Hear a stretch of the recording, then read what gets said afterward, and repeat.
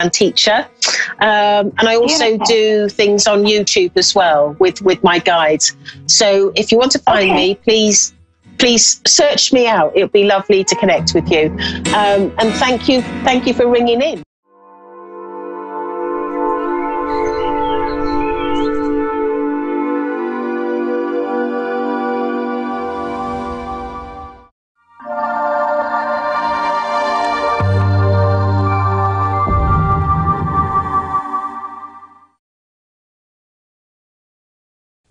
Hi, I'm Faye, and thanks for watching Moonstruck. And now, back to A1R on the air, Psychic Talk Radio, now on Moonstruck TV, enlightening television.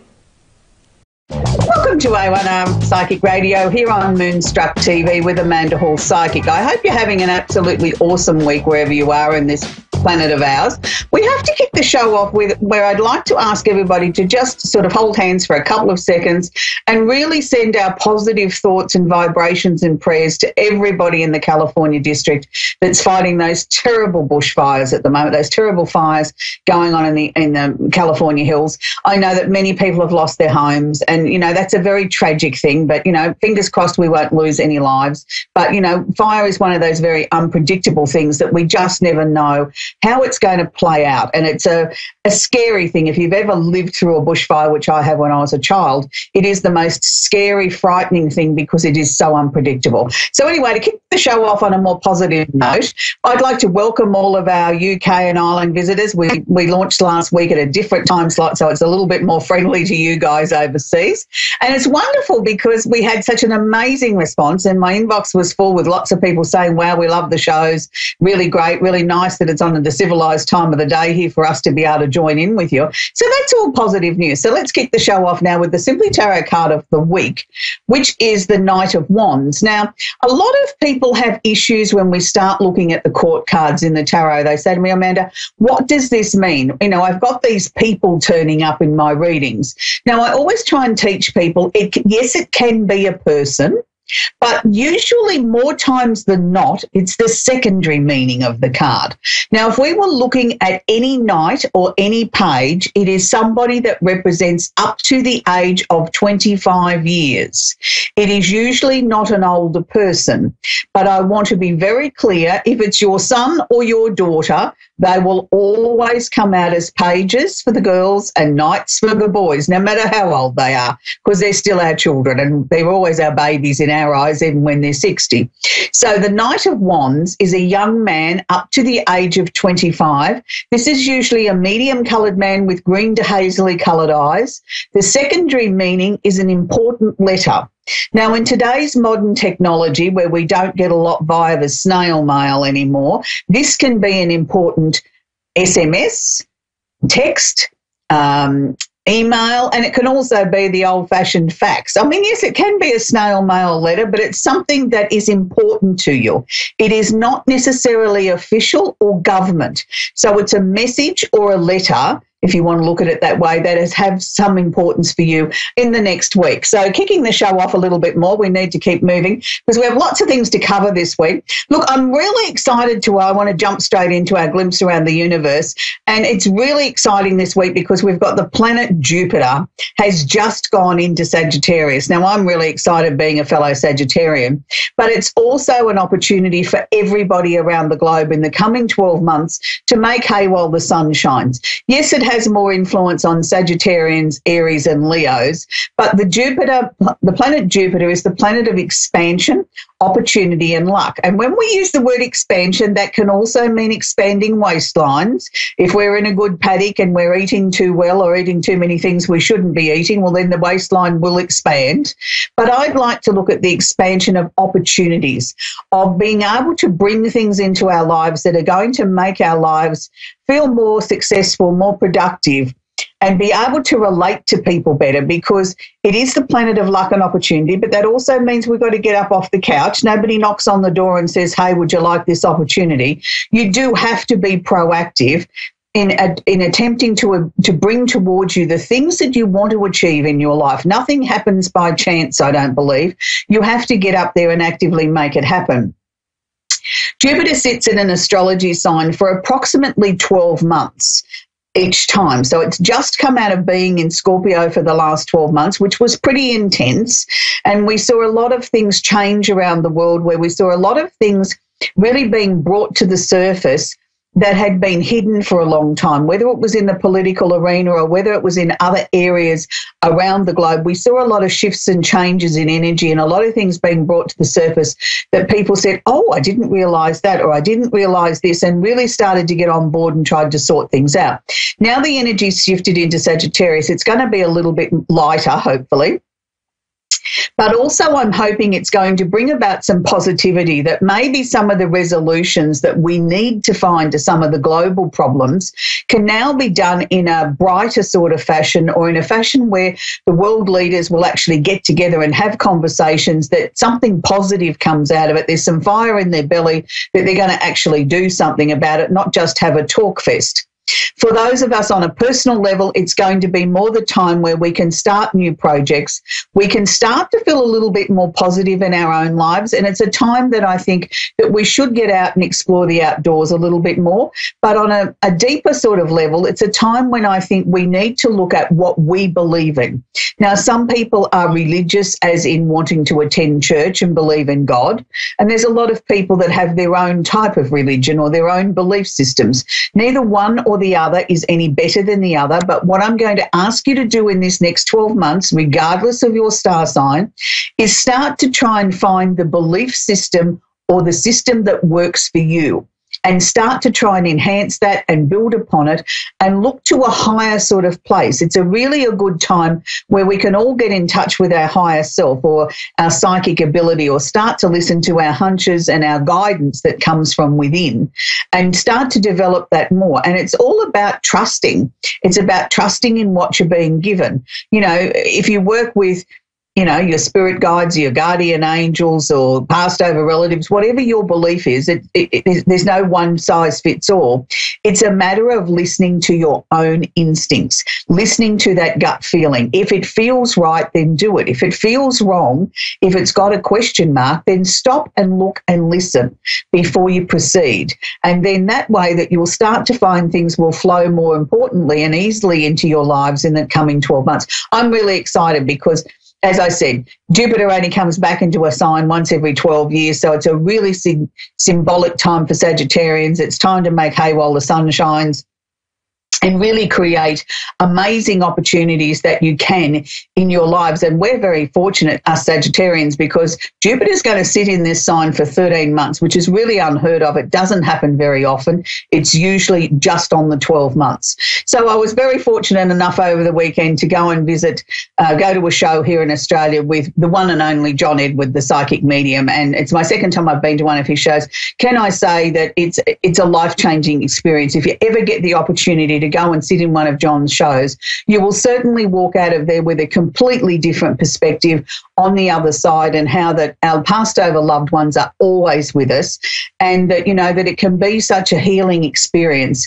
And, I was very fortunate. That was my birthday present, and I'm going to be very lucky, and I'm getting to go for my Christmas present as well in another couple of weeks, because John booked in shows closer to home to me, so I get to go twice this year. So let's move on to the next part of the show. Now, each week we feature an important or a celebrity in our astrological section, and we started a brand new segment last week where we're looking at famous actors and actresses as we move our way around the zodiac. So this week we're up to Aries, and we're up to a female. And when I started to do the research on this, look, I had so many possibilities, so many choices that I could choose from, but I chose Mandy Moore. Now, the reasons why I chose Mandy Moore is in a hit television series that's screening around the world called This Is Us. And I feel it's probably one of the most controversial series that has been aired in many, many years. It's going to be something, in my opinion, that's going to go down in history as one of those classics, that it doesn't matter how many times you watch the episode, you've always got the box of tissues there, but there's so many layers on so many levels. Are they dealing with controversial issues that I think can go across the generations and probably become timeless? And when I first read about this show, it really fascinated me, and I thought, oh, this will be good. I couldn't wait for it to come to Australia, and we were like 6 months behind the US, and I was reading all these rave reviews, and I kept on thinking, I hope we get it, I hope we get it. When we did eventually get it, at first it took me a little bit of time to understand what the concept was about. It was about triplets being born, one passed away and they added another one, and it became this blended family, and it was the journey of the triplets.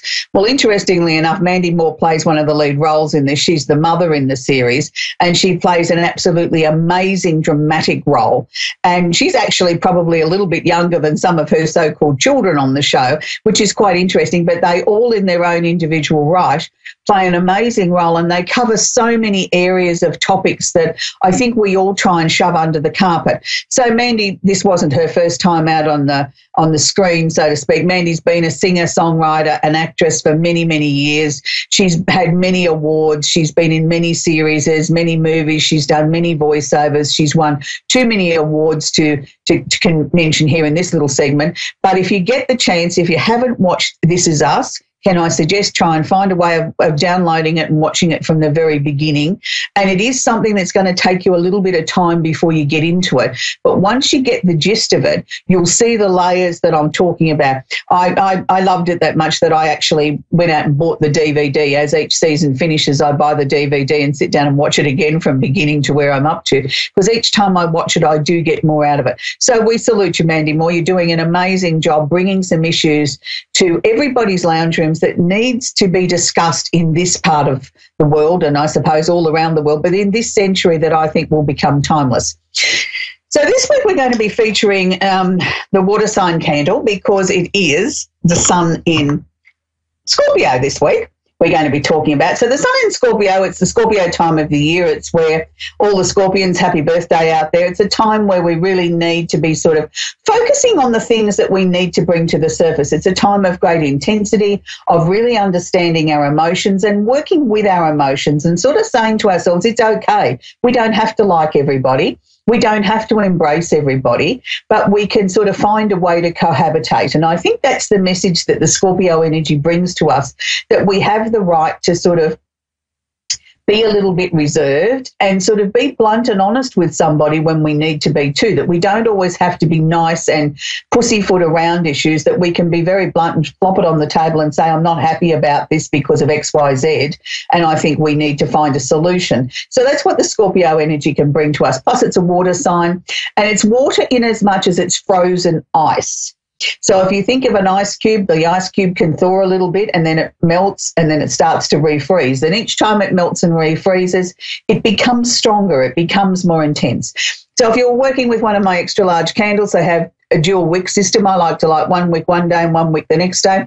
What that does is it gives you a longer burn time, and it also sort of prevents the glass container from getting too hot. I know a couple of times, and I know I mention it often, that I have had one or two of my candles crack, and this is when I started to burn alternate wicks. And it's only happened twice out of all the years I've been working with candles, but it's one of those things that I'm very anti sort of, let's prevent anything that we can. Plus also it gives you a much longer burn time. Instead of getting 40, 50 hours out of your candle, you can get up to nearly 100 hours. So what would we do with a Scorpio candle, I hear you ask? Well, what we'd be needing to do is write down some things on a list that maybe we need to talk about, maybe we need to bring to the surface. Is there anything that's been hidden in our lives that we feel now should sort of float its way up to the surface, so we can start to deal with it? And we might need to wiggle it around a little bit and find its level. But that's what we can put under our Scorpio candle. So the sun in Scorpio will be there till approximately about the 21st of this month, and then we move into my favourite time of the year, the Sagittarian energy. But it's always important that I think we embrace each of the 12 signs as we move through them. No matter what our star sign is, there's always lessons. There's always things that we can learn by visiting that other energy. So that's important, that we need to be embracing that. So for those of you that don't want to work with an extra large candle, we do have a travel kit. This is our travel box. This week I've made it up of the water signs. So the water sign candle actually covers the 3 water signs. So it covers the Cancer, Scorpio and Pisces. So we didn't make an individual candle for each of the star signs. We put them into what's known as elements in the fire, earth, air and water. So that makes it a little bit more cost effective. Now with these ones, they've only got 1 wick. They burn for about 15 hours. So write your list, pop your list underneath the candle before you light it, always making sure that you put your candle on a coaster, and then read your list out aloud before you light your candle. So you want to work with your candle for somewhere between 15 minutes to 2 hours a day.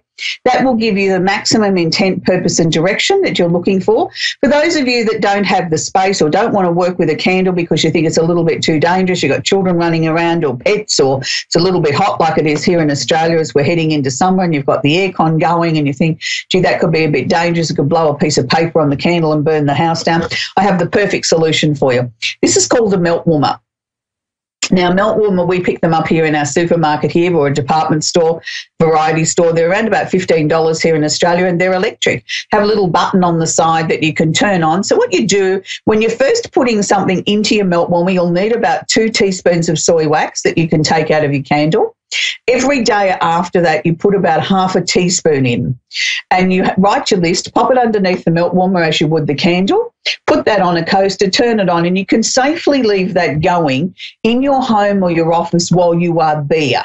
You don't need to be babysitting it because there is no flame, and just make sure you turn it off before you go leave the home or leave the office or go to bed of a night, and it'll work very, very well. It works exactly the same way as using a candle, probably more economical because you're using less soy wax. When you're finished with using your wax for the week and you want to change it, getting ready for the new week, what I suggest is take your little dish that the wax is in, pop it in the freezer for a couple of minutes, and then you'll be able to easily get a plastic knife underneath the wax and lift it out of the container very easily, and then wash it up in hot soapy water, give it a good rinse and a dry, and then you're ready to start again. So we've covered all those sort of things, and I think now it might be time if we take a call, and we're going to talk with Christina in Huntington, West Virginia, USA. Are you there, Christina? Yes. How can I help you tonight, Christina? I am looking, if possible, to get in touch with my grandma. Right. No guarantees we can do that in such a short time here tonight, Christina. Do you have a direct question I can work with? If Grandma wants to come through, she will. I was just wondering, though, if she's okay. Oh, look, they're always okay on the other side. That's a question that I can answer without needing to even try and tune into Grandma. Once somebody passes over and they go to the other side, they're always okay. The thing is, I suppose for us as being left behind here on Earth, we're always concerned that what is it like on the other side? Are they happy? Are they settled? Are they not in any pain? Do they know what we're up to? Do they know we miss them? Do they know we love them? All those sort of questions are very obvious questions that we as human beings left behind ask.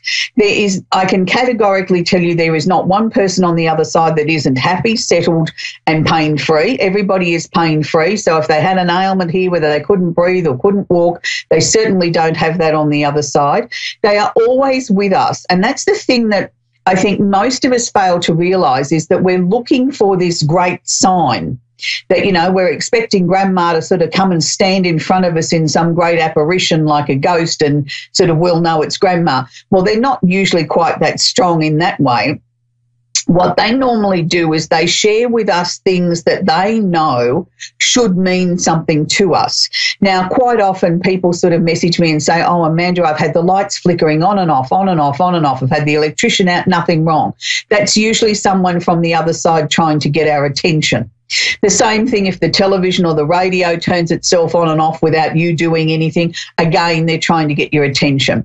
It can be moving a photograph. It can be doing something just to get your attention. Now, when that happens, go with who you think it is. If you think that's Grandma, say, hello, Grandma, how are you? It's lovely that you came to visit.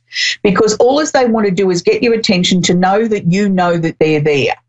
They're not always going to be on tap. We don't have a direct dial telephone number to the other side to say, good, I want to dial up Grandma. It's a matter of knowing that they're always with us and that we have to put in as much effort here from Earth as they do from the other side. It should be an equal exchange of energy. It's all well and fine you saying, I want Grandma to come through and give me some guidance. Well, have you actually given Grandma any energy? You know, have you said hello to her? Have you said thank you to her? Have you acknowledged that you know that she's around? So I hope that's helped you, Christina. Yes, it helped loads. Thank you. You're very, very welcome. We're going to Carl in Grapevine in Texas, USA. Are you there, Kari? Gary, I beg your pardon. I can't see without my glasses. Are you there, Gary? It's okay. Hello. I've just given you a new name. Your name's Carl now. Hey, I'm fine with that too. That's all right. How can I help you tonight, Gary? Hi. Well, I am kind of going through some separation and some legal things, as well as just kind of wanting to know anything in my near future as far as career changes or moves. Okay, Kerry, the first thing that they were showing me as I was tuning into you was you've got massive changes. So I'm not surprised you're going through a divorce. I'm not surprised you're looking at a potential career change, and sort of everything in your life at the moment is up for grabs. Everything's up for change, up for renewal. And this is a positive thing, Kerry, because I feel when we go through a massive turning point in our lives, like, you know, we get married or we get divorced, and they are major events, they're not something we do every week, that it then instigates other changes behind it. It's like a domino effect. So first and foremost, I want you to stop blaming yourself or taking on board as much of the blame for the divorce and the reason for the marriage ending. Because what they're showing me here is you've literally taken all the blame on your shoulders and let him off the hook. And I don't want you to do that. You know, there was fault on both sides. So let's give him some of that responsibility back, that he was responsible for some of it as well. So that's the first thing that they're showing me. You need to be able to do that, to be able to heal, sweetheart, so that we can heal you in a way that you're going to be super confident to move forward with your life in every area. So that's your first bit of homework. The second bit is, I don't know that I necessarily feel that there needs to be a career change just yet. What they're showing me is if we can coast along till about February, March next year, things will be a lot clearer then at what the next steps are. Now, having said that, that doesn't mean we can't use this time to maybe get some new skills, do some study, you know, learn something new in preparation for changes that will come about then. So it's a time, I think, of great healing, of allowing yourself to just sort of sit and be and say, I don't know yet. You know, I've got some ideas, but I'm not sure yet which way I want to move next. And that's important. I feel 2019 from about March onwards is going to be so incredibly busy you won't have time to scratch. So we need to use this time to heal, have a rest, go through every area of your life. You know, it's a good time to go through the closet, go through your book collection, go through your music collection, you know, things like that. Have a little trip down memory lane, have some reminiscing, have some tears, have some laughter, have some anger, have whatever it is that it brings up, because this is all part of the healing process as well. There will be a new man next year too as well. Oh, okay. Yeah, that's what I mean. Next year is just going to be such a... I already know him? If he's got dark hair, then yes, you do. Well, all the men in my life have dark hair, but I don't have any necessarily on the radar. Got very, very, very, very dark hair, almost black hair. I don't think you've met him yet. Because they keep showing me that this is going to be a surprise. And I don't think it's till about the middle of next year. Look, I'm not saying if you're dating someone now, don't, you know, get all upset about it. Just let it run. Not even on the radar. Yeah.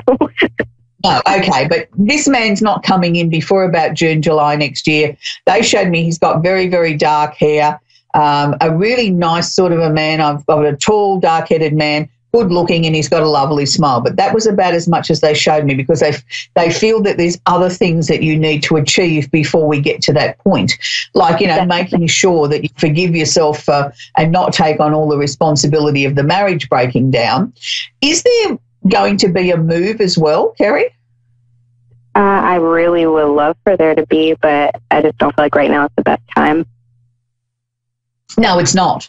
It's not. Again, I want to come back till not after March. You know, I just want you to stay where you are now till about February, March, and then everything starts to become clear. But I do feel from about February onwards, you'll be starting to look for a new job. I think there's a new job from probably mid to late March, which is going to take you into a different direction to where you are now. Not completely out of where you've been, but just taking it onto a different path. And it seems to be far more rewarding than where you've been now, which is good. So, you know, next year I think is a really good thing. So is there children there already? Yes, I actually was just about to ask. I have a daughter. She's about to be 3. I can see 3 all up. Oh, wow. Okay. Yeah, but when they show me 3, I mean, if you've already got one and you're going to meet somebody else, he might already have one and then you have one together. I just know that I could see 3 around you, 2 girls and a boy. Okay. So let's not sort of, you know, get too excited yet. You might not be giving birth to the next 2. You know, there might only be 1 that you're going to give birth to, but I can see 3 as your family being complete. Okay. Your daughter's very wise. She's got a lot of wisdom for such a young person, doesn't she? She does. She's the mother and the daughter. Yes, but it's like she's the mother and you're the daughter, and you should do as she tells you. Yes, she likes to boss people around. Yeah, she does, but she's good at it. I think that sort of indicates when she grows up, she's going to be in a position of authority because she really does like being in charge. But she's got such wisdom about her. Look, I don't think she's going to be a difficult child to raise. I think you've just got to be aware of, you've got to set her definite boundaries and stick to them because she needs that regimented unity, you know what I mean? Like, these are the boundaries and we can't cross them because these are the consequences, because she just has a way of getting around everybody. She smiles and that's it. Yes. May I ask you anything for the legal things going on towards this divorce? The legal things was a little worried, we're not supposed to talk about. Look, I do feel that legally things will be sorted out in your favour. That's the best that I'm able to tell you within the confines of what we're allowed to talk about on air. So don't worry about it. Just follow your instincts, go with what feels right, and you don't always have to take notice of your attorney. If you don't feel that that's right, you tell them and say, no, I want to go this way. You know, you're paying the bill, not them. So just remember that. But I feel you're going to be perfectly fine, Kerry. So thank you very much for tuning into the show. We've only got a few seconds left now of the show. I'd like to thank everybody for coming. We'll do it all again next week, same time, same channel. And it's been lovely to have your company. So on next week's show, we'll be talking about our famous Taurian male actor, and we'll also be having our glimpse around the universe, the Simply Tarot card and our candle of the week.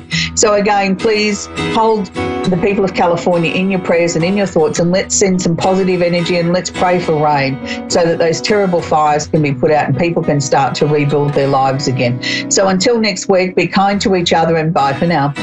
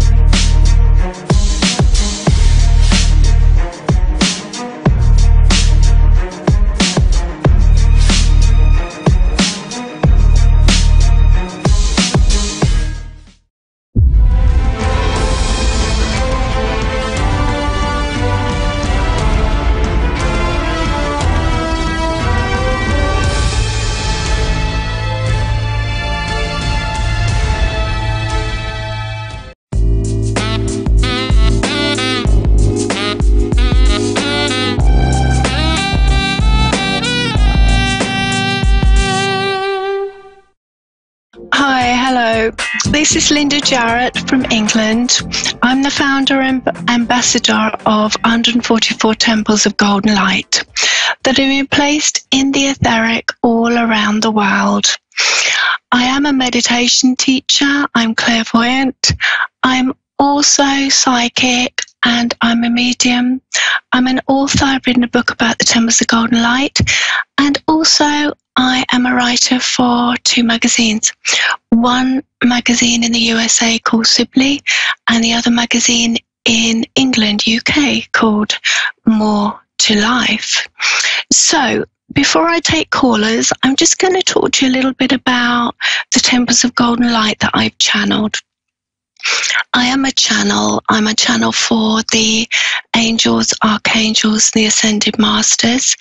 I have also channeled these many, many, many temples of golden light. Now, the temples of golden light are overlit by 3 goddesses. They are goddess temples of golden light. They're overlit by Lady Nada, twin flame of Jesus Christ, and also Goddess Lathinda that comes from another universe, and also a Mayan elder called Lathinda. She works with nature, Mother Earth, and Mother Earth's heart center. So the temples of golden light are a gift from Source. And basically they're here to rebalance Mother Earth with Goddess energy. And the temples are places where you can meditate on. You can also think of the temples of golden light before you go to sleep at night. And basically they will give you inner peace. They will help you to be balanced. They will give you clarity if you have any problems or anxieties or anything that you're concerned about. They'll also give you self-confidence and joy. They help with enlightenment. They help you to feel tranquil, to become harmonious with your life and your surroundings. They'll also help you to be heart-centered, and they'll help you to forgive. They will help you with many, many, many positive qualities. So what I'm going to do is, just for the next few minutes, I just do a short meditation. And this meditation will help to clear all of your energy centers, balance your chakras, and also clear your auric field. Surrounding all of the temples of golden light are thousands and thousands of special angels called rainbow angels. And the rainbow angels will help to clear all of your energy centers, all of your chakras. They're overlit by 2 new archangels to our planet, Archangel Metaziel and Archangel Honoriel. And Lord Metatron holds the directorship for all of the temples of golden light.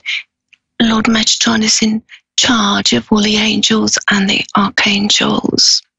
But the ascended master that holds the ascended mastership directorship for all the temples is a master called Lord Hilarion, or Master Hilarion. So for those of you that want to join in with me and just have a short meditation, I'd like you now to take in 3 deep breaths. So breathing in love, breathing out gold, and one more time, breathing in love and breathing out gold. So you do this 3 times. So breathing in love and breathing out gold. And now, in order to ground yourself, think of yourself as a very large, old tree, tall, wide, and strong. And now visualize golden roots flowing from the soles of your feet all the way down through the rock and crystalline grid, all the way down, deep, deep down into Mother Earth's cosmic crystal sacred heart center. And wrap your golden roots around 2 crystals of your choice. And these could be a rose quartz crystal and a hematite crystal. And now begin to feel Mother Earth's loving, subtle energy flowing all the way up into your feet. And now feel Mother Earth's loving energy flowing upwards, all the way up through your body into all of your organs, soothing, bathing, and clearing. And now feel Mother Earth's energy flowing down your arms, your hands, your fingers, and your throat, your head, face, and hair. Imagine now a golden light coming from Source. And this light moves all the way through your higher chakras, through your stellar gateway, your star child, your cosmic chakra, your causal chakra, your soul star, and settles just above your crown chakra, just above your head. And the energy now is clearing away old energy and bringing in new energy and realigning you, rebalancing you, and refreshing you. So the energy is moving into your crown chakra, now your third eye, your throat center, moving down into your thymus chakra, your heart center. You have 3 heart centers, your cosmic heart center, compassionate heart center, and your main heart center. And now the energy moves through your solar plexus, your navel, your sacral center, your base chakra, and your earth star chakra, approximately 12 inches below your feet. And also now connect with Mother Earth's heart center. All of your energy centers, your chakras, are now being cleared and cleansed and balanced. And we're linked now to the rainbow angels as your auric field is now being cleared of any clutter, any negativity, any debris. So you should start to be feeling much better. This will help you see with clarity and to be focused. And now we're going to connect to the main temple of golden light, which is in the etheric over a major ley line in Europe. It is in the etheric over Istanbul, Turkey. And the temple is placed there because of this major ley line.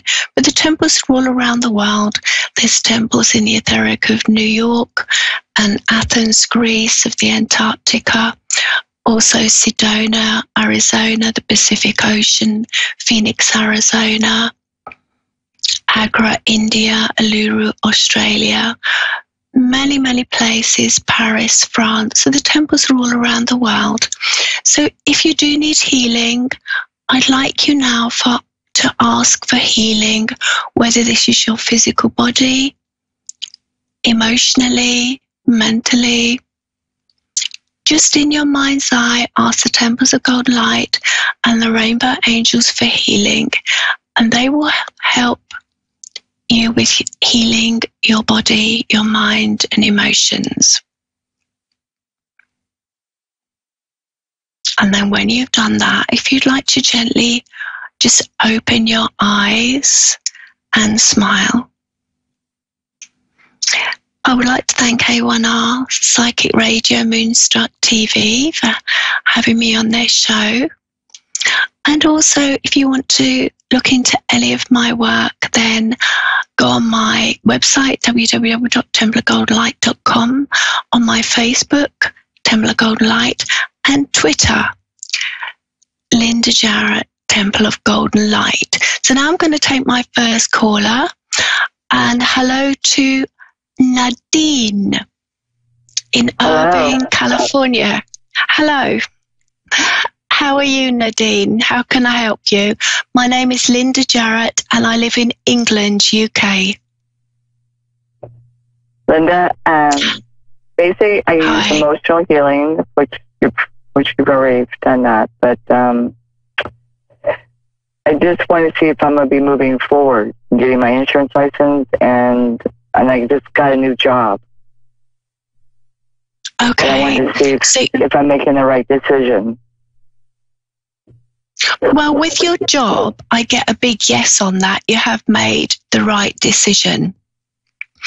Although overall, I'm not 100% sure whether the job that you have got now is the job that you really, really, really wanted. I feel that something else is going to come later. is the job you've got now what you really want? No, it's more like surviving on it. Yeah, so it's for the money. So the new job starts, yes. Yeah, I'm having really bad financial problems right now. Yeah, that's what I feel. The job you've got now, you've got because the universe has presented this job to you. This is to earn money. But I feel I have to go into next year, and then I definitely can say that next year, within, if I go in about next August, September, then you're going to get the job that you really, really do want. Okay? Sort of July, August, September, that's when you're going to get the job that you really do want. It's just that the job that you want, what I get is that there aren't that many around of the jobs that you want, and it has to be just right. It has to be perfect for you. So at the moment, that's fine. You're doing what you can to earn some money. All right? So you are doing the right thing. It's just that the job that you want, it's all about timing when you work with the universe. So the job you want you're not quite there yet, but when it does come next year, you'll be more than ready for it. So the job I'm working right now I was going to leave it, but the new job that I really wanted is starting next Tuesday, the 27th. Well, I think. Have you been for an interview for the? I don't know how it works in America. Have you been for an interview for the job? Yes, they already hired me. Okay, all right. Well, when you start it next Tuesday, I do get after that there is another job coming. You see, it's like what I'm being shown at the moment is steps. And you're moving up steps to get to where you actually want to be, which is going to be next year. So you've got a few steps to walk up until you actually get the job that you want. So you're doing all this to earn money, which is what you need to do, and that's important. But you're taking steps towards what you really want to do, and that'll be later on next year, and that's when you'll earn more money and you'll have more of a higher position with your work. Does that make sense? Yes, it does. Yeah, so yes, it's good. I mean, you're leaving one job and you're doing another, but the actual job, which will give you more money and more, I want to say kind of more power, more control, but also with this other job that you will have next year, it's all like stepping stones towards it. You will do a little bit of traveling as well. You're kind of, I get you moving around, not in exactly the same place next year. Okay. Don't sound too despondent. It will be good. It will be good. I'm not disappointed. I'm just trying to think what I should ask you. I'm sorry. So, pardon? What about my son? Can you tell me anything about my son? Will he be coming back and seeing me? How old is my son? Yeah. 44 years old. He's 44 years old. Okay. I had him when I was very young. I had one son. Oh, it's okay. I can't see you. It's all right. I can just tell you. I don't know what you look like. When people see us, they think I'm his sister. Oh, they probably do. Yeah, because I get you. You look quite young for your age as well. Although I can't see you. I can hear you. Yeah. Oh, yes. Yeah. Yes, he will. Yeah. He's. Did you fall out? Did something happen? I'm not sure, but maybe. I don't know what I said or what I did. Yeah. Well, he's quite sensitive, you see. So I think that. I think that you said something, but I think he misunderstood what you said. If that makes sense. Yeah. I think you said something, you know how words can be taken the wrong way. I think you said something and you meant it in a good way, but he took it in a not so good way. and he got upset about that. But yes, definitely he will come back to you for sure. Yeah, definitely. Yeah. Okay. Right. I think he'll come back to you soon. Soon. He'll come probably about, well, I got to go on, I think it's after Christmas. I was hoping it's going to be before Christmas, but I do think it's after Christmas. I think about February something will happen. But that's okay, I understand. Yeah, I was one hoping. More question. Yeah. Can I have time for one more question? Yeah. I'm not living in a great place. I'm renting a room, and I really want my own place so my grandson can come live with me. And that's another long story. Okay. That's another time. But do you see me finally getting my own place again? Yes, I do. I think. Oh, bless you. Yeah, I do. I got very loudly and clearly when you started speaking about living in your room. I got 6 months. And I know it's not like next week or next month, but basically you've got to be in a good position with your work to be able to afford somewhere bigger and better. Do you see? So I got 6 months, definitely. There's a real thumbs up on that. 6 months, definitely, yeah. So you've got stepping stones. You're leaving where you are. You're going to the next job. But after that, there is another job where you'll earn more money. You'll have a higher position. And then you'll do a little bit of traveling, not loads, but a little bit moving around. But yeah, 6 months, you'll definitely have your own place to live and you'll be out of your one room and you'll never, ever look back after that. That'd be wonderful. Okay. It's all good. I'm studying for my insurance license. That's probably maybe what you're seeing about more money in the near future and more independence. At least I'm hoping. But, yeah, that is what you'll get. That is what you'll get in the next 6 to 9 months. All right? Yeah. In the next 6 to 9 months, it'll all come good. You'll get a good job, more money, more independence, more power control, and also you'll move somewhere else. Okay? I'm going to have to take another caller now. All right. It's all looking good, Nadine. Don't worry. It'll be fine. All right. Thank you. You're being looked after. All right. Thank you. Bye-bye. Okay, Mary in Oxford, Alabama. Hello, Mary. Hello.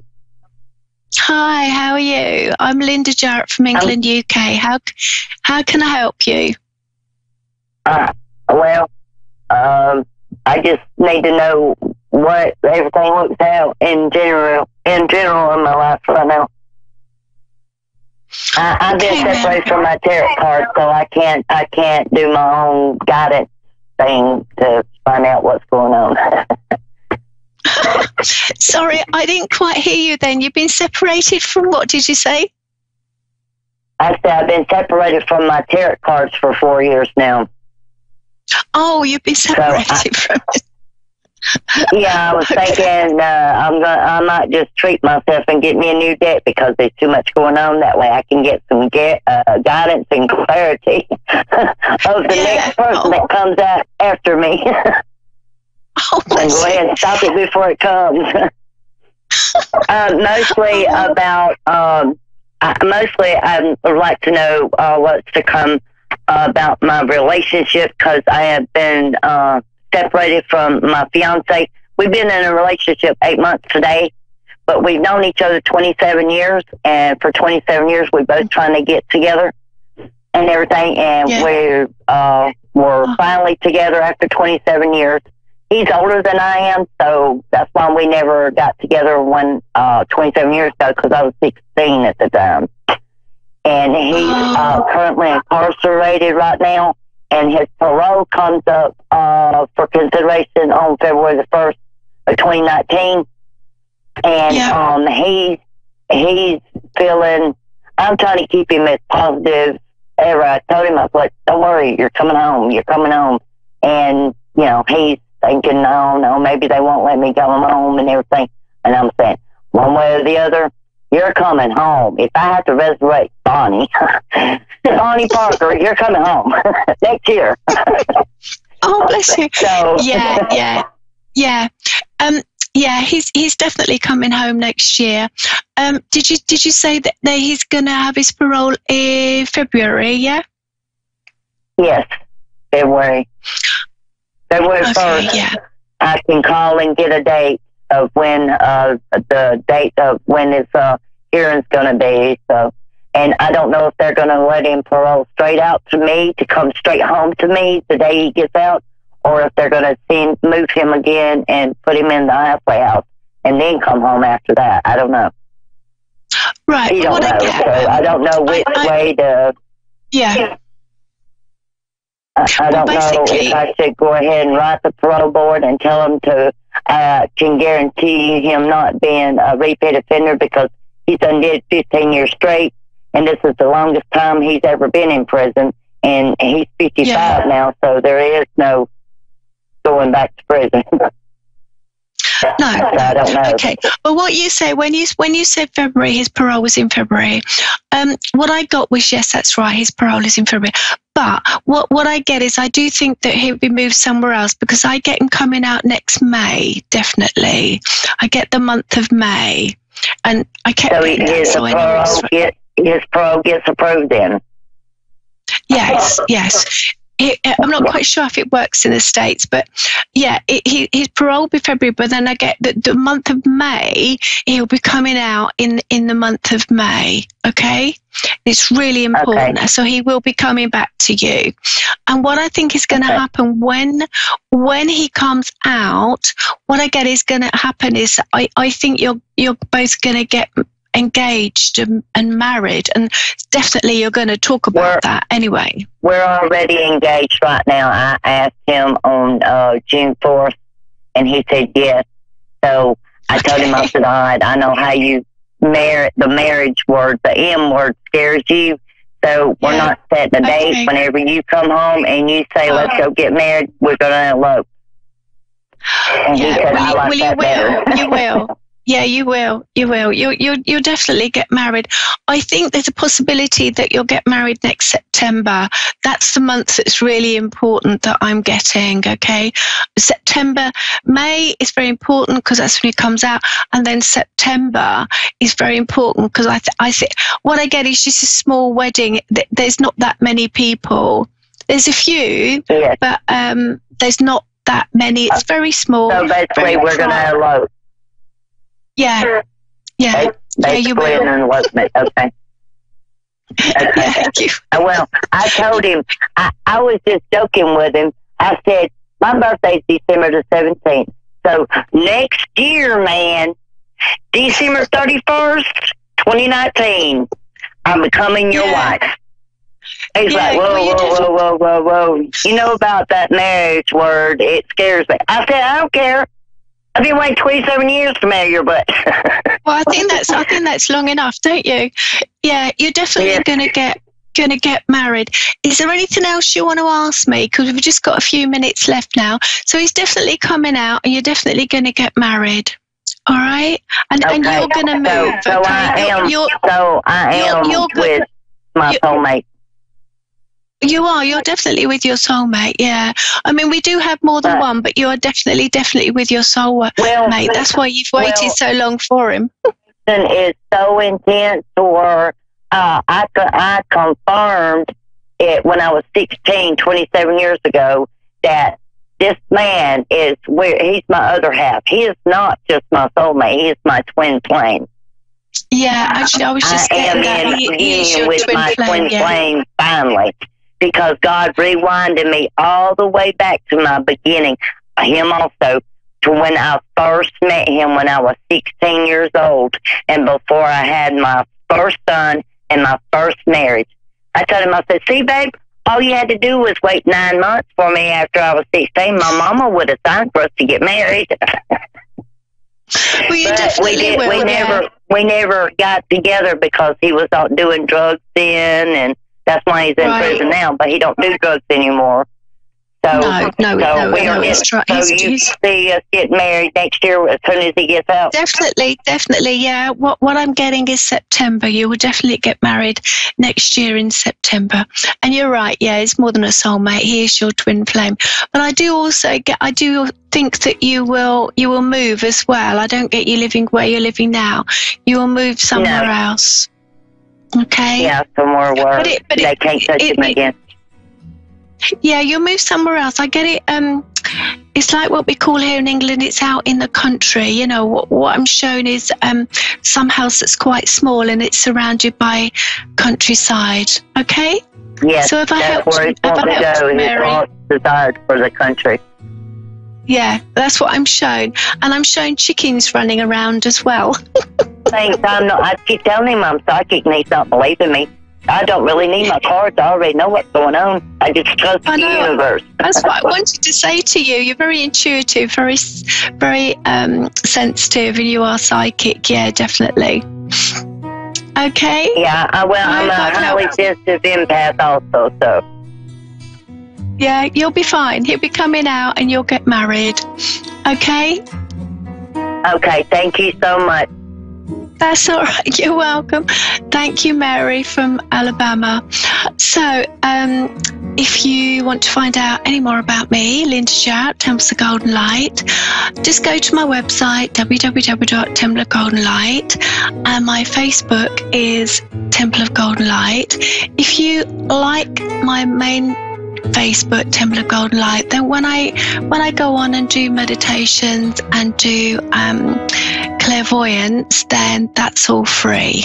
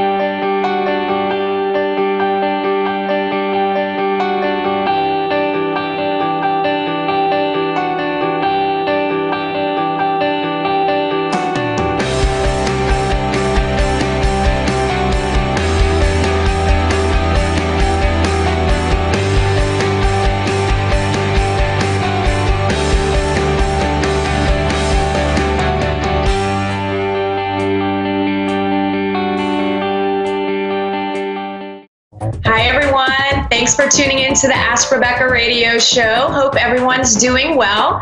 It's been a jam-packed week of intense energies coming in and shaking things up, and they will continue to intensify through the 22nd of this month. You could be experiencing vivid dreams and unusual ones that seem not to make any sense.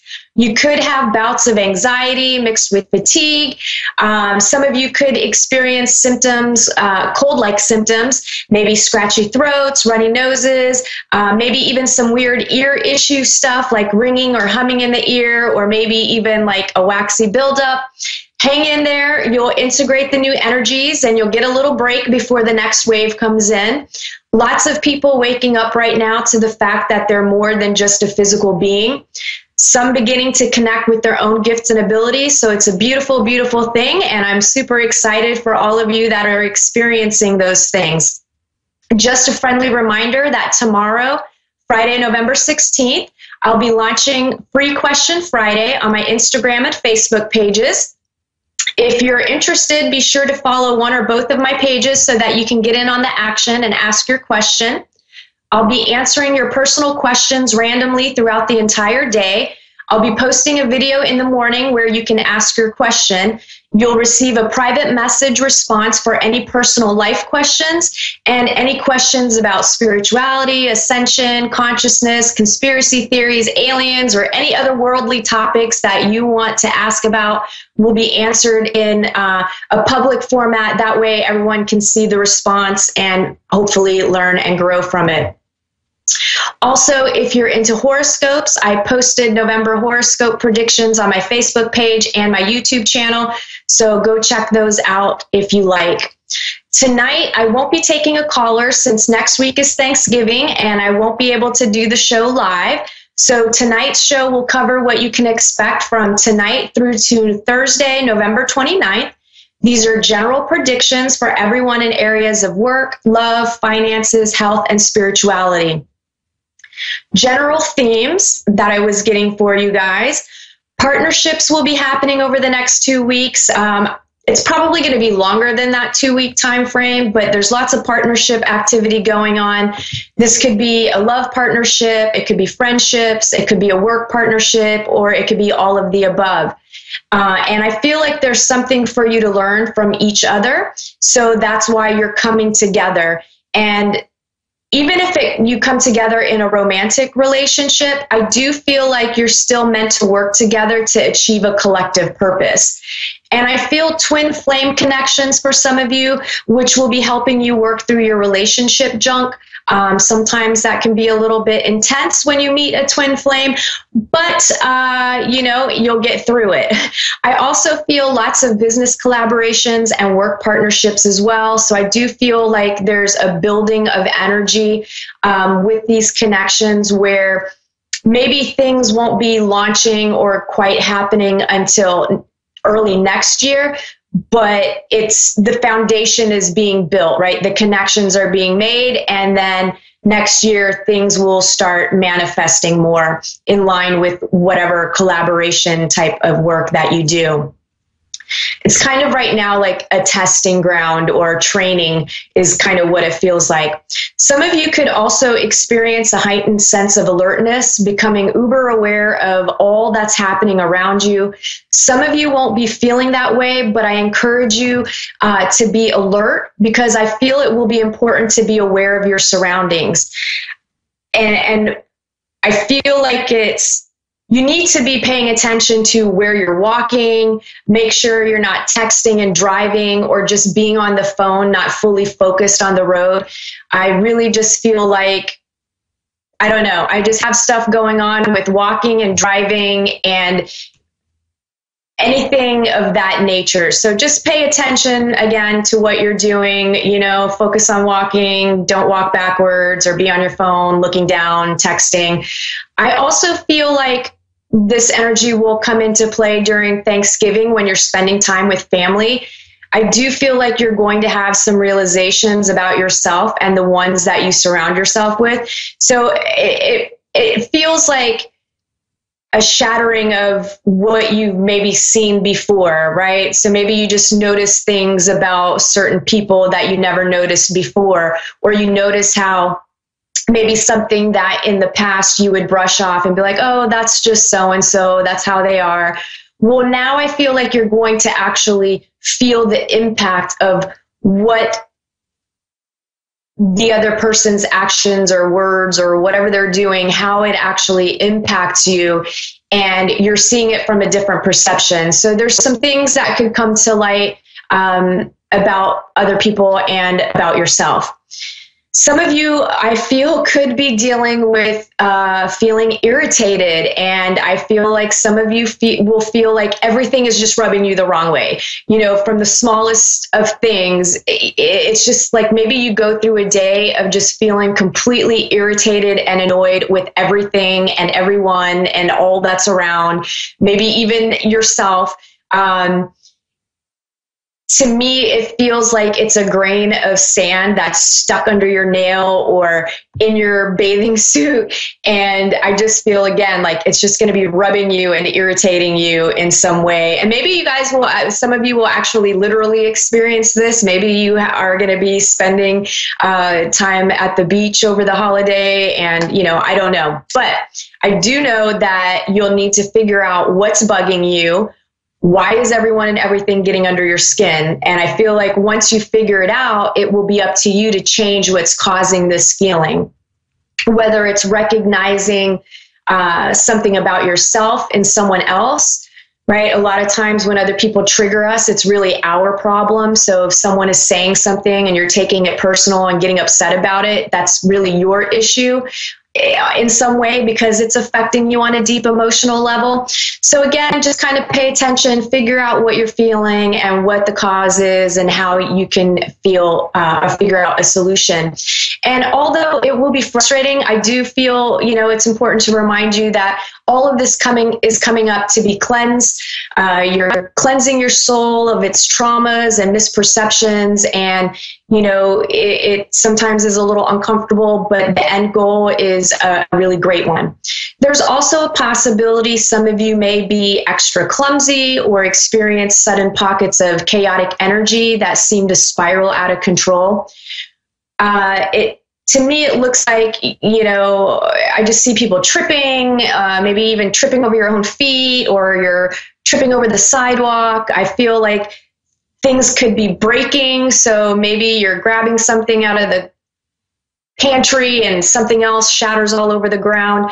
You're spilling things. You're just kind of clumsy and dropping things. And I do feel like these pockets of energy, they're going to be like back to back, right? So it's almost going to be comical in nature, where you grab one thing, something drops out of your hand, and then you go to pick it up and then you slip, or like something to that effect. It really just it doesn't feel like it's something very serious. It just seems more, again, comical in nature. And it just reminded me of the Three Stooges, of just being completely physically silly. And why these pockets of energy are happening is just because there's a lot of stuff coming up, but these pockets of energy are actually breaking up old patterns. And it seems like a silly way to do it, but it works really well, because it kind of shakes you. And, hopefully you can just laugh at it and not take it too seriously and get you bent out of shape, but pay attention to your reaction to when those things are happening, because that's going to give you insight into what's being broken up, what pattern of behavior is coming loose within you. Lots of energies coming in for soul growth and expansion of your consciousness. They will affect your behavior, your perception, and current situations may finally come to a resolution, or at least they look like they're heading to a resolution. I also pulled a card for you guys. It's called the Path of the Dragon.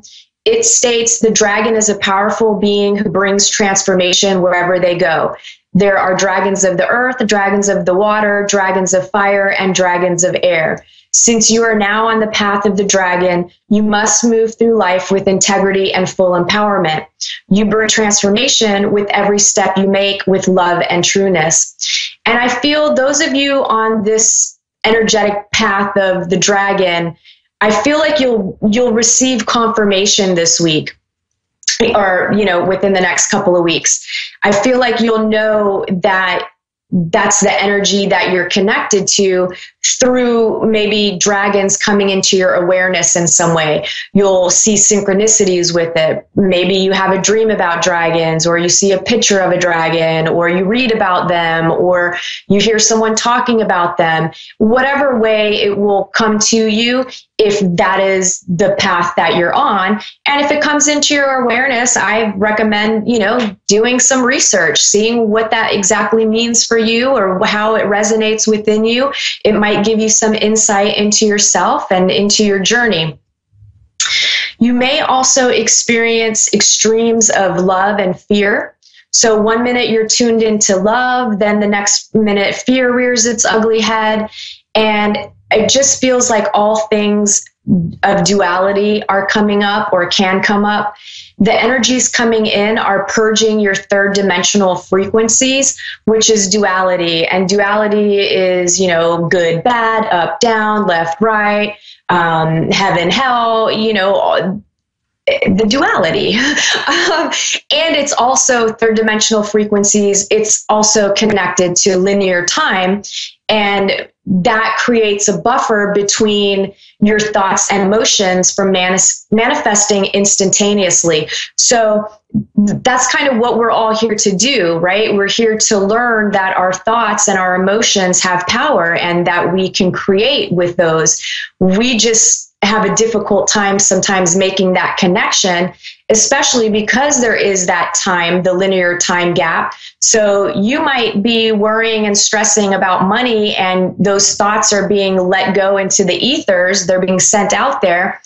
And then they percolate, they manifest eventually. And sometimes the lag time could be, a couple of hours. Sometimes it could be a couple of weeks, a couple of months, but eventually your focus on worrying and stressing about money is going to bring financial situations into your life that are more challenging, and maybe you're always stuck in a position of lack. So all of this is happening because you're being pushed to embody fourth dimensional frequencies, which basically is a different perception of your current reality. It's less about the physical and more of the spiritual. It's very in-depth. Feel free to do your own research on this. It's just too much to get into right now.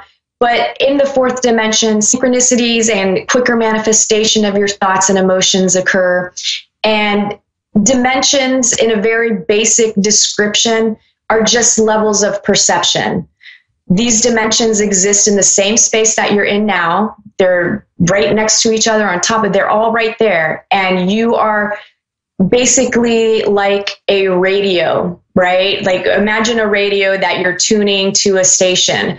Well, you're vibrating at a certain frequency and you're tuning into the third dimension or the fourth dimension. Or so as you are purging and growing, your frequency is going to change and you're turning the dial, and then you're going to be connecting with the other dimensional levels. So that's kind of how it works. The simplest way for me to try to explain it. It's just really complicated and complex topic, and we don't have enough time to get into all of this right now, but I just kind of wanted to give you a basic overview. And yes, many people are already embodying fourth dimension, and there's many people that are even higher in dimensions. So some of the fear that could come up has to do with things you're clinging onto, like relationships, jobs, money, situations, behaviors, and anything else that you're afraid of losing, leaving, or letting go of. It's the same stuff, right? It's the same stuff that we've been dealing with now for several years. It's just intensifying because we're really, really getting to the core of things, and everybody's on their own path. So, again, some of us started this journey way, way long ago, and others are just now starting to wake up to this. So everybody's in their own space, and we're all here to help each other through this. Now, control issues is another topic that could surface this week and the next. Are you a control freak? I would say yes. Some of you are control freaks. We all have our control freak tendency, and just realize that control equals fear. And if you're not sure if you're a control freak, well, I do feel like you'll find out if you are over the next couple of weeks. Maybe some of you, it'll take a little bit longer, but I do feel like you'll realize, oh, you know what? I do feel like I have to plan everything, and I need to know. And if it doesn't go exactly the way that I mapped it out for the day, then I'm rocked to the core, and it, affects you emotionally. So take a look at that and see. I do feel like you'll move through this really quickly and end up being more open, generous, and more aware of the fact that fear solves nothing. I also feel some of you or others around you may have the need to prove that they're right about something. When you're in the third dimension, you'll fight about and argue your point about being right. When you're in the fourth dimension, if you know you're right, you don't feel the need to prove yourself. You don't need to prove that you're right. It doesn't matter to you. You won't feel the need to convince anyone to believe that you're right. You'll let them figure it out on their own. So I just wanted to give you that comparison so you can kind of see what I'm talking about when I refer to third dimension, fourth dimension, and so on. So it is a matter of perception. So pay attention to that, right? If you catch yourself in a situation where you're arguing about being right, take a step back and realize, what's the point? Some things you don't need to prove that you're right about. If you know you're right, you're right. Who cares if they believe you or not? I do feel like there could be power struggles and conflict. Pick and choose your battles. You could see this play out worldwide as well. Expect more conflict and power struggles within politics, businesses, and I feel like some stuff with Hollywood will be in the news as well.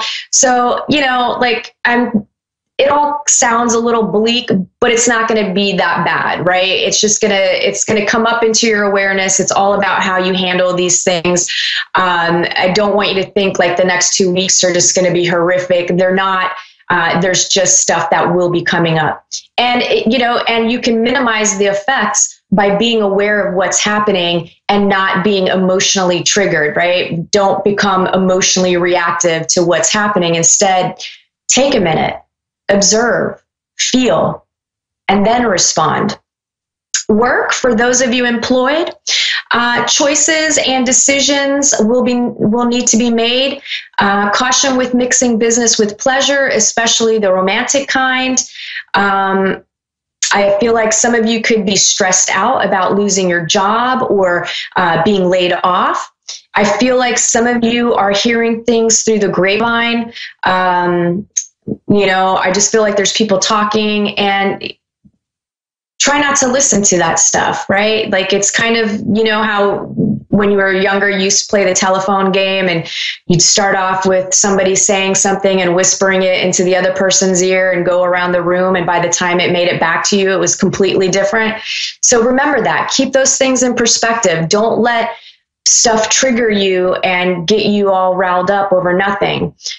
Some of you could be so focused on this whole like rumor mill or gossip or whatever's going on, or the security of your job, that I feel like your work will suffer and you're not really focused on what you're doing because you're stressed out. And in turn, you could cause yourself to get a stern talking to. So it's almost, again, like you're going to manifest that because you're putting the energy into it. So deal with situations as they arise instead of worrying yourself to death about something that hasn't happened yet and possibly may not even happen. So deal with things as they come. I do feel some of you will get caught up in drama at work, or even be the one creating conflict to stir the pot.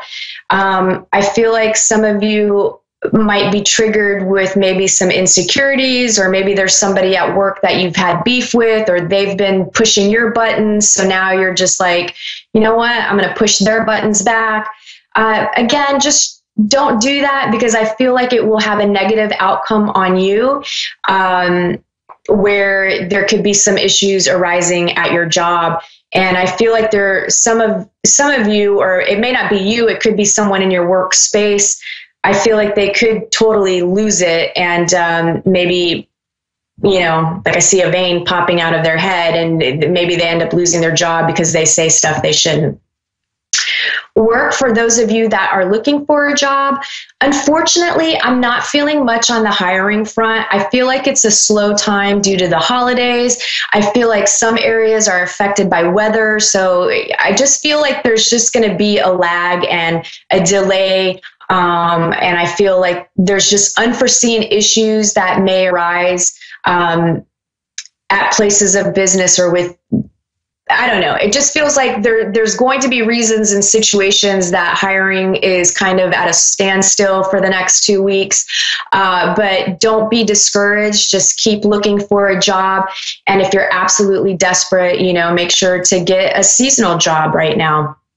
Love, for those of you in committed relationships and dating seriously, I do feel like love will be center stage. So with like all this purging of crap that's going on, the bright part of it is there's just so much love that's happening, not only in romantic relationships, but love in general with people that you are really connected to and in tune with. And that's going to help balance out, because of the duality thing, that's going to help you see where some of your relationships are lacking, because you have these other amazing relationships that are reciprocal. And it will shed light on the ones that aren't and give you the opportunity to work on changing them, or maybe setting boundaries in some way. All right, so romantic love. Again, I just feel like it's going to be a lovey-dovey, mushy time. So that's exciting for some of you.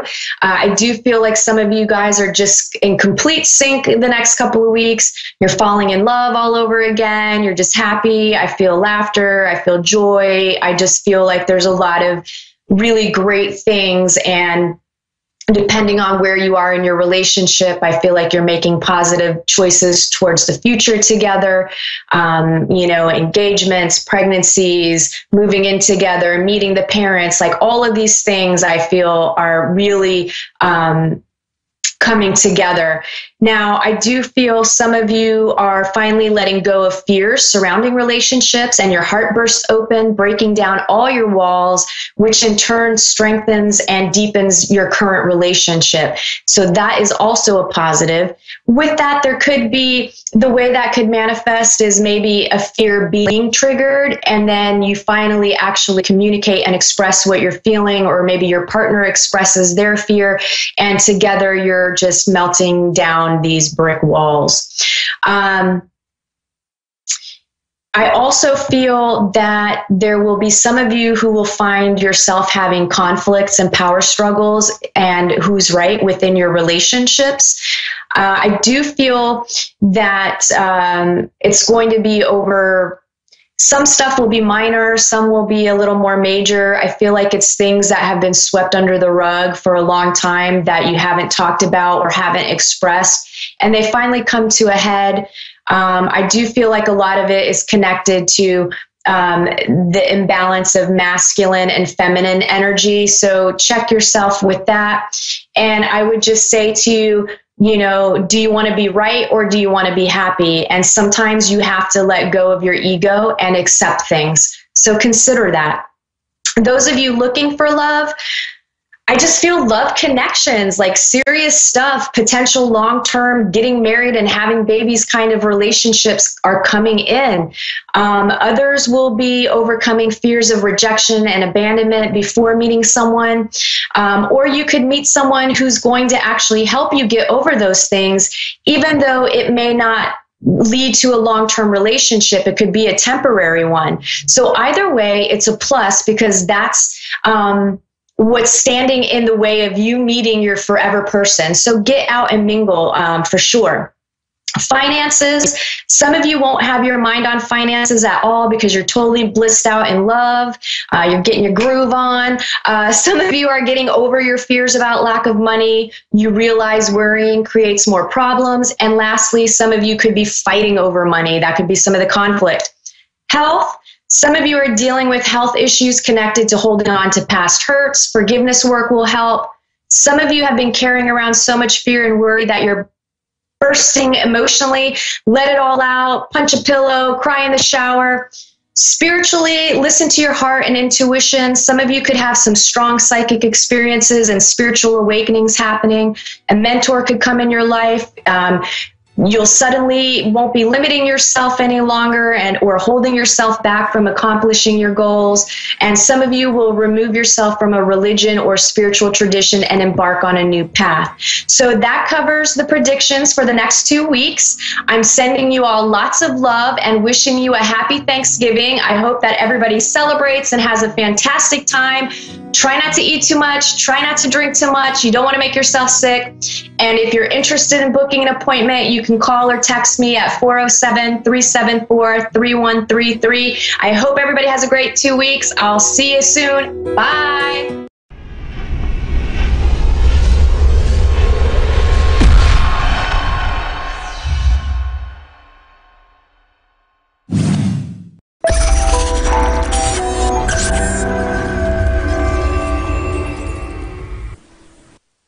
Hi, I'm Asia, and thanks for watching Moonstruck. And now, back to A1R on the air. Psychic Talk Radio, now on Moonstruck TV. Enlightening television. Hi everybody, it's Wednesday. It's always a good day. I like the middle of the week. I don't know about you guys, but it's a good one for me. I had a really good Wednesday. My vertigo is finally starting to ease off. I still get a little bit of waves of it. I'm still on the medication, but whatever. I don't care. I don't feel like I did last week or the past few days. And it was a really good day because I got to spend the morning with my husband, which is not very often. But yeah, it was a good day. So I hope you had a good one too. So as Dave, my wonderful producer, is just getting some callers, because I'm taking callers today. I'm so excited. I'll be honest here, I'm like really nervous about it too, because I haven't done calls like this for a good month now, right? So I'm like a little nervous, but I did a little meditation and I was like, whatever happens, happens. I trust it. I know it's all good. So just like I tell everybody, right? You can't be nervous. It's not about you. It's about your client or about the person that's calling in. So while we're waiting, I always like to share a card with you guys. So one of my favorite decks is I think this one's called the Enchanted Map, and it is by Colette Baron-Reid. I love this deck. It's been one of my favorites for years. So thank you, Colette, for making a great deck. So the card I have for you guys today is Heal the Ouch.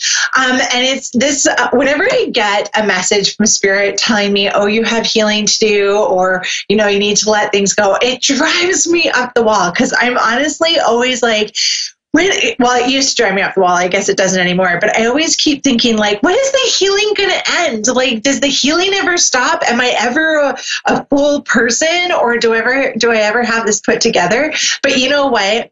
You are always a whole person. You will always have things are always put together as they're meant to be. But one of my good friends and another energy worker, and I'm sure I've talked about her before, her name is Tara Drennan. She does Akashic record readings. I did an Akashic record reading with her, and she was like, when she talked about healing, I was like, are you kidding me? And she said, Sarah, healing isn't necessarily just healing from trauma. Healing can be healing from a way of thinking that no longer serves you. Healing can be, changing your train of thought and all of this other stuff. It's not necessarily that there was trauma or something bad has happened or that you're weak. It's just there's different things that you're going to be going through in life that just require some attention. I'm so lucky. I have 2 laptops, and I love really looking at Dave's messages. Thanks, Dave. I know I talk to him while I do the show, but it's so much fun. I feel like he needs to be part of it, and he needs more kudos. So yeah, I want you guys to remember that even if you've got some healing to do, or your body or soul or spirit is telling you, hey, you need some downtime. And I know that's why I had some downtime this past few weeks, because what I experienced the past month was although in some ways it was traumatic, other ways it wasn't, but it was just very energy draining. And spending a lot of time in the hospital with my mom is also very tough and very energy draining, right? So I just had to heal and amp up and recharge those wonderful batteries. So if you need some downtime, guys, don't be upset. Don't beat yourself up. Just, that's my motto. Just let it happen. Okay, so I know that we have a caller, and I'm super excited about it, but we have Lydia from Studio City in California. Hi, Lydia. Hi, how are you? I am so good, thank you. How are you doing? I'm good. Happy holidays to you. Right, you guys have Thanksgiving tomorrow, don't you? Yes, we do. Where are you? I'm in Canada, so we had our Thanksgiving at the beginning of October. Oh, okay. Yeah. Well, happy holidays to you. Thank you. How are you doing in California with all those fires? Are you guys safe? Yeah, we're safe, but I could smell all the fires around me because I'm in Studio City, and it was all around us, different areas, so we could smell the smoke where I am. But it seems to be a little better, so hopefully, it's a tragedy. Yeah, very, very much so. I know when we've got lots of fires up here so I'm in a province called British Columbia, which is a few states up from California. But when we get smoke around here, it gets intense, and the fires will just like kick off like crazy. It's quite incredible. Lydia, has your dad passed? Yes. Okay, he's coming through. Like very strong, very, very strong. And I laugh a lot when I connect with Spirit because they make me laugh, but I feel like he had a really good sense of humor. Would that be right for him? Yeah, he was a quiet man though, but he did have a good sense of humor. And I keep wanting to tell you he's missing turkey. He must have loved family gatherings. He loved family gatherings? Yeah, is that right for him? Oh, definitely. Yes.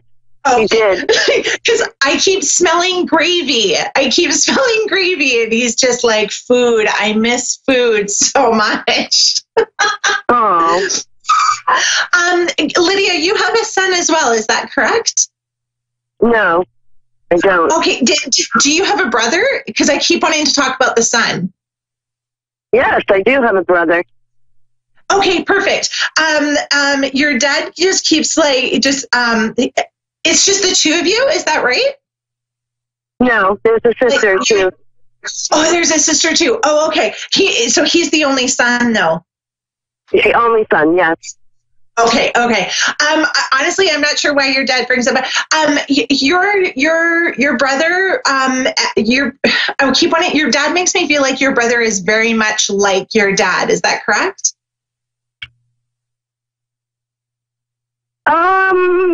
Yeah, I think so. He is. Okay, perfect. Hey, Lydia, and honestly, I don't know why, like, I'm straight up honest during any of my readings. I'm not sure why, but I keep wanting to tell, like, your brother that he needs to stop stressing so much because it puts a strain on his heart. And he needs to learn to enjoy life and roll with the punches more. Does that make sense? Oh, it totally does. Oh, my God, yes, okay. It does. Right on the head. You hit the nail on the head. Awesome. I'm so glad I was able to pass that. But for you, you're more of an outside person. Is that right? Oh, yeah, I am. Very. Okay. Because your dad's like, my favorite time is when you actually take the time for yourself. So my favorite time to hang out with you is when you actually take the time for yourself and stand out on your, like, do you usually take your cup of coffee and go stand on the porch or something? Or sorry, not porch, but deck outside? I did when I had a patio, but I don't anymore. But I do enjoy a cup of coffee every morning. Okay, but it's like I keep wanting to tell you, he just likes it when you go outside during those quiet times and those quiet moments, and that's when he likes to hang out with you because it's quiet. He's like, it's not happening so much anymore because she's got too much chaos around her. But reminder that those are the days when I'm with her, is when she actually takes the break by herself. Because otherwise, it's just he's like, as much as I'm with her. I have been taking a lot of walks lately by myself. Like 1 mile, 2 miles yesterday. I have been taking a lot of quiet time walking. When you go for those walks, Lydia, is there at a certain point, do you stand still and just kind of enjoy the moment? Because he keeps making it like you look like you're standing still and looking outwards. And he's like, those are the moments that I'm with her. Oh. Does that make sense? Do you understand where that's coming from? Yes, I do. Oh, okay, perfect. That's good. And he keeps showing me nickels. Do you find nickels a lot? Do I what? Do you find nickels, like the 5 cent, 5 cents? Do you find 5 cents? I did. I found it the other day. Oh, perfect. Yay. So he's sending you the nickels. And like I call them nickels up here in Canada. I'm not sure if you just call them 5 cents, but he's like, I'm sending her the 5 cents because he's like, that's just my personality. They're quieter, they're smaller, and that's who I was. Nickels, Dave's telling me nickels a U.S. term too. Oh, good. I just found one, I think yesterday, actually. Oh, yay. I love that. That's great. Do you have any questions for him at all, Lydia?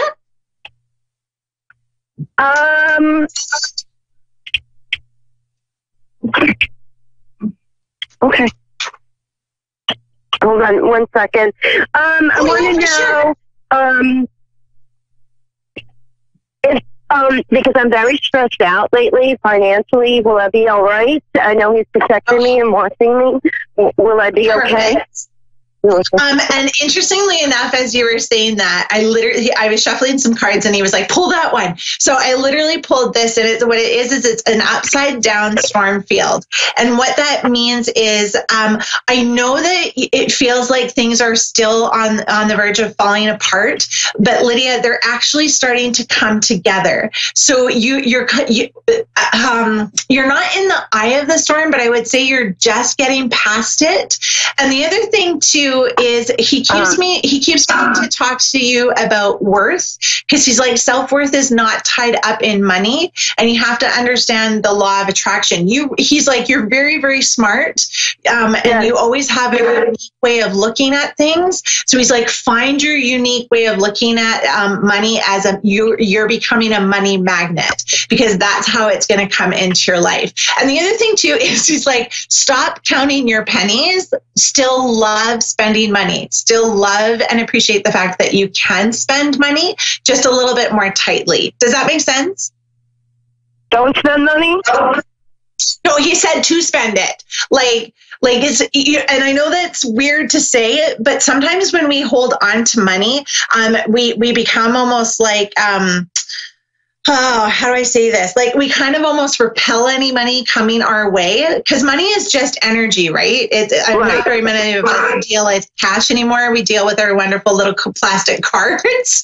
So it's simply energy. So your dad is like, anytime you have to pay bills, be happy you can pay bills. Not even if you don't pay the full amount, it doesn't matter when you're happy and that you can pay it, and that you're like, okay, I get to put $20 on that. And the other thing too is, like, I keep wanting to tell you, he's not judging you on every little thing that you do. He's like, I've always been proud of you. I didn't voice it enough, but my pride is always there for you. Do you understand? Oh, yeah. Okay. So yeah, he's definitely there for you, sending you so much love. And the other thing too, he's like, stop worrying about doing everything right, and don't worry about superstitions, because they're, being like, oh, I shouldn't have done that because this will happen. He's like, no, don't worry about that, because I'm not going to let that stuff happen. We're just going to keep going through life together. And I keep wanting to tell you, his feet don't hurt anymore. Did he have some problems moving around before he passed? With his feet? Yeah. Yes, he had he had diabetes. That's funny. Oh, wow. Yeah. Okay. He had a lot of problem with his feet. He was always rubbing them. Okay, because he's very excited to tell you his feet don't hurt anymore. So he's like, we're good. I'm good. I will keep you going. So because he's strong in his feet now, he's going to give you his strength from his feet and his core. He's like, I didn't have a very good core, Sarah, when I was in life, but I have a good one now. Oh, wow. That's so funny. Yeah. He used to rub his feet. He had diabetes, and he was always in pain with his feet. Interesting. Gotcha. Yeah, totally get that. So remember, what I would encourage you to do is learn about the law of attraction when it comes to money, and simply view money as a never-ending natural resource that flows to you just like water out of the tap. And it's all about visualizing and being that magnet. And I know that it sounds so woohoo and hooey, because it took me forever to actually start believing in those principles, but it is a basic law of the universe that when you believe that it's already coming to you and you live as if you've already got it, it will eventually vibrate, and the universe has no choice but to answer that vibration. Okay? Does that help? Yeah, that's awesome. Awesome. Great. Thank you so much for joining me, Lydia. I do have another caller, so I am going to move on. I appreciate you. Have a blessed day. Thank you. You as well. Enjoy your time with family tomorrow. Oh, thank you. You too. Bye-bye. Thanks. Bye. All right. Thank you so much, Lydia. That was great. We have Joseph in O'Fallon, Missouri. Hi, Joseph.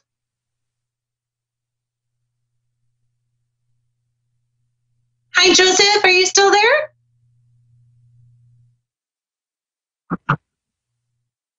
Okay. Sounds like we just have to wait for him to come online. That's okay.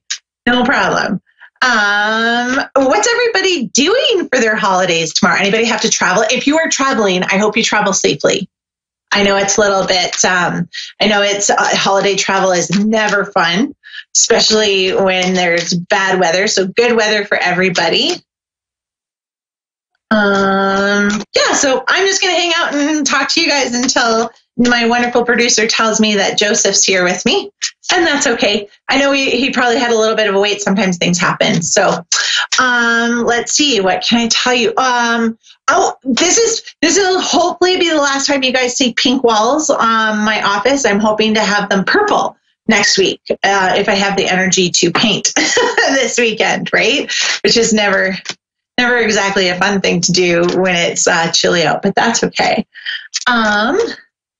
So we're still waiting. Okay, so while we're waiting, let's pull another card for you guys. Oh, so this intention. So this kind of goes along the lines with what I was talking to Lydia about with the law of attraction.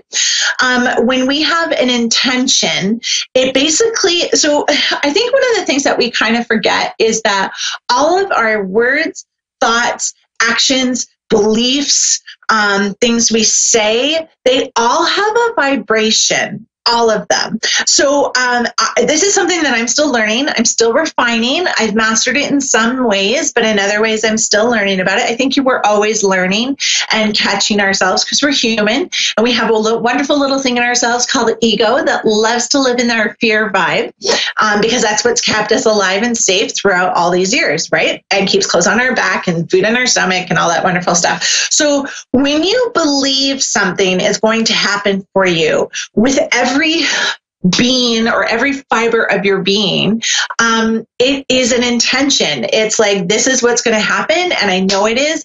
I just don't know how. The how is what I'm going to leave up to the universe to decide how it's going to come to me, what's going to move forward. But I just know that every chance I take, every move I make, it is going to lead me to somewhere.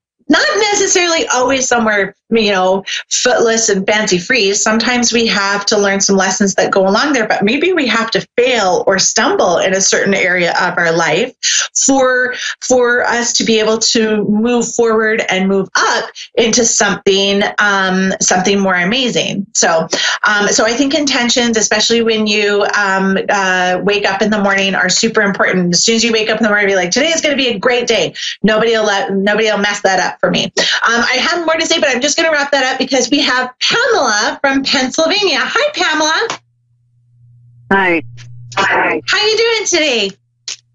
I'm good. How are you? I am just fine, thank you. I hear it's Thanksgiving in the States tomorrow, so happy Thanksgiving. Thank you. Thanksgiving. Thank you. We celebrated Thanksgiving in October, but it was a good one. My husband was actually home, so that was always nice. I think I was in Ireland, but that's okay. So because we're running out of time here a little bit and everything, I'm just going to do a little card reading for you. I'm just going to pull one when it comes out. Did you have a good day today? It was okay. Oh, it's okay. Well, oh, I'm sorry to hear that. I'm so sorry to hear that. I know that's never easy or fun when things are going crazy. So, okay. So a couple of things. Okay, I keep trying to pull a card that's got some encouragement for you, and I decided to pull 3. And basically what it is the very first one is what I call the dry desert, or I guess what the card says is dry desert. And the next one is deep freeze. And then the third one is flying. Now, when I see deep freeze and dry desert, we think about those kind of areas that are very barren, not hospitable to life. We're just like, oh my gosh, I feel so alone. I feel so isolated. There's just not anything that's going my way for me right now. And I guess it'd be fair to say that that's how you're feeling right now, especially since you just said that it's been a tough couple of days. Would that be right? Yes, exactly right. Okay. But and I totally understand that. And I totally can appreciate that. But what I want to remind you is, even in the most hottest Sahara Desert, the hottest, most inhospitable places, there always seems to be life that finds a way.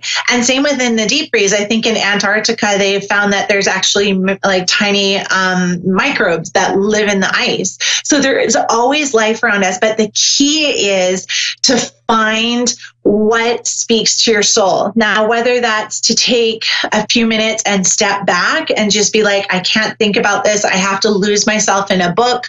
I have to lose myself in TV, have to lose myself in music. It's important to find balance within your life, something that makes you happy, even if it's only for 5 minutes in your day, whether it's talking to a friend or just like literally closing your bedroom door and sitting on the bed and crying, whatever it is to make you feel a little bit lighter. I encourage you to find what that is. I keep feeling for you that that it's almost because people are just too much for you right now. Being alone would be really good for you in your own space. But does that make sense? Do you agree with that? Yes. Okay.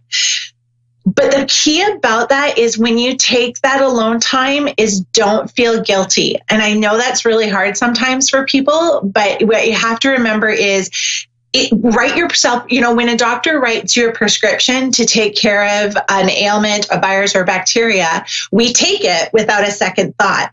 So write yourself a prescription of every day, I'm taking 5 minutes to be by myself, or however long you need. Write that as your prescription for the day and allow yourself to do that. But what that also means is not taking those 5 minutes and letting yourself think about everything that's going wrong.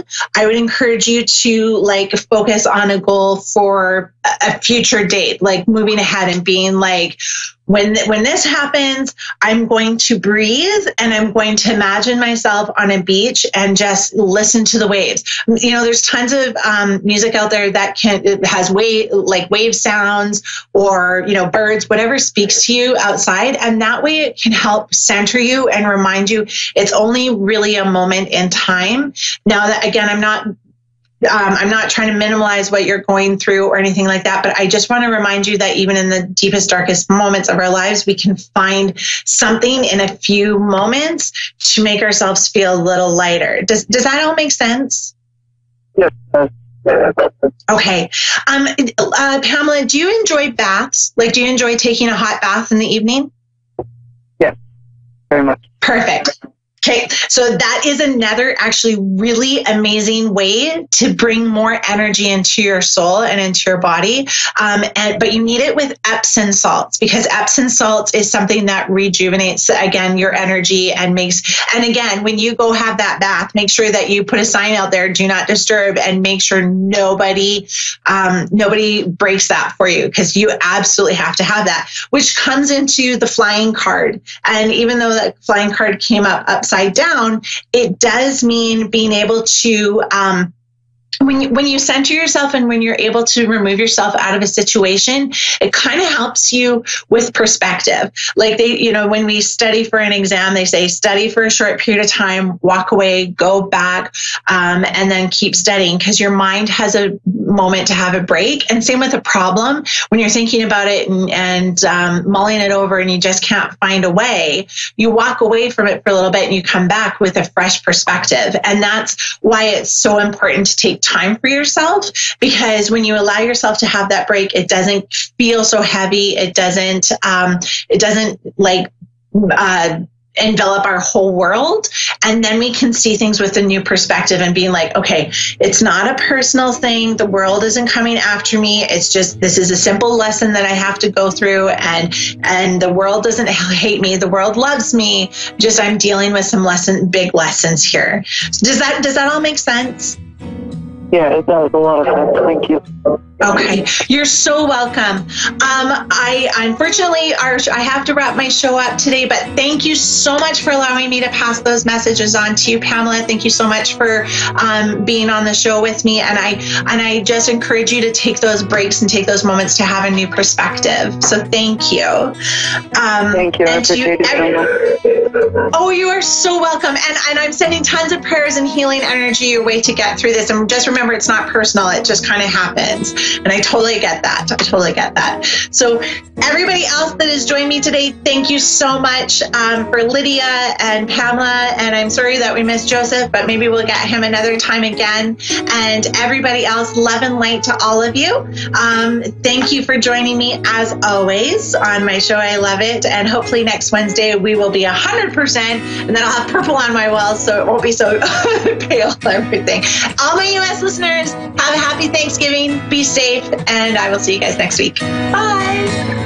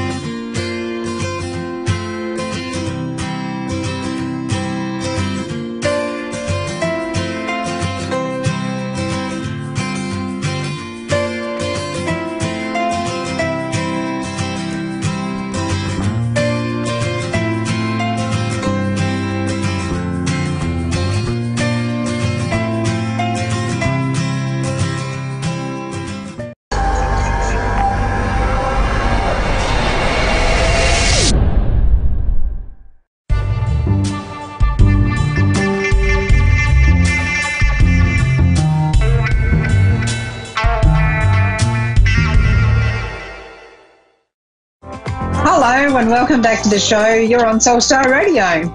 Yeah, that rhymes. Okay, sorry. I'm Jacqueline Closmore. I'm joining you live back from the Bat Cave, otherwise known as my little shop in South Yarra, just off Toorak Road, for people who have ever been to Melbourne and known where that is. It's quite fun. I spent last week heading off to Wagga Wagga in New South Wales. We had the lovely Joanne with us on air, talking about her beautiful skincare range and her changing career. And so today we're back in Melbourne, back doing readings. I've got a appearance in Narre Warren this weekend at Bunjil Place, which is a building that is in the shape of the outstretched wings of an eagle. So I'm really enjoying the idea of going back there. I was there once before earlier this year. I think it might have been July.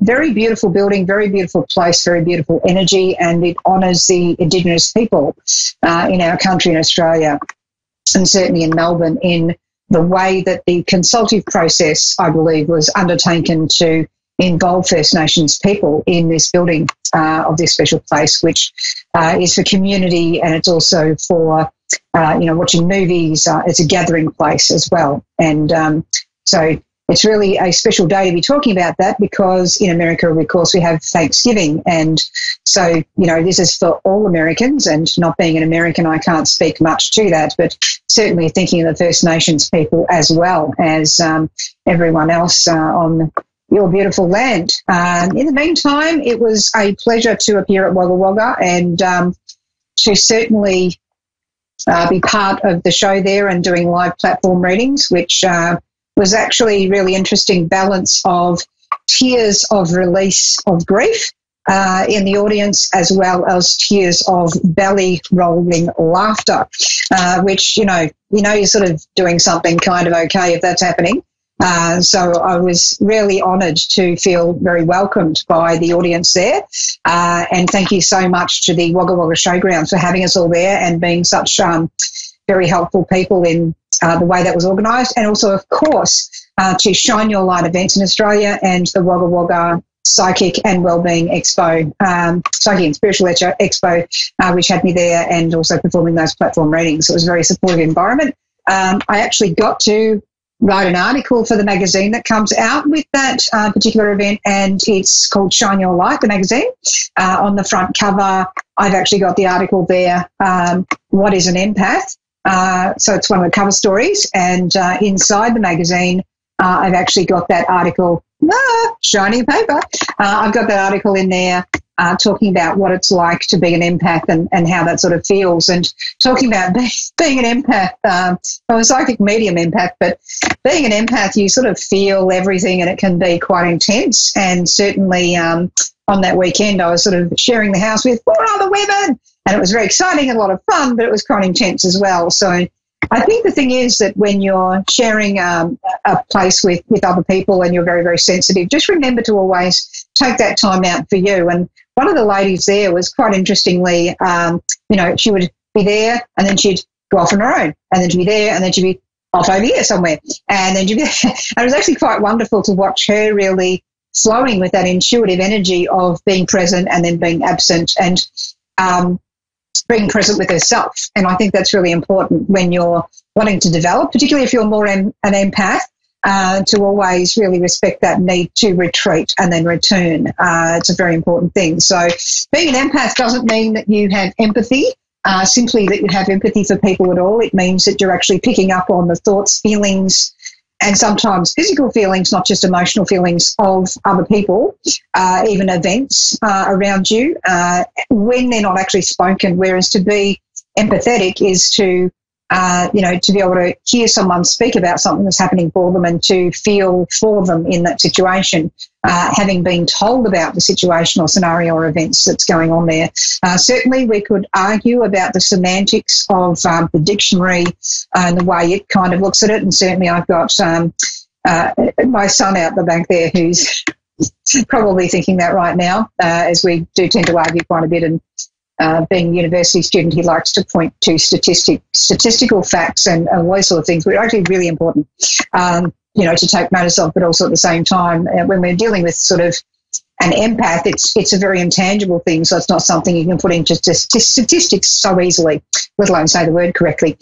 We have Kendra in Warren, Pennsylvania, USA, on the line. Are you there, Kendra? Yes, I am. Hello, welcome to the show. Thank you so much for calling in. It's lovely to speak with you. I really feel a lot of different energies going on with you at the moment. It feels like a lot of change going on around you. It feels like sort of waves of energy going on. And so there can also be, a bit of nervousness with that about the new changes, about things going on with you. I don't think it's just simply that you're talking to someone from across the other side of the world over the phone. But I really do feel a lot of different energies going on with you. Is it possible to work with your date of birth at all? If you could provide that to me, I can go right into a reading for you. I tend to find that helps me switch into the person I'm reading for, and then at the end of the reading actually switches me back out. Are you happy to share that date of birth of yours? Yes. Yeah, certainly. So if you can let me know. 215-85. Brilliant. So with your energy, I do feel it's a massive heart energy that you share with people, and I really feel with you as well. There are times where you can go from certainty to really big uncertainty as well, and really you can be very, very certain for other people, but when we're talking about yourself and for yourself, that's where we get a bit sort of lost sometimes in the process of, should I do that or shouldn't I? Always considering other people's feelings, emotions, and how they're going to be affected by the things you're thinking of doing, and you word things very correctly, and very carefully when you're dealing with people as well. It's coming from that sense of how will this affect the other person, before you're actually going ahead with, bringing in the message that you've got for them. So there's a lot of integrity, carefulness, and all these sorts of things. You're also a person who just gets down and gets things done for people. And, it's not about, oh, gosh, I have to do that for them. It's, right, this just has to be done. Let's get it happening. Let's get it done. Let's get it out of the way. We can work about who owes who what after that. There's a real sort of sense of that in you. And it's like you're doing things very much because they need to be done. It's not about, the sort of sense of reward or the sense of, what the exchange is. That's not where you're coming from. It's coming from a much more the heart space with you. But yeah, you'll just keep going and going until the job's done, no matter what. And this year for you, it's all about what new corners to turn, and that real sort of sense of having to gather yourself up from past experience, refocus, start again, and then, okay, this is the next step I'm going to take. So it's sort of like stopping, pausing, the next step to take, breathe, relax, institute it, and going through that repetitive process of having to kind of adjust and readjust to what this is going to look like now. Was there a question, an area you wanted me to look at for you today, darling? Yes. My husband, actually. When is he's supposed to get released from jail soon? So I want to know, like, what is going to happen. Like, I think he lied before, so I just want to make sure, like, this time, he's being honest about what he's saying. I think that's a really hard one for you, because when you love, it's with all of your heart, and I really feel for you in this situation. It's not easy. Love sometimes is blind. Love sometimes, and I think your love's been very patient here. But I think the thing is, when I go to him, I go straight to his lower back, and I feel a bit cut off, and it makes sense when you're saying about him being in jail because of that feeling of being cut off from the world. But with that, I go to the lower back pretty much straight away. So I don't know whether there's been issues with his lower back, whether there's been injuries or issues or stiffness there.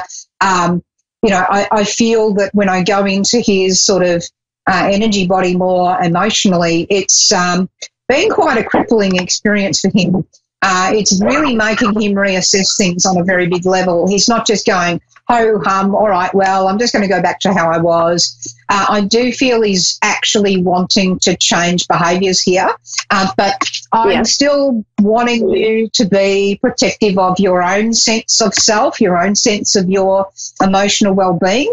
I do feel with him that sometimes he can be very scattergun effect in the sense of going here, going there, going there, going there. And it's sort of like going in all these directions but not really focused. And sometimes that makes him a bit impetuous, impatient. And that can result in some of the stuff that's happened here, I feel. And it's been a challenge for him to find where his integrity now sits with things. What's now going to be the value is what he's really sort of coming to the lesson of.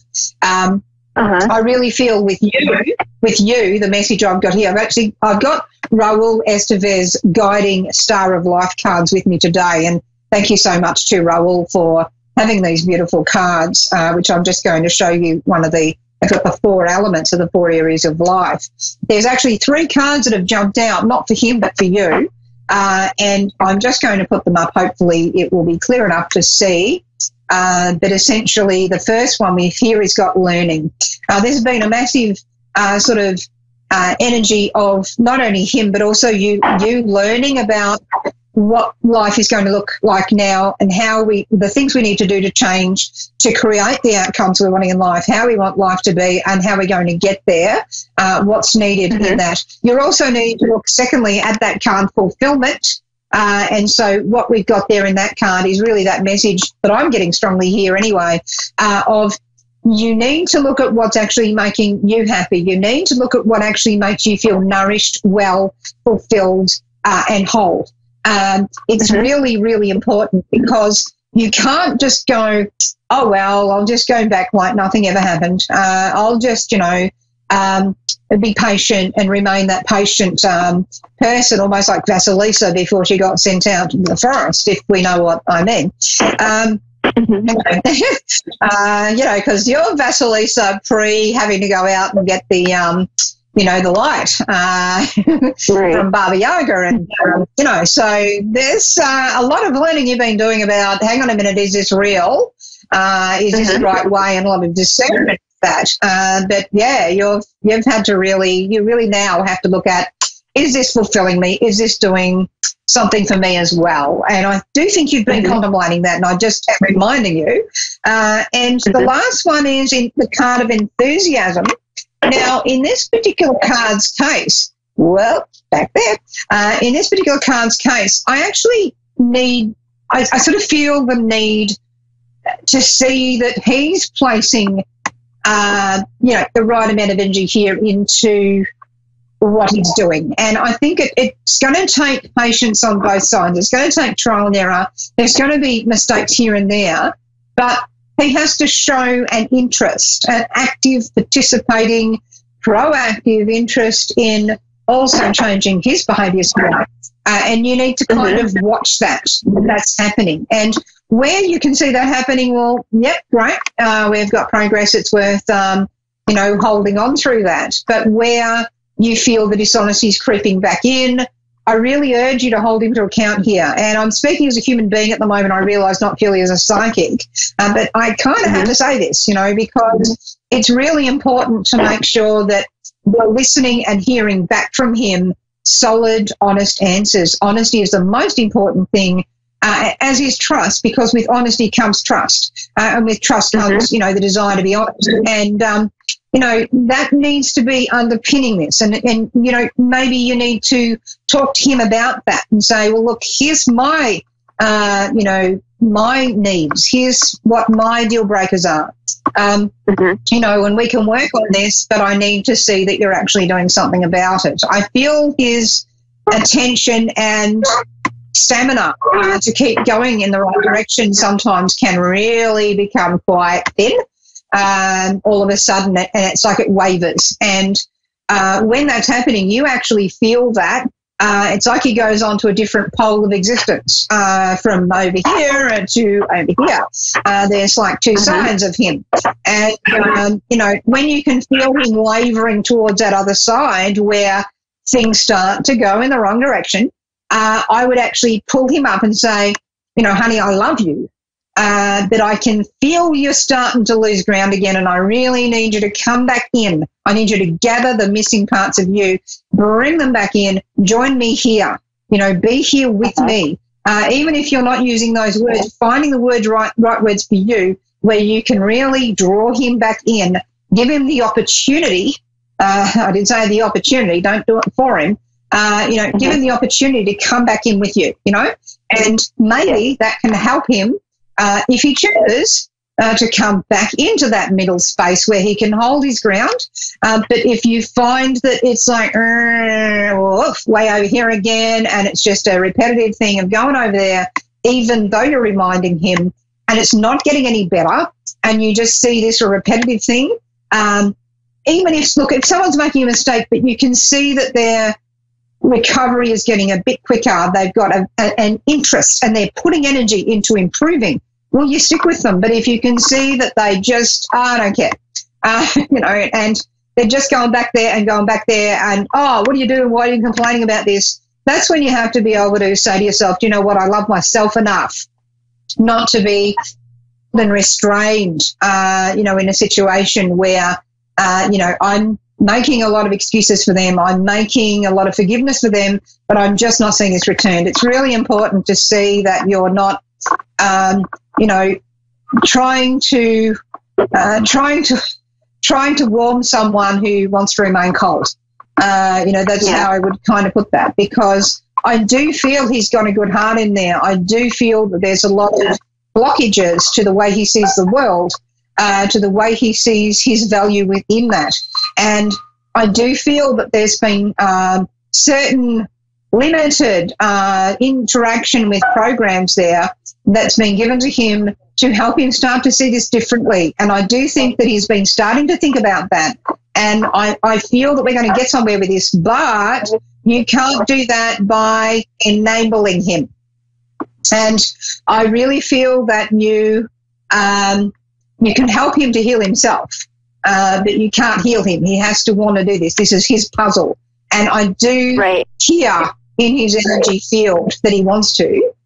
He hasn't got all of the tools to do it on his own, but, there are tools there, and he can reach that. And I do feel that there is opportunity for him to occupy his time, and in a work sort of sense, to be able to start bringing himself back online again and start feeling more confident in himself and in the purpose of heading in that right direction again, rather than going, what's the point? I'll just go and do that. So I do see him on that T-intersection of life. And I do see him standing there with the both directions available to him. It's not like he's stuck with one direction and that's it. He does have that, but he is just standing there, and I think taking a deep breath while he, acclimatizes And that's why, yes, you need to be supportive of him, but be supportive of you. It's absolutely vital because I feel as if you've really gone through a lot here emotionally yourself. And it's just so very important to also be nurturing yourself, and not just giving out the love, if that makes sense to you. Yeah. Yeah, because I think it's not been easy for you, and it's just going to be one step at a time with this. I don't see him as, intending to deceive. I feel sometimes he doesn't say things because he doesn't want to cause hurt. I think he has deceived other people, but I do feel that he's wanting to not hurt you. And, in a way, that's a very caring thing, but you do need that absolute honesty here, and he has to be able to walk in that. To actually partner with you long into the future. Otherwise, it's not going to work. And I just feel with yourself, there's going to be a lot of opportunities over this next 18 months that, particularly around women and around working with women, that's actually going to open up for you a lot of opportunities here that mean that if he's not pulling his weight, if he's not walking his talk, if he's not being who he needs to be for you and for himself, then you're not even going to be asking the question about whether he's doing this or that, because he'll already have stopped investing. You only ever give up on people, in your case, when they've already given up on themselves. And, on this one, you're really being extra patient, and even though you're wavering. But I do feel that you're going to end up making the choice that is really about nurturing yourself. And as I said, if he can stand with you on that, then he stays. Otherwise, you're just not going to tolerate into the longer-term future. And I think that's just how this is going to play out. It's something that has to play out. He's still got choices to make. You've still got choices to make. That's why I'm not just going, this, and this will happen, because, we don't want to typecast him into or paint him into a corner. We want to give him the opportunities here, and I'll be sending a lot of love and healing to both of you after this discussion, after this show, because it's just, it's really important to support people and see the positive potential at the same time as not being blinded by love.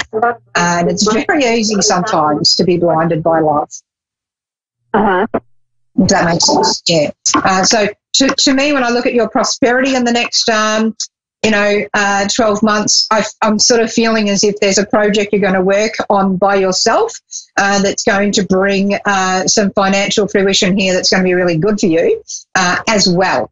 So maybe that's why working on fulfillment will actually really help you because it's helping you get where you individually, your own goals, your own fulfillment, your own sort of sense of possibility opens up. So that's what I wanted to leave you with, Kendra. And I'm sending you so much love because I know that you've got this generous heart that you share with people.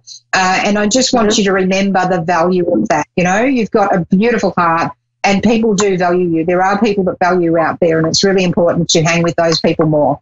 So thank you so much there, Kendra. Now, we've got time for just one quick call there. Hopefully I can do a lot for this call. We've actually got Cynthia in Missouri, USA. Are you there, Cynthia? I am. Hello, Cynthia, and thank you so much for holding. And I'm sorry to take so long to get to you. It's lovely speaking with you today. I really feel that salt of the earth energy. A little bit louder so I can hear you.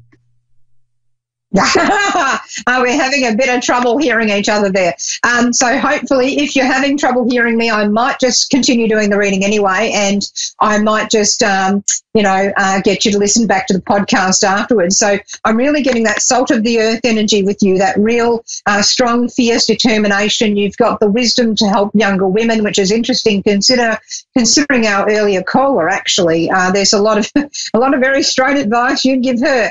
And I just feel as if you've at times had to walk away sometimes from people, in certain points in your life, particularly around 30, 40, there's a walking away there where we're not feeling valued. And I really feel as well there's a lot of really good guidance you can give people on starting new things, whether that's startup businesses or new directions they're thinking of starting up in their life. And I just really feel that strongly from you. There's this real wise woman energy that comes across in your energy field. And I think at the moment it's a bit difficult for you to feel like you can express yourself, not just because we're having trouble with the phone on your end, but it's like I feel in the chest there, whether that's along the lines of breathing or simply not feeling you can express yourself properly. But I just really want you to work on perhaps, if there's an acupuncturist near you, that can help a great deal. But I'd be working on opening up that lung area. So if that means working on a medical level, but there is also exercise you can do where you literally, as I'm doing right now, we sort of open up and stretch out this area, a lot of shoulder shrugging and really rolling the shoulders backwards, literally swimming, so backstroke can actually help with that. Of course, if you're in freezing fall, depending on the part of America, and I'm unfortunately really stupid when it comes to that because I don't know what the weather is there right now, and it's my psychic senses that can be hilarious because Melbourne should be hot right now, it's freezing. So using these sorts of strokes like this, any stretching and movement-based exercises can help open up, this whole area for you, which is where I'm sort of wanting to go. I feel like the arms and legs with you will actually hang heavy and possibly from the shoulders like, and this is that sort of sense, with that, when we talk about that sort of emotional carrying the load, and I feel as if with you as well, it's like you're carrying the stress of other people on you. And I just really feel that I'm just wanting to open that whole area up to make you feel a lot better. I do think that once we get through winter with you into the next spring, things are looking a heck of a lot better for you, not just emotionally, but also on, I'm just seeing you traveling for some reason. And so if it is in winter, maybe you're traveling to a warmer area, or it is going to be next spring where there's this travel going on. And I'm not sure that that's something you've planned yet or not, but I'm really feeling the energy of that and the ability to sort of get out and see new surroundings, see new people around you. And that's what I'm getting there with you as well. I do feel concerned around a younger female with you. I'm just not sure what timeline I'm in with that. So it's like as though whether that's already been in the past or whether that's current now. But what I'll say there is that I feel that you have the time and the patience in your own mind as to how to deal with them step by step by step by step, because we can't just go right on in there very quickly and get the result you're wanting with that person, because we can't change your mind instantly, particularly if someone's so, we might call it stubborn, strong-willed. And I do think you can be strong-willed as well. So sometimes it can be like arguing with yourself. So sometimes if we sort of think of, if I was trying to argue this point with myself, how would I get that across? And it might be an easier way to do that. But I feel like that's already underway, already been dealt with. And I feel as if, there's a reason that's coming up in my energy of what I'm picking up with you, because there may be some relevance to that coming up in the next few months to do with another female. But I'm getting this as a younger female. We really had to struggle with that person. And it's like that's alluding to something coming up in the next few months where you need to use the same line of thinking to do with that person, because at the time you will think, oh, gosh, how do I deal with this? And so just when that comes back up, you just need to be very patient with it. I'm going to thank you very much for calling in, Cynthia, even though I can't hear you and you can't quite hear me, and I'll hope you'll listen back to the podcast. Thank you, everyone, for trying to reach us today on Soulstar Radio. We'll catch you next week, and we do apologise for those we can't get to. And if you're wanting to connect with Soulstar Radio, just find me on Facebook. Just type in Soulstar Radio with Jacqueline. You'll find me there, and I look forward to connecting with you next week. In the meantime, I'm going to send you lots of love, healing and light. I've got the candles going in the background, and I'm going to wish you the very best for a beautiful week. Thank you.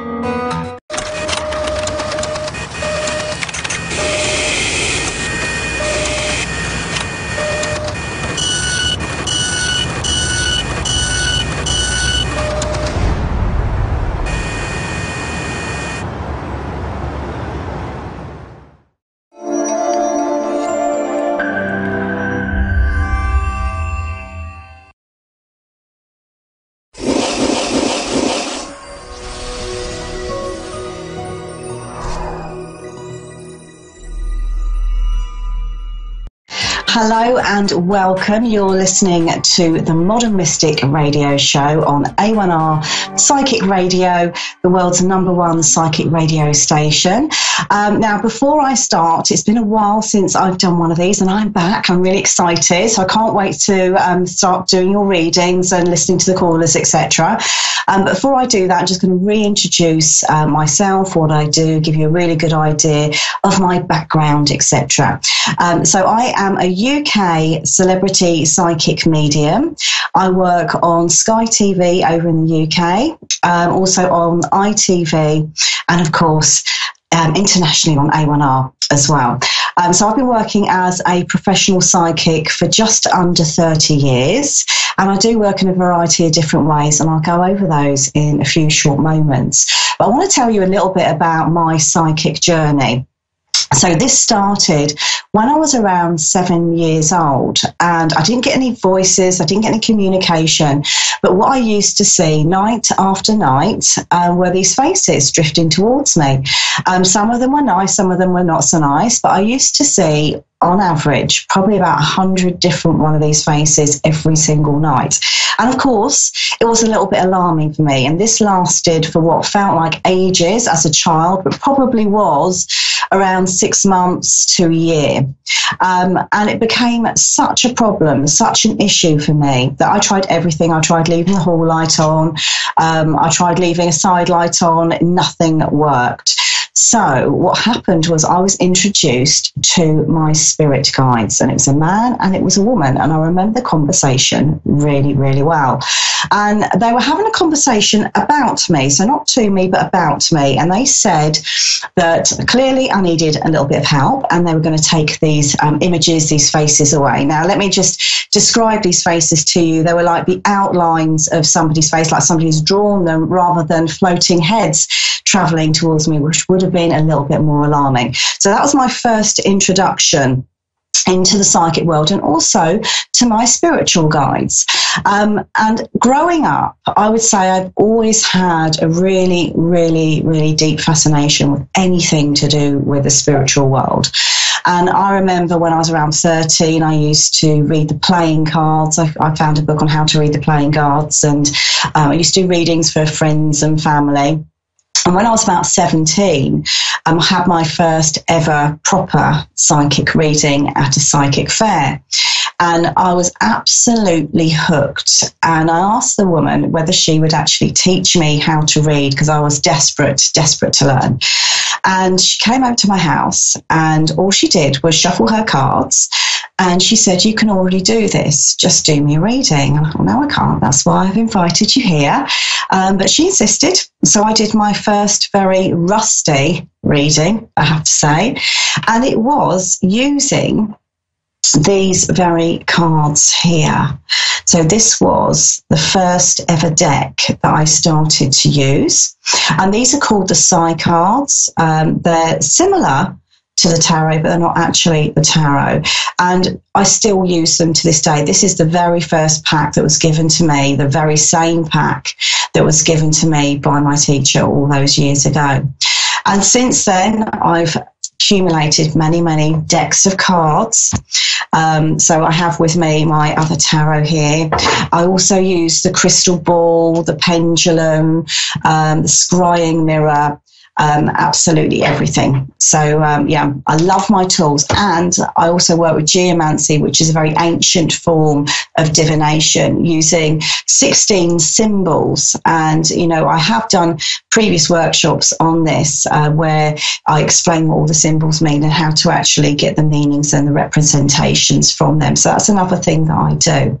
Now, over in the UK, I am known as the soulmate psychic. So what does that mean? So I love to work with soulmates and twin flames. So if you've ever had that kind of connection with somebody that you feel like you've had perhaps a previous life with them, you've got this unbelievable connection, you're experiencing synchronicities, maybe seeing the same number, 1111, or hearing the same song over and over again.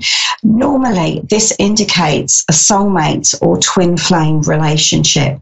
Now, throughout our lives, we will have various various soulmates come into our lives. And what I find is that generally there is some sort of karma to be worked out here. So the soulmate isn't necessarily the person that you are destined to spend the rest of your life with. That, in fact, is more like a twin flame relationship.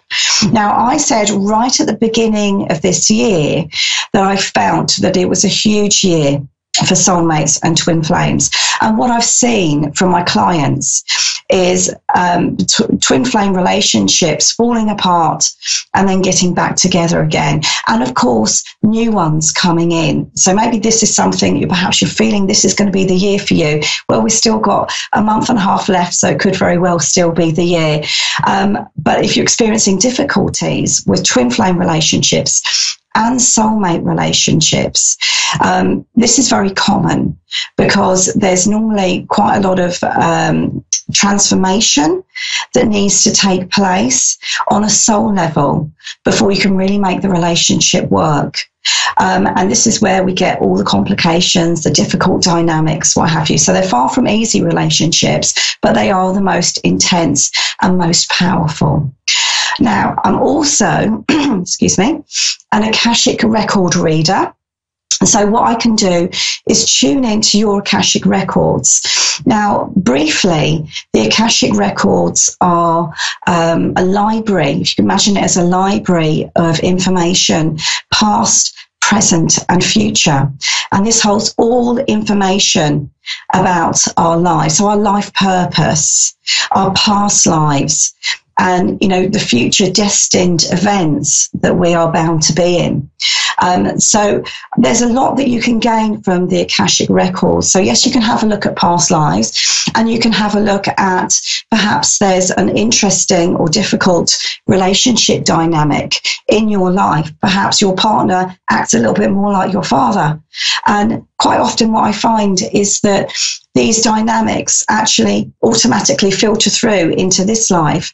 And that might give you a really good indication of what your past life may have been with somebody that you're having a challenging relationship dynamic with. And also, if you've got an unexplained fear, this can relate to past lives. And when you go back into that past life and you gain the awareness, you can release that fear and no longer have it running your life. And also on the opposite note, perhaps you're talented and you wonder where this natural talent has come from. Again, quite often, it's a past life incarnation where you've developed those skills, you've developed those abilities. Okay, right, so that's briefly me. Now, I'm really, really looking forward to doing my first reading. Now I'm back on the air, and this is with Debbie in Springville, Utah. Debbie, can you hear me? Yes, I can. Hello, welcome to the show. Thank you. What would you like me to look out for you? I'm just having a little bit of issues with my husband. I feel sometimes he needs his mother, who had passed away when he was young. And I have his kids, we're married, and I do everything. And there's just times where he's like, I'm quitting my job, you can go to work. But you chose me to stay home with the kids, homeschool them. I don't know how to go around and I don't know how to help him go through whatever he's going through. Mm-hmm. I don't know if we're going to even last. Right, let's just have a look and see what I get for you, and in particular, him. Right, okay, because what I'm being shown here is like he's deliberately trying to create this clash between the two of you. Okay, I feel like he's quite a complicated person.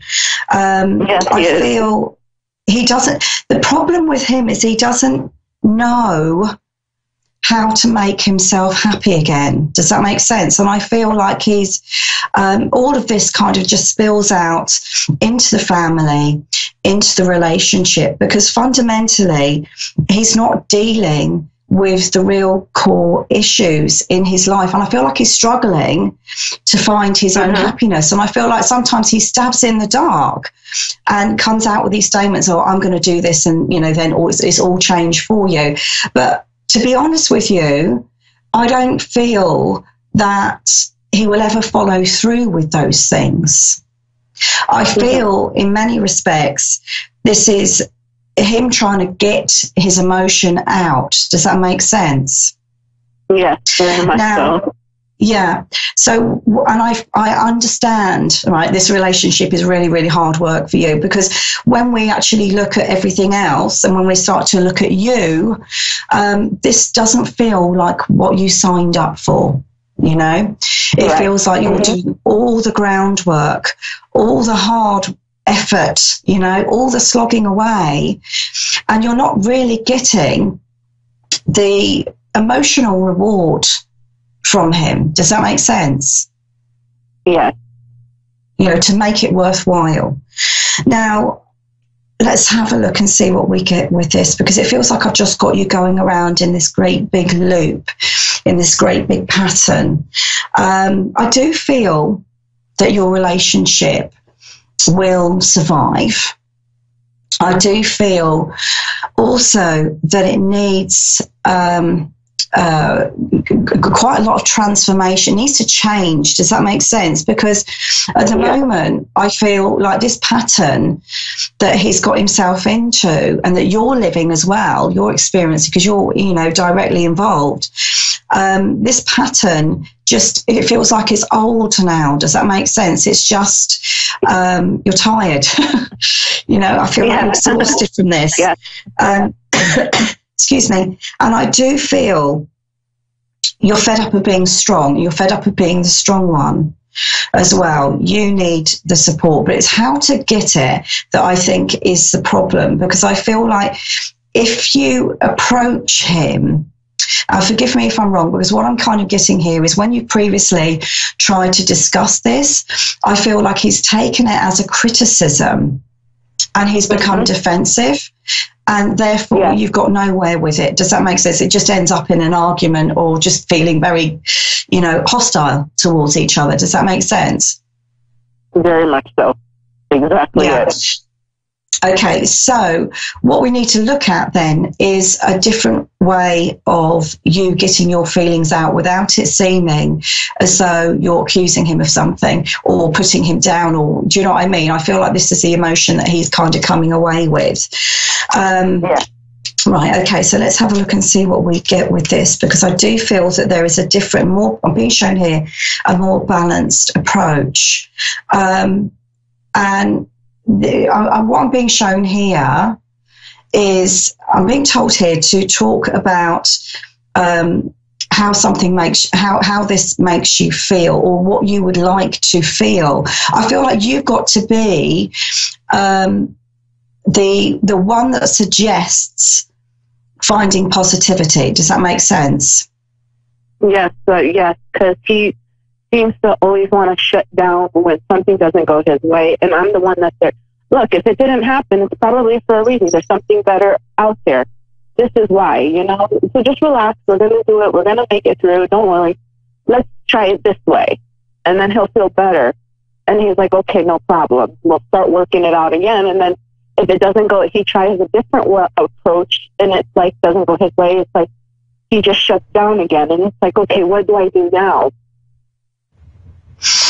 Okay.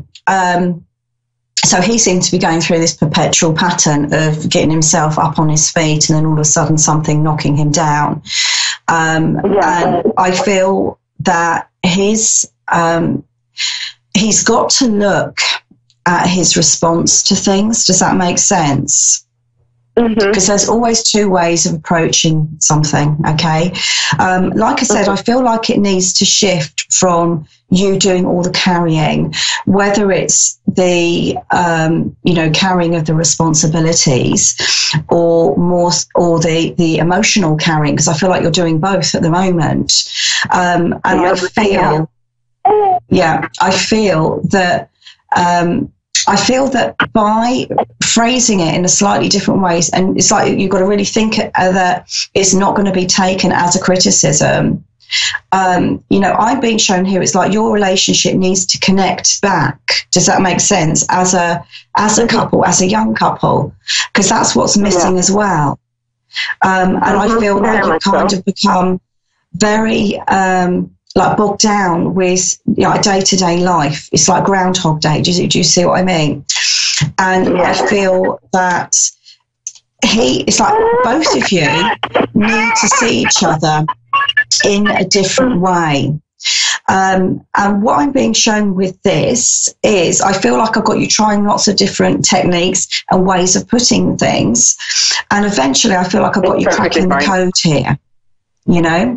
Because what I'm being shown is that, it might very well reach a climax point, but I do feel that I've got you changing direction within this relationship and linking back together again. What I will say here is just follow your intuition, but try and refrain from doing that carrying, almost like wean it off a little bit. Does that make sense? Yeah. Okay. Well, thank you so much. I do hope that helped. It does. Thank you so much. Thank you. Take care. You too. Bye-bye. Thank you. Bye. And off she goes. Now I'm going to go on to my next caller, and we have Stella in Georgia. Hello, Stella. Can you hear me? Yes. Hi. How are you? I'm really well, thank you. How are you? I'm good. What would you like me to look at for you, Stella? Yes, I can hear you. What would you like me to look at for you, Stella? Yes, ma'am. I'd like to know about my love life and relationship. I just recently met a guy on the internet, and I just want to know how it's gonna be. I mean, he lives in England. Oh, wow. Okay. Long distance relationship. Yes. Okay. Right. Let's have a look and see what we have. Wow. I'm just putting out some cards for you. And let's just see what we have. So this relationship, this connection that you have, now, I mean, I feel like already it's quite strong in your life. I feel already he's created a very, very big impact for you. Now, as I'm kind of shooting towards the future here, see, I don't quite know what the deal is with his work, but I don't feel necessarily that, the geographical distance between the two of you is actually going to pose a massive problem for him, okay, or for both of you, because I am actually I'm seeing you meet here, and I'm seeing you meet quite regularly. Now, I feel as though I've got the relationship building as it is over right up until the end of the year, and then I feel as we go into next year, I get plans coming in where you do actually, you're able to meet up, okay? This relationship, I feel, has a very unusual quality about it. Yes. And I feel like, you're very intuitive and you can sense that already yourself. And I feel this... Yeah, and I feel that when I'm looking at the connection, it's definitely reciprocated. It's definitely both ways. I feel like he's very, very drawn towards you, despite the fact that there is this distance. I feel that he wants to actually see where this is going. I feel that between the two of you, there is a really strong soul connection around this. And what I am being shown is, I feel like within maybe 3 or 4 months, I feel like you will define yourselves as in a relationship properly. I feel that even though this is quite early days, I feel that already, you know, you have been talking about future possibilities together. Does that make sense? Yes, it does. Yeah. Yeah, we also talk every day on you know, on the Skype. So, you know. But I mean, I think sometimes when we meet people like this, because of the distance, because of this, that, and the other, you know, we can sometimes worry that it's not what it seems. But I do feel really positive about this, and I'm getting a lot of passion around this as well. I feel that there's something. Is there something unusual about the way in which you connected, or what you first started talking about? Oh, yes. Yeah, we met on the music live stream, and you know, we're like, you know, was attracted to each other right away. You know. So, oh wow! So it wasn't so much like online dating; it was something completely different. Yes. I mean, I feel as well that when we're looking at your previous relationships, you know, I feel that you have been a little bit unlucky with some of the people that you've connected with. And I feel that because of that, you know, you're very cautious, you're very mindful about, you know, rushing into anything. But what I would say is that this person does seem to be different and does seem to feel different. You know, you've got with you, you know, I'm going to show you this. You've got the Ace of Cups. Okay. And that always, to me, talks about a big, big relationship coming into your life, new love. So I do feel that this relationship is not just going to be online. I feel like you will meet. I feel like you're already in love as well. Do you think so I want to say enjoy. Me and Simon? I feel that it will. I'm getting success around it. So I feel that despite the geographical distance, I just don't feel like it's going to be a problem. One of you is definitely moving to be with the other. I can say that for sure. Oh, okay, because he was talking about moving to United States to be with me, to live here. Mm-hmm. I would say that he will stick to that.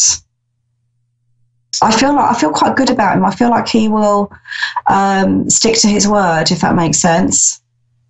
Yes. Yes. Okay. Oh, that's okay. Thank you so much. You're more than welcome. And can I ask another question too about my health situation and my money situation? Well, we're almost running out of time. I'll pull out one card quickly. I mean, I'm not picking up anything negative around the health side of it. And when we're looking at the money, I have got things balancing out for you. So I feel that I don't feel like I've got you in a negative situation financially. Uh-huh. And my son, their dad was murdered last year. I was wondering, one more quick question, if I have any messages from the other side from him. Well, my show is just about to close, unfortunately. So it's just one question. So, but thank you so much for coming through. Thank you. Thank you so much. Thank you. Thank you. Bye. And off she goes. So that's my two callers for today. I will be back same time next week. But if you do want to book a private reading with me, you can go through on my website, which is www.modern-mystic.co.uk, or you can find me on Facebook under Mystic Sarah and Modern Mystic. And there I do a free Facebook Live once a week, every Sunday. So please do get involved with that. So it's been an absolute delight being back on A1R Psychic Radio. Please stay tuned for some more fantastic shows, and goodbye for now.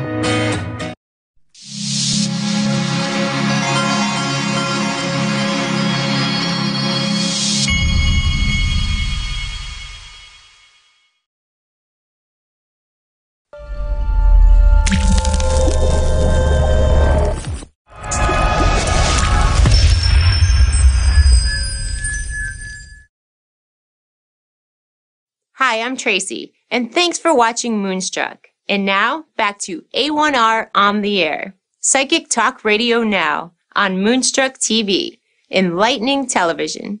Good evening, and welcome to Your Time to Shine, a radio show designed to help you explore your own divine gifts. Good evening, everyone. How are you doing? I am your host, Julie. Welcome to tonight's show. So, in the spirit of getting ready for Thanksgiving here in the U.S., I thought tonight's topic would actually be a great one to talk about blessings. And 30 seconds of counting your blessings. So you ask, what is 30 seconds of counting your blessings? So I was taught a technique in my mediumship classes, which I find very, very useful. And I have to credit the teaching to Bonnie Worth, an exceptional medium who I know and love. And she taught us about blessings and counting gratitude and how to do that. And if you ever recognize or realize, some days you're off, you're not in a really good mood, things just don't seem to be going your way, you can get into this space that will help lift your vibration and actually change the way you feel about yourself and about what's going on. And I've been using the technique, and I think it's really wonderful. So what you do is you think of something that you are grateful for, and then you can either write it down, or you can talk out loud about it, or you can say thoughts in your head, whatever works for you. But for 30 seconds, stay on that subject. So for instance, you could say, I'll use my car as an example. I'm so grateful and thankful for my car. I love my car. My car is so dependable.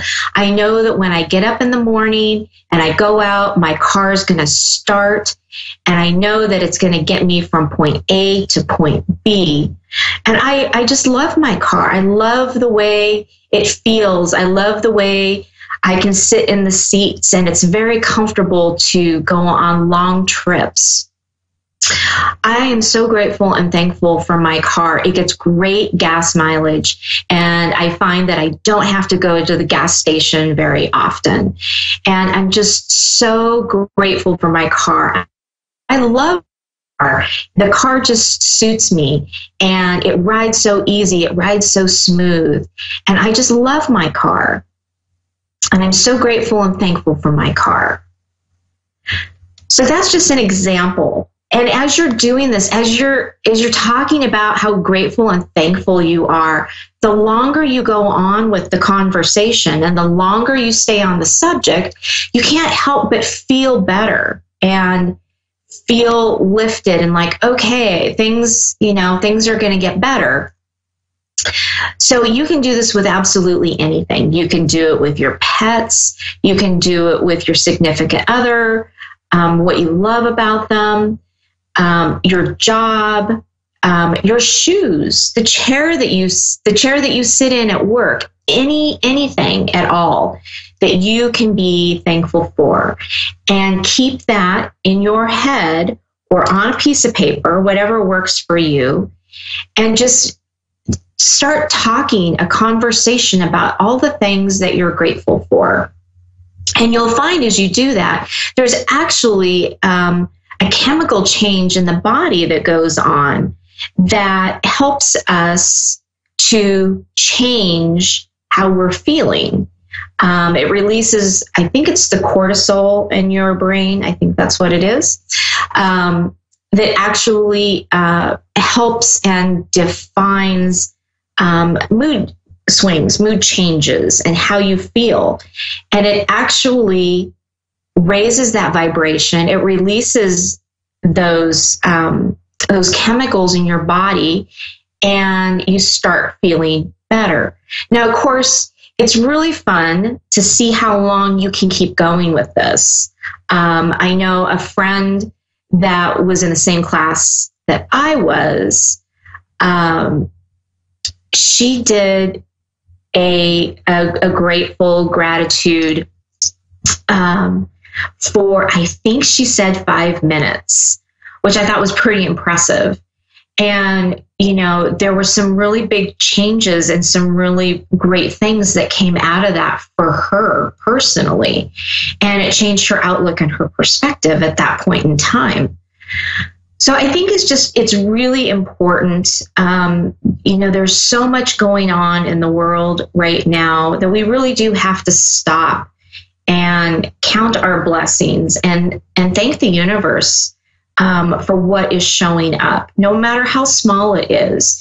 And you can do this anytime. I mean, you can just take, a few minutes or 30 seconds while you're standing in line waiting to buy your groceries, and just start a ramble in your head about all the things that you're grateful for and what those things are. And you'll find that it does change your perspective on things.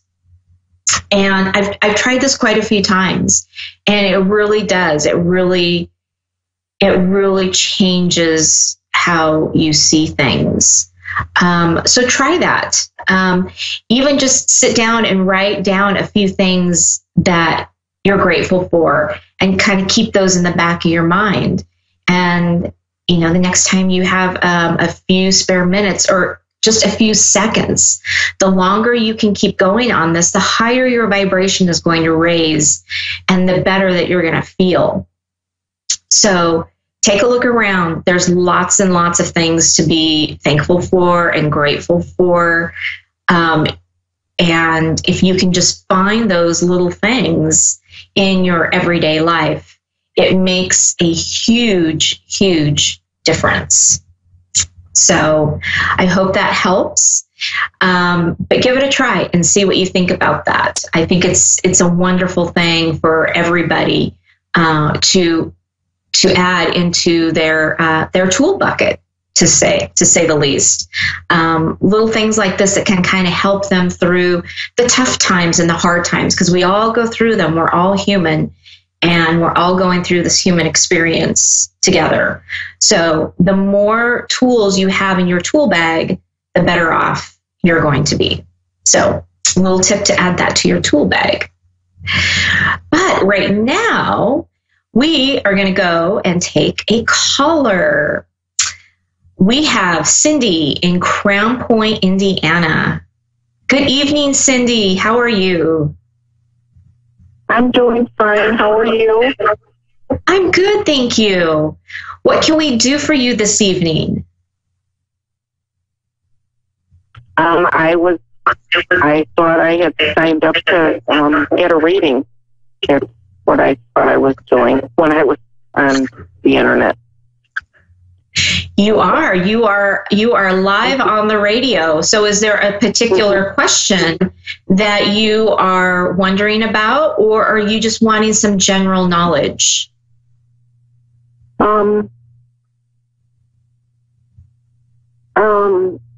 I don't really have a particular question. Okay. Okay. Give me just a few minutes here to kind of zero in and see what Spirit has to say. So if there's going to be a little bit of silence here for just a couple seconds, so just bear with me. Okay.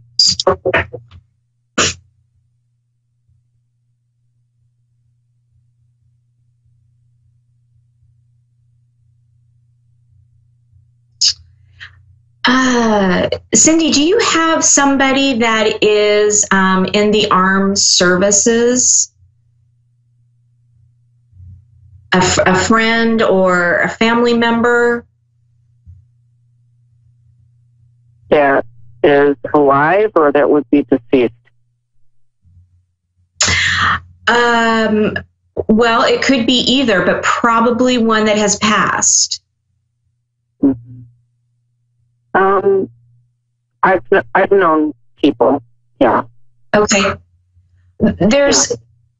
There's somebody coming through that has been in the armed services. I keep hearing one of the Navy songs running through my head right now. Okay. Hang on just a moment. Okay.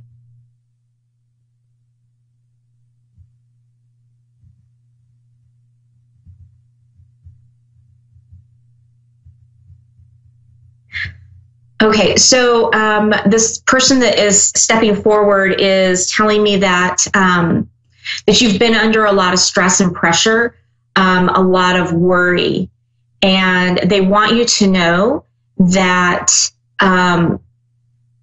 that they are there to basically kind of wash away all those worries. I mean, I'm seeing these big waves coming down and around and kind of washing over you.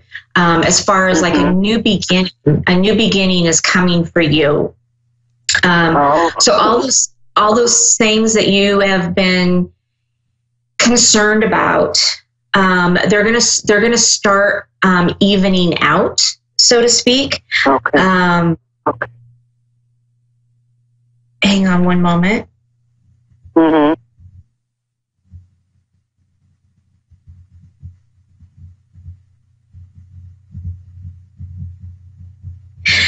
Yeah, they're showing me these big hearts. So I mean, there's so much love for you coming from the other side, and just know that you are being supported 150% from all your loved ones on the other side, and they just want you to know that you're not alone in all of this.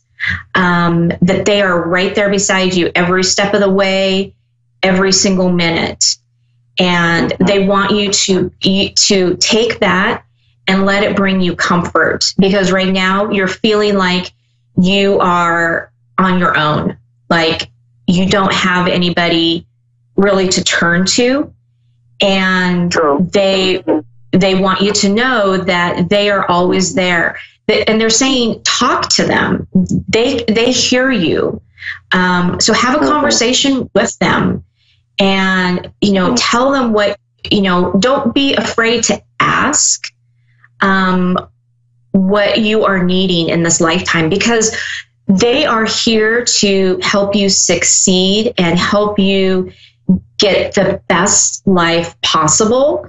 And sometimes as humans, we go along in our daily lives and we just go along. We're going to be able to do this just fine. And they're saying that it would be so much easier for you and everybody else actually who's listening. If you just call upon them for help, you'd be amazed at how much is lifted off of your shoulders. And so they just say, please ask, because they're listening. I think it was probably my father that came through, because he's been passed for 11 years, and he was in the Navy for a short time when he was younger. But so do they have any idea how much longer it's going to be before pray. And before I feel, better and things start turning around. Yeah, so I will say this with one little caveat. I am not really good at channeling the information about time frames. There's a lot of people that can really pinpoint kind of things. I can tell you, and also along with that is spirit doesn't know time once they've passed, not like we do here on, being humans. But what I'm feeling is that after the first of the year, you're going to, January, February, you're going to start feeling some relief, but then you're really going to start feeling it in the spring. Things are going to start lightening up, and you're going to feel like you can see the light at the end of the tunnel, so to speak. And that it's going to, that it's all going to start coming into play, and really, you're going to be able to really start focusing on some of those things. Do you have any idea why I'm going through this, period now? Like, what the purpose is, or why it's happening, spiritually? You're just opening up to some very new beginnings, and you are in an awakening, a transition. Oh, okay. And so when we go through that, it's really tough. It can be really tough on us emotionally. It can be tough on us in our bodies. And so if you can just understand that this too will pass, and as it passes, you're going to come out more spectacular, more knowledgeable, more understanding than what you had before. Just to let you know that through the end of the year, if you look at like astrology and things that are happening like that, it's still for empaths, people who are awakening to spirituality and all of that, it's going to be a little bit of a bumpy road after the first of the year. Because what's happening is spirit is really pushing us into our calling. So if they think that you're awakening to your spirituality and to being more open into what is coming up, they're going to be right there pushing you even harder and saying, come on, let's move a little faster. You've got this. So I think you're feeling all of that. And so, so just know that, to take care of yourself and to do whatever that is. I mean, water is always really, really good. So taking baths, taking showers, do things that make you feel good, and pamper yourself a little bit, and know that this is just a small transition in your life. Okay. So it's kind of like a dark night of the soul then too, which is, call it that too. Right. Okay. Right. Yeah. Okay. So just be gentle with yourself. You're going to be just amazing when you come out on the other side. They're showing me it's just like you are going to be such a bright light. And so don't be surprised if you get spirit coming to you a lot more frequently, and you being able to understand, oh, okay, I know what that is now. So a lot of things are going to be opening up for you. So it's very exciting. Okay. That's wonderful. That sounds really exciting. So, okay. Well, thank you very much. Thank you. You're very welcome, really Cindy. Have a great night. You're welcome. Thank you. You too. Okay. Okay, bye. Next, we have Taylor in Kentucky. Hello, Taylor. How are you? I'm good. You? I'm very good. Welcome to Your Time to Shine. Thank you. What can we do for you tonight? Well, my grandfather died a couple years ago of COPD, and I am away at college right now, and I would have been the second grandchild out of our family to graduate. And I'll be graduating this year, so I'm just kind of wanting to know if he's still around and he's seen all the progress I've made, if he's proud of me. Okay. So let me just kind of check in. Let me see if I can bring him forward for you, okay? So hold on just a moment.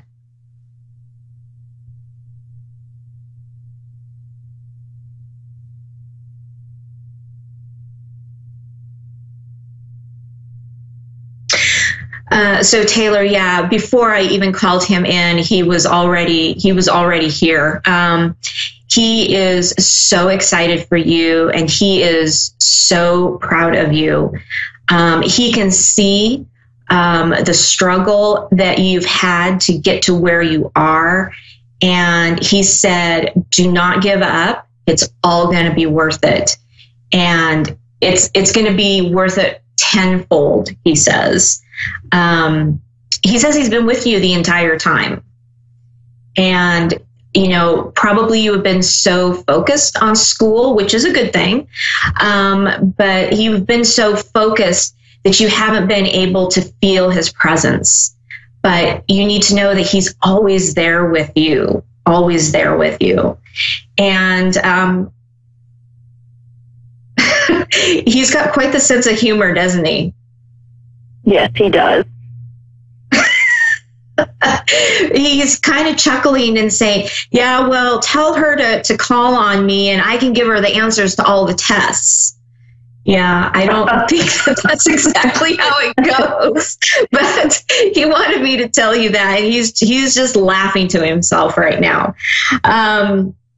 But on that note, you actually can call your grandfather in at any time and say, you know, you're going into a test, or you're very stressed, or you need help with an assignment. Call him in, say, you know, I could really use your help right now as to what direction I need to go. You know, give me the strength to get me through this test.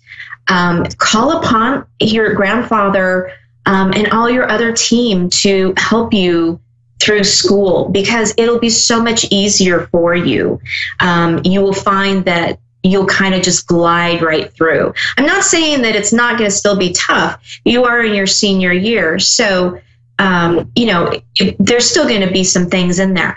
But what they can do is they can help lift some of that away from you, and they can guide you. And if you can stay quiet for a few moments each day, then you will be able to hear and understand the signs that they are bringing to you. So your grandfather's actually suggesting that you take at least 5 minutes a day, just 5 minutes, and sit in a quiet space with yourself and just let your mind relax, because you are, you know, as a typical college person, on the go, just go, and your brain doesn't really have a chance to rest. And he's seeing that it's wearing on you, and he's saying 5 minutes a day. That's all. That's all he's asking for, is 5 minutes a day, just to sit with you and your own thoughts. Yeah. And he said that's going to help. Yeah, he said that's going to help. That's going to help clear your mind. It's going to help clear your space. And it'll give you clarity on the rest of your day going forward. So whether it's in the evening or in the morning, whatever fits you the best. It could be 5 minutes, you know, at your lunchtime, right? Just take some time just to be with yourself and nobody else. And he says that's really going to help you. Do you see anything else in the future, career-wise and whatnot? Okay, so before I go there, I have to ask. He keeps saying baby cakes, baby cakes. Is there a significance to that? I was just a baby of the family. Okay. Okay. Yeah. Did he have little pet names for you then? Yeah. Okay. Okay. So that's where, okay. He just kept saying baby cakes.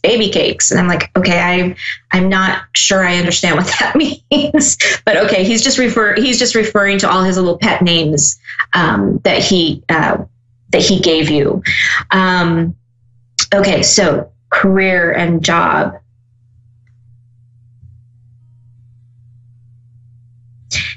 Okay. So he's telling me that, after graduation, you are not going to be very long before you get your first job. You're not going to have to wait a really long time. Sometimes people get out of college and it takes, 3, 4, 6 months to get a job. And he's saying that's not going to happen. You're going to be able to turn around something pretty quickly, and you're going to be very, very successful. But you're going to have to go through some stepping stones. So that's going to be a little bit of job changes kind of here and there. So don't be discouraged with that, because that's just going to help you move and navigate through the course of things. So, and actually we are coming down to the end of our show. And so I want to thank you, Taylor, for joining us tonight. Well, thank you. And don't forget to call in your grandfather. He's there. Okay. All right. Have a great evening. You too. Bye-bye. Bye. All right, everyone. That wraps up our show for this week. Everybody have a safe and happy holiday next week. And we will see you next time on Your Time to Shine. Don't forget to check us out on our Facebook page and also wingsofsoulswithjulie.com. Have a good evening, everyone. Bye.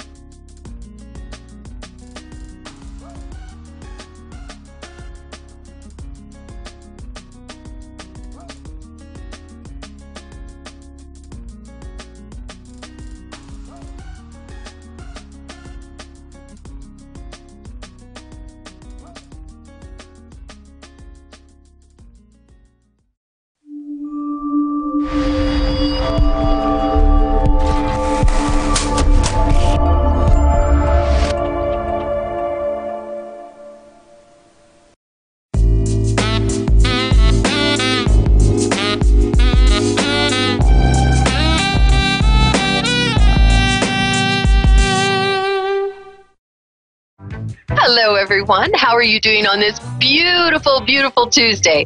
It's Terry Lynn Boyle here coming to you from the Amethyst Forest. I'm known as the Vancouver Island Medium because I live on Vancouver Island. Go figure. Okay.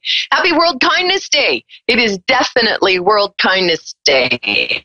And we've got a couple of things to talk about here before we get started. I can't get my little piece of paper that I want to read, so I'll hold it up. How's that? Because now you can't see me. Now you can. Okay, so I want to talk about World Kindness Day. I didn't know that this was really a holiday, but in some countries it truly is, and I think that that's amazing because it should be. World Kindness Day is observed around the world on November 13th.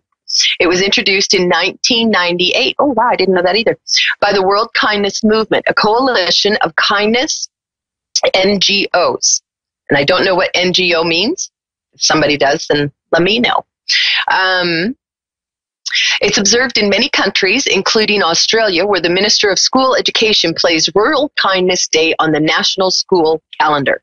The purpose of World Kindness Day is to highlight good deeds in the community, focusing on the positive power and the common thread of kindness that binds us all. Now, I am all over this because I think that human kindness, just kindness, period, to animals or who, it doesn't matter, or plants, to each other, to everything, kindness, right? Treat everything with kindness and respect. That's my motto. I think that that's a great thing. The mission of World Kindness Movement is to inspire individuals and nations to create a kinder world through establishing independent kindness programs and projects in cities, schools, and communities all over the globe. The objectives: to raise awareness, to share ideas and projects of kindness programs worldwide, to increase international membership, and to provide opportunities for members to network and collaborate. So, on this day, I say to you, what did you do that was kind?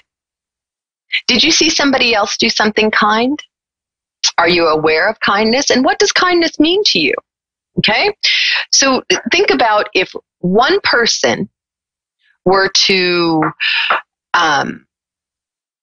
do something kind that made that person feel good, and then that person did something kind, and they made someone feel good, and then that person did something kind, and it's like a chain reaction, right? I'm really, really big into this. I love all of this. So kindness is the way to go. Kindness, laughter, love. It's going to be so great. We are going to do a kindness contest. All right? Go to my Facebook page, Vancouver Island Medium, and you'll see that we've posted a contest there. And this contest is going to go until midnight, November 29th. All right? And this is for the prize is a great prize. It's going to be for a medium reading with me. And then you're going to get a tea leaf reading. And then we're going to do Reiki. Now, it's going to cost you a lot of money if you live in Ireland or England or India to come over for a Reiki session. We can do it online. We can do it far away. We're all good with that. Same with the tea leaf reading, and obviously a medium reading I can do because I do it on the radio. So you don't have to be present. Find a kind moment. What did you do today? What did you witness someone else doing today? That's the big one. Send it in a message to amethystforest0@gmail.com. Okay? So that's AMETHYSTFOREST@gmail.com. Or go to Vancouver Island Medium on Facebook and send me a message there. Okay? So you do that, and then we're going to draw, out of all of the people that put this in, we're going to draw a winner on November the 30th. And possibly we may even draw two, and I might do just this whole show for a winner with a reading with someone that we pull out of that. Because if you're doing kindness, everybody's already a winner, right? Just saying. Okay, that's enough about kindness. No, it's not. There's never enough about kindness, is there? I've had a wonderful birthday yesterday. Yes, I'm a year older now, but I love it. I'm not embarrassed. I am 58 years old, and to me, it's only a number. And I hear that 60 is the new 40, so I can't wait. Had a wonderful dinner made by my grandchildren and dessert, and an amazing day with friends, sending me messages, got all kinds of phone calls. Big shout out to my lovely sister, Neen. Love you, Neener. And to everybody else that's watching. And now I'm going to be quiet because we need to go on to the reading part of this. That's why you people call. And we're going to go to New Delhi, India. Manzil, is that how you say it? Are you there? Yeah. Yes. I'm really, really excited. Thank you for calling me. Oh, for sure. I'm glad you called in. So, do you say your name Manzil, right? Yes, Manzil, yes. Yes, okay. Destiny. And your destiny is actually quite lovely, isn't it, so far? Yeah, I feel like wonderful. I feel like you're a very kind person, Manzil. I think you're definitely, when it comes to World Kindness Day, you're the one carrying the flag saying, come on, let's help each other. You're quite a caregiver. And you're quite popular with people. People love you mostly because you're always there to help them when they need it. But they love you because of the kindness you have in your heart. So how can I help you today, Manzil? What are you looking for today? What kind of answers are you needing? Well, I have pretty much everything in my life. Yes. But what I lack is I don't have a romantic love in my life. And I'm not saying I'm really spiritually, great or really a wise person, but somehow it's really difficult for me to find a partner because I read a lot and I meditate and everything. So I really cannot connect with people. So it's difficult for me, and I have failed to find a partner for myself. I just want to know that if you see any. I just want to know that if you see any, any romantic, you know what I'm saying. So my question. Yeah, I do. I do. Yeah. But I do see that you do have children and a love. So, I mean, I saw children with you, not now. You don't have children right now, do you? If you do, I'd be shocked. No, I'm saying that I've never been married. Yeah. Right, okay. So, I see 2 children with you, and how everybody just loves it. It's a boy and a girl, so that'll be lovely. But I think your girl is first and your boy is second. The man that I see you marrying is someone that is a very good friend of yours. I don't know if you have met him. Do you do some kind of volunteer work or help with a charity or something at times? No. I'm not into any volunteer services, though I don't even leave home. I'm a very antisocial person. So that's the thing. So maybe I try to help people as much as I can, but I'm not really. Sorry? What I was going to say is that, hello, are you there? Yes, and I don't believe in marriage also. Okay, anyways, but you can tell me what you see. Okay, because what I see is that there is a man that is, that you meet, and I feel like it's like through a club or like a charitable thing to where you go and help out, like you're volunteering and he volunteers at the same time kind of thing. And that you meet him and that the 2 of you are friends. And I know you don't say that you believe in marriage, but I believe that that's because you haven't met the man that you're going to marry. And I feel that you're not all about having children, but I do see children with you, my dear. Okay. And when do you see that happening? Is it going to be soon? I see within the next 12 months. So by November of next year, you have met him. And if you haven't already met him, because I feel like there's a friendship between the 2 of you before there's any kind of a love interest. Okay. And I feel like it's like an R name, that there's an R coming through, whether it's his first name or his last name, but I think it's his first name. It's a shorter name too, with an R. Okay.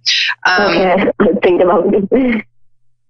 Yeah, but like I said, I think that you, if you have not met him now, you will meet him shortly. And I think that the two of you are like friends for like 6 months, and then just out of the blue it comes up, and you're like, that makes sense to me. Yeah, I feel like that, and there is a love that grows together. And also your checklist of what you want in a man, let's throw that out, okay? Because that was made a long time ago. Okay, let's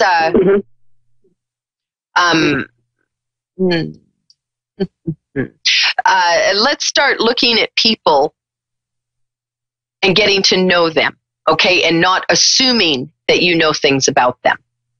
Do you understand what I'm saying? I understand. Yes. Thank you. Okay. Yes. Good. Yeah. So that's what I would suggest you do. And why I feel like you're always afraid. There's a fear within you. And why is that? Yes, because I've had a number of supernatural experiences. I don't know if you believe in ghosts, but I have been their target since I was a child. And so I do you think that maybe, sorry? Do you think that could possibly be because you're having like a spiritual awakening, or you have this ability to speak with those who have passed over, or something like that, and do the same kind of thing I do and help others in that way? That's what I don't know that, and it's been happening since childhood. So I would tell you. Experience things. Yes. I would tell you to look into this, because I do feel that you could, that you are, that there's something about what you do that you could do something along the lines that I do. Okay, that you could help others and do readings or something. So definitely look into that part of it. Okay, and start to trust yourself. All right, start believing within yourself, Manzil. Not what other people say about you, or not what other people say about anything. What do you believe in? What do you think things are about? You do you, how you feel about it, not how other people tell you to. Okay? Yes, I understand. Okay. Thank you. Well, I'm going to have to cut it off here, Manzel. Thank you so much for calling in. And I hope I was able to give you some insight in a few things. Okay, thank you. Thank you so much. Thank you so much. Thank you, Manzel. Have a good day. Bye-bye. You have a good day. Bye-bye. Thank you. Bye-bye. I don't know that I've ever been in India before, but I've been to India. Yay! So, how about if we head down to Iowa? I have been to Iowa. I know that. And this is Ariel in, where is that, Ariel? Ottumwa? Yeah, Ottumwa. Yeah. Oh, I said it right. Good for me. So, where is Ottumwa? By Des Moines. Oh, okay. I know where that is. My mother lived in Centerville, South Dakota, and so we were always at. It's either Sioux Falls or Sioux City. I'm actually from Centerville, Iowa, though. Oh, really? Funny. Yeah. Well, there's a connection somewhere. Ow. Right? Yeah. That's. Yep. Okay. I better get settled here and get all comfy now, because this is going to be a good one. So. How can I help you today, Ariel? Oh, well, I'm getting divorced and just moved into an apartment. I'm kind of talking this morning, kind of just wondering how that's going to go. So far, so good. Actually, the person I've talked to, I've known them for like 6 years. Yeah. I think that this was a good divorce, and I don't, not that that's kind of an oxymoron, because there's really no such thing as a good divorce, right? Oh, this is a good one. But trust to believe that one. This is a good one. So, yeah, I believe that this was something that was necessary, and now you're living now, though. I've been scoping them out for I've known him for 6 years, so I've been scoping him out the whole time. You should have been divorced 6 Very years ago. observant of how he treats other people, how he had treated a prior girlfriend, how he treated her child. Yeah, and those so are that kind of things that make me want to talk to him is how he treated them. Okay, but the other thing that I want to say to you, though, is that there's always two sides to everybody. So I don't want you to... Oh, I know. Okay, I don't want you to expect perfection from this man and put all of that pressure on him, because that's what it is, right? Reading his energy, he seems like a very kind man.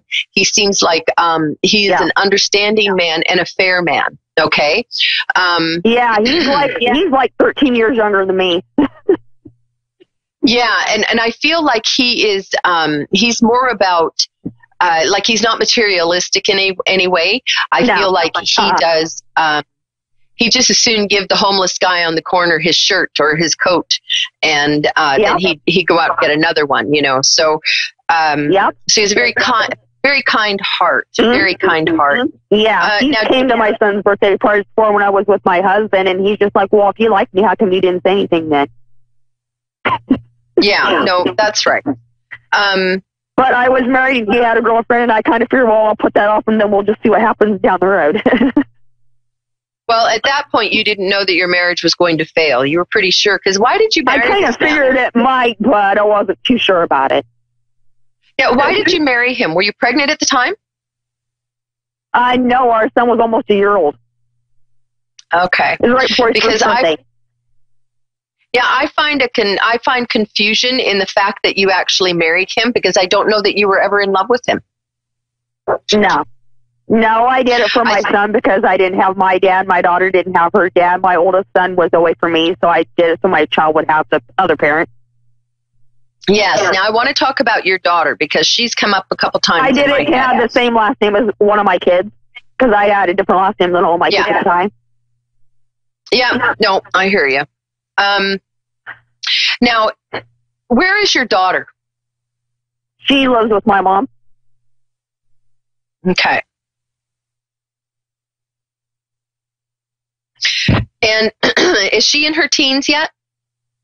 Yeah, she's 18. She just turned 18 last month. Okay.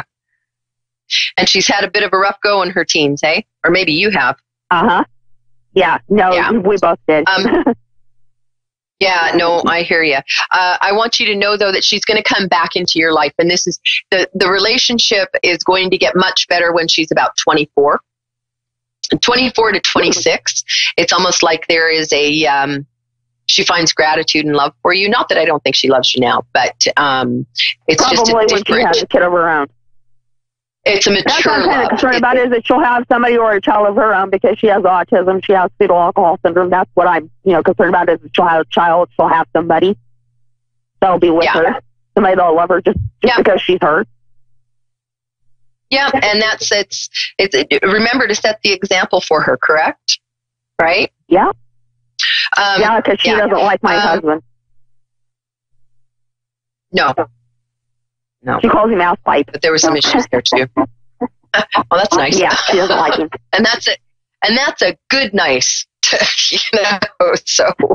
Her calling ass pipe is a good word. That's her niceness. Now, if she were to get personal, it'd be a lot worse than that.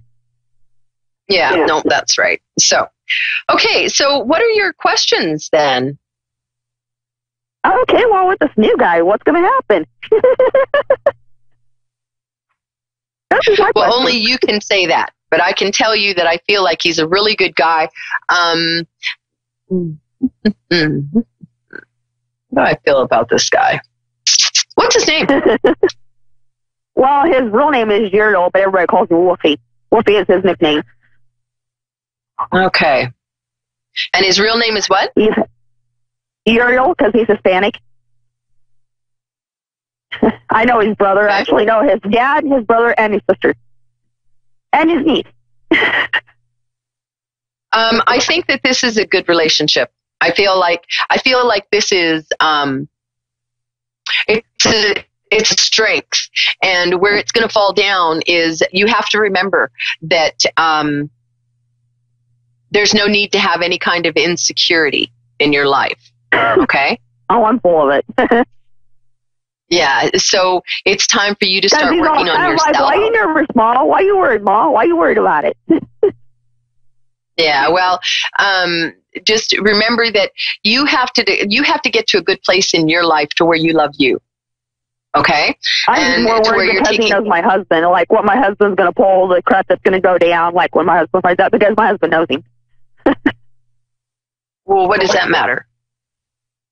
Exactly, it doesn't matter, but yeah, he's not a very nice person. Well, but don't put that out there. Start believing, and start talking about when you talk about it. He likes to get violent. He likes to threaten people. Okay, so put out there that he's not going to. Okay, and obviously, is there a need to have like a restraining order or? Oh, there already is one. There's two of them. Oh, well, there you go. Then make sure that the cops know. He's going to court. I guess we got court at the end of the month for a domestic. So how's that going to go? Is he going to get, like, the hammer down on him, or is he just going to walk from it? Like. This is a first-time thing. I don't see him. Well, that's the first time it's happened, but it's the first time he's been arrested. Yeah, if you had called, then it would have been different. So, yeah, I don't know how badly it's going to, I don't know that it's going to be much more than just like a probation, and you might have to go to classes or something. At least it's on his record. Yeah, no, it'll definitely be on his record. At least it's on his record, and it's a prior warning for other women. Yeah, I don't feel that as far as child goes, is he just going to like fade out of the picture and let this other guy just take over, or is he going to be active in his life, or what? I think he'll be active to a point for a short period of time. Because he sees this other person comes in, he sees this other person doing it, he's just going to, okay, I'm done. No, I think that's what's going to make him really push. Okay, because he's not, well, that's my son. That's my son. And that's what he's gonna give you a hard time about. That's my son. You can't do that kind of thing, right? So they're going to kind of tussle over my son, both of them are. Well, I don't know if I would say both of them are, but I feel like there's going to be a battle of the egos. Do you know what I mean when I say that? Yeah, because I do feel that your ex... He's going to win. I'll just say that much. He's going to win. Well, I feel like they both have an issue with... a little bit of an ego especially on your ex-husband's side, a great big ego there. And the one that you're seeing now is more along the lines of, he's going to protect. He'll love and protect kind of thing. Okay. Oh, well, that's cool. At least he'll be around for my kid if something goes bad with his dad. No, I do feel that he will be very strong in even if two of you don't make it, I still feel like he'll be a good friend to your son, whether, like a big brother or how you have those big brother, big sister organizations. It's like, I feel like that's kind of how he is going to be with your son. He'll support him and take him places, and that might be some of the issue with your ex-husband. Make sure you write everything down with your ex, okay? Get a journal, write everything down in there, and keep track of everything, okay? He's not selfish about what little time he gets, and, well, he didn't want it overnight when we went to court to begin with, so why is he crying about it now? He didn't want it then. Yeah, people change, though, and, and remember to never say anything bad about your ex to your son. What happened between you and your ex? He only wants to turn around to oppress the other female. Well, that could be it, but that is it. That's okay. That is it.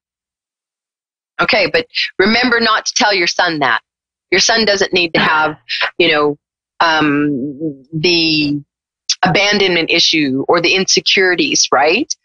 So don't tell that to your son. You might know that, but it's okay. Your son doesn't need to know those little things. All that crap between you and your husband, keep there, okay? Yeah. I wish you the very best of luck, okay? I'm I'm going to have to wrap it up because it's time for me to head on down the road. Okay? Thanks so much for calling in, Ariel. Ew. Okay. I hope I was able to help. Excuse me. You take care and take care of that little boy of yours, hey? Well, at least I know the fella coming in is a good guy. Yeah, that's right. That is exactly what you know, because I do feel like he's a really good guy. So you're good there. Okay? Have a wonderful day and happy Kindness Day. Husband, what? Anyway, that wraps up another show for me. It's Terry Lynn Boyle. I'm known as the Vancouver Island Medium. You can get a hold of me on Facebook under Vancouver Island Medium. Make sure you go there and check out our kindness contest, okay? It could be a free reading with me right here on A1R Psychicradio.com. And don't forget that there's not just me. There's a whole bunch of people that are doing the same thing that I'm doing here and giving out free readings. So excuse me, hiccups. I have the hiccups. That's not a good thing. It's a good thing I'm about to go, right?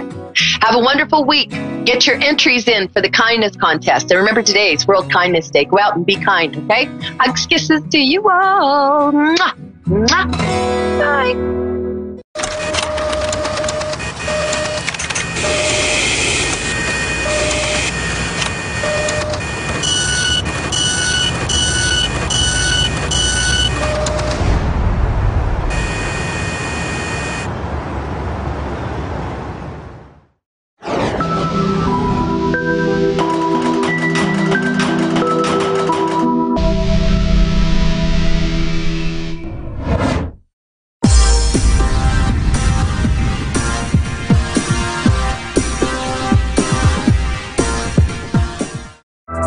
Hello, and welcome back to Soulstar Radio. We are coming to you live from the picnic ground at Lake Albert. He was a king once, wasn't he? I think so. Victoria's husband. I was going to say wife, but I think she wasn't enough. But we're at Lake Albert in Wagga Wagga, New South Wales, Australia. And I'm joined today by the one, the only, very lovely lady who's not at all nervous. Her name is Joanne. She's a HR specialist. I was going to say HR pup and stuff, but I don't think that's kind of fine. But she's really good. And yes, and you're helping people with how to get back on track with their life and find their path. You're also here with me this weekend. We're doing an expo up here in Wagga Wagga, because, saying it twice is more fun. And I'm going to be doing readings and possibly annoying the hell out of people, and just with pure obnoxiousness. And Joanne is going to be here. She's got some beautiful skincare she's developed, and also doing some shoulder and neck massages. I'm feeling the vibes already. I'm like really excited about that. But you have a background in HR, which I wanted to kind of talk about as well. Okay. And so tell us. So, my journey has been, it's been a long one. It's been for about 30 years. I started off in personnel, as it was known 30 years ago, print media. Fell in love with the industry, fell in love with the occupation, and decided to do some further studies in HR or personnel. So I did that. Spent years and years in HR. Probably about 7 or 8 years ago, I decided that I was bored with it and wanted to change. So I was, set myself a journey on trying to find what my passion was and what it was that I really wanted to do. And into skincare. I went off and did a course in beauty therapy, so I'm a qualified beauty therapist. And through that, had a salon set up at home. My passion was with facials, just seeing a client, laying on the bed, falling asleep because I was being nurtured. That excited me, and it made me feel that I was doing something nice for somebody. So that's kind of better than dealing with someone in the boardroom who's just not listening. Absolutely. We've both been there because we've both been in HR as managers. Only I didn't have the degree for that. I just had more front than Myers, which if you're in Melbourne, Australia, you understand that. It's a very wide shop front. And, I just used to be really overish rather than ballsy. And I'd tell the CEO exactly what he needed to hear, which other people get fired for, I think. I just use humour a lot, which I think you should probably not use unless you're really confident with that. But you also in HR, and certainly going to go back to that sort of skincare journey and all of that, but certainly when you're dealing with senior executives, you've learned to be very sort of forthright. And so if we're dealing with people who are listening in the audience, they've got a lot of trouble with asserting themselves or their confidence in being who they are, what do you sort of find has worked for you? I think, I guess you need to choose your battles. Yes. You're not going to win every argument. So I think, you need to be aware that there are some things that just need to let slide.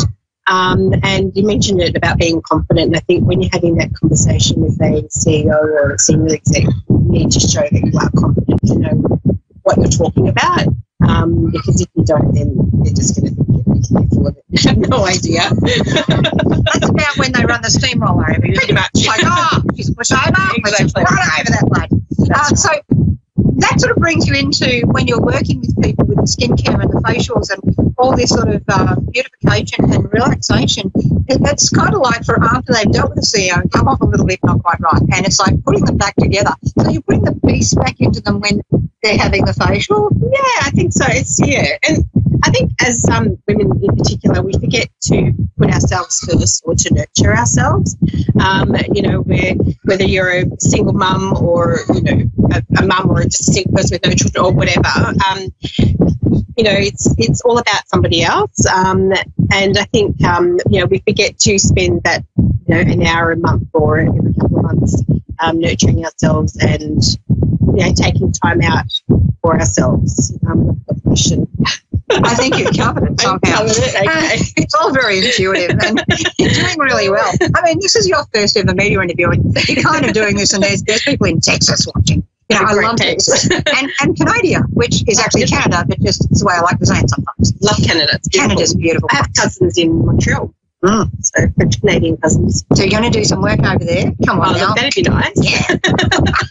Why not? It's called tax deductible travel. This is the other thing about becoming your own business person is learn how to do the perks. I think the thing is as well, some people sort of ask me, I want to have a career change. What do I do? I'm thinking of doing this particular course, and you think, oh my God, that course is going to be like $25,000 if you don't have. I sort of say to them, look, can we just start at the start here? So let's start with maybe something that gives you qualification.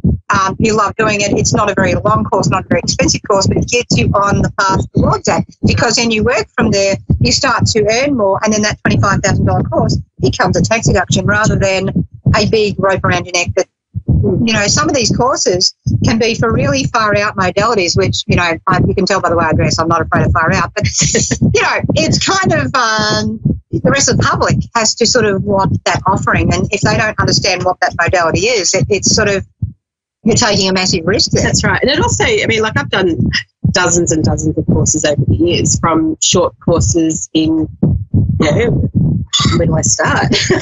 I've done level 1 in Reiki, which I'd like to continue and do more of that. But it's taken me a long time to even think of beauty therapy. That was sort of 7 or 8 years ago that I thought about it. I thought, it could be something that would interest me. And then from there, I've done a skincare making course, and I've actually done a couple of those just to get my my head around, what's involved in making it. I've done an introduction to aromatherapy, and so there's been, and some of these courses are from a 1-day course to 10 weeks or longer. So I think it's important just to sort of test the water, just to see where what suits you or what interests you. But also there are a lot of free online courses that you can do as well. And so I think it's a good idea to tap into the online medium and just to see what is there that I can, learn something about. And you've been doing all of that while working in HR as well. So you haven't sort of just gone, right, that's it. I'm now going to become this. Because I remember being in Sydney at a big festival and I was doing readings for a crowd, and I just went, at one point I was doing in between meetings, I was talking educationally as well. And at one point I sort of said, the worst thing you can do in a spiritual business or a healing business or, even beauty therapy is to go, right, that's it. I'm quitting my day job. I've taken the lease on the shop. I've paid for all the shop fittings. I'm opening up tomorrow. first day, no clients ever before, mind you, and it's going to be great. And I said, and then of course it falls on its backside. And I was actually, apparently everything I was saying was very specialised and specific because I went a lot more detail, but I've just summarised it. And this guy came up to me and he goes, you know, you were talking about me. That's exactly what he'd done. And, you know, he'd opened up and go, whoa!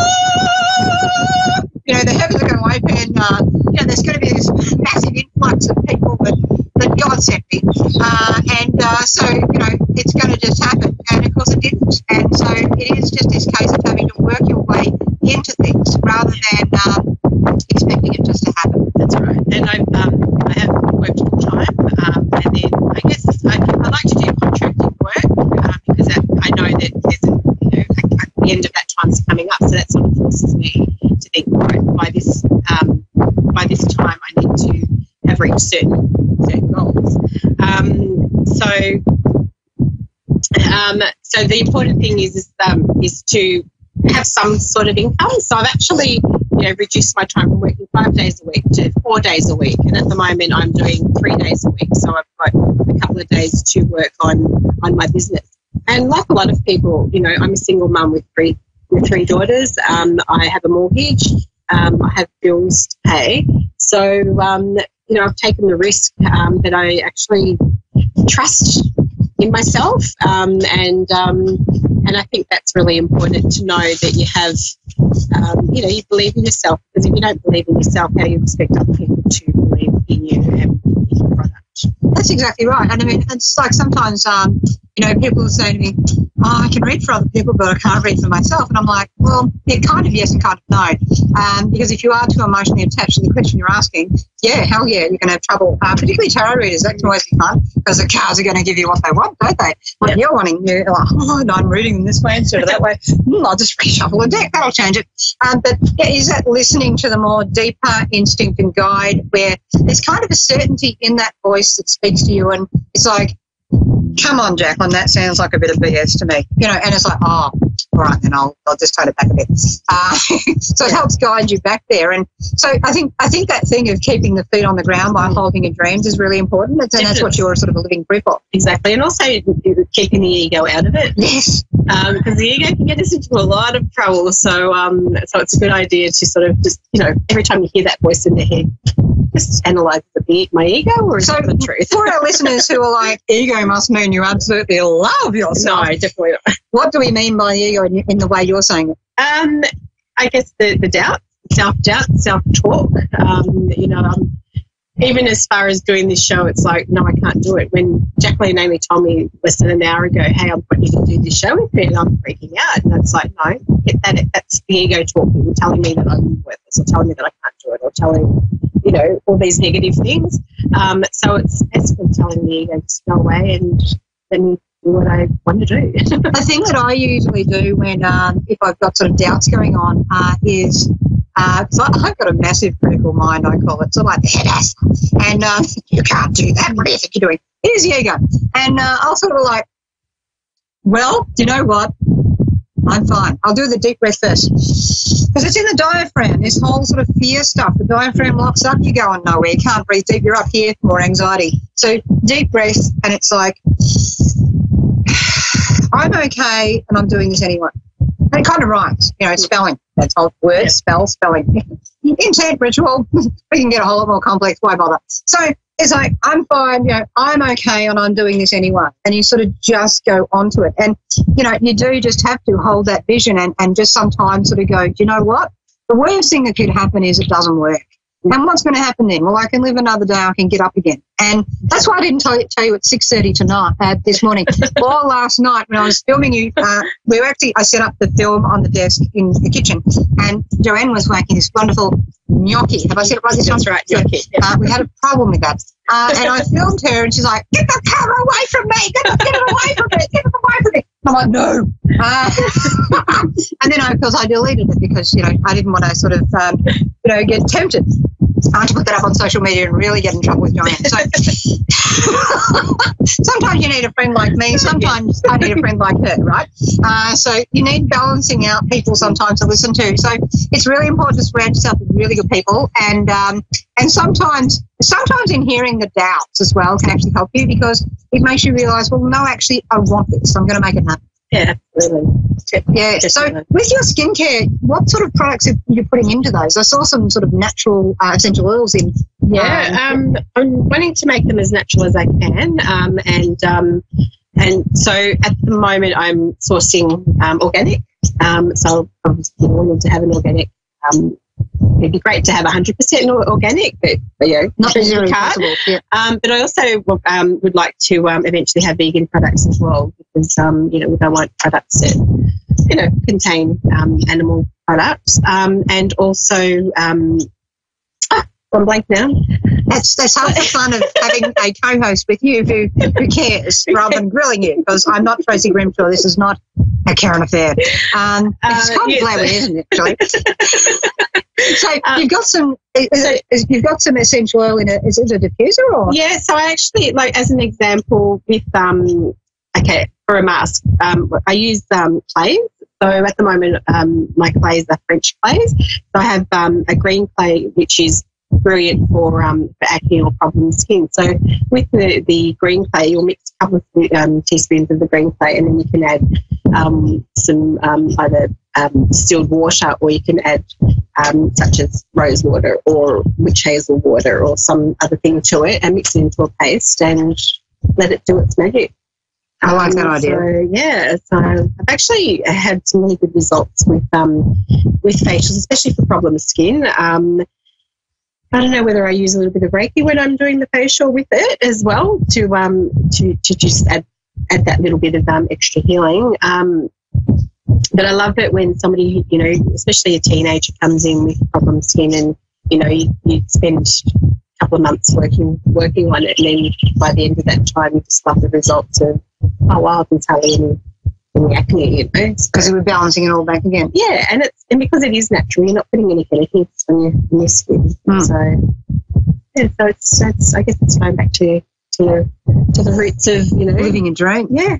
So as well as that, you sort of look at when people are trying to find their sort of, I guess, peace and equilibrium. There's sort of an aspect there you talked about valuing yourself or the doubts.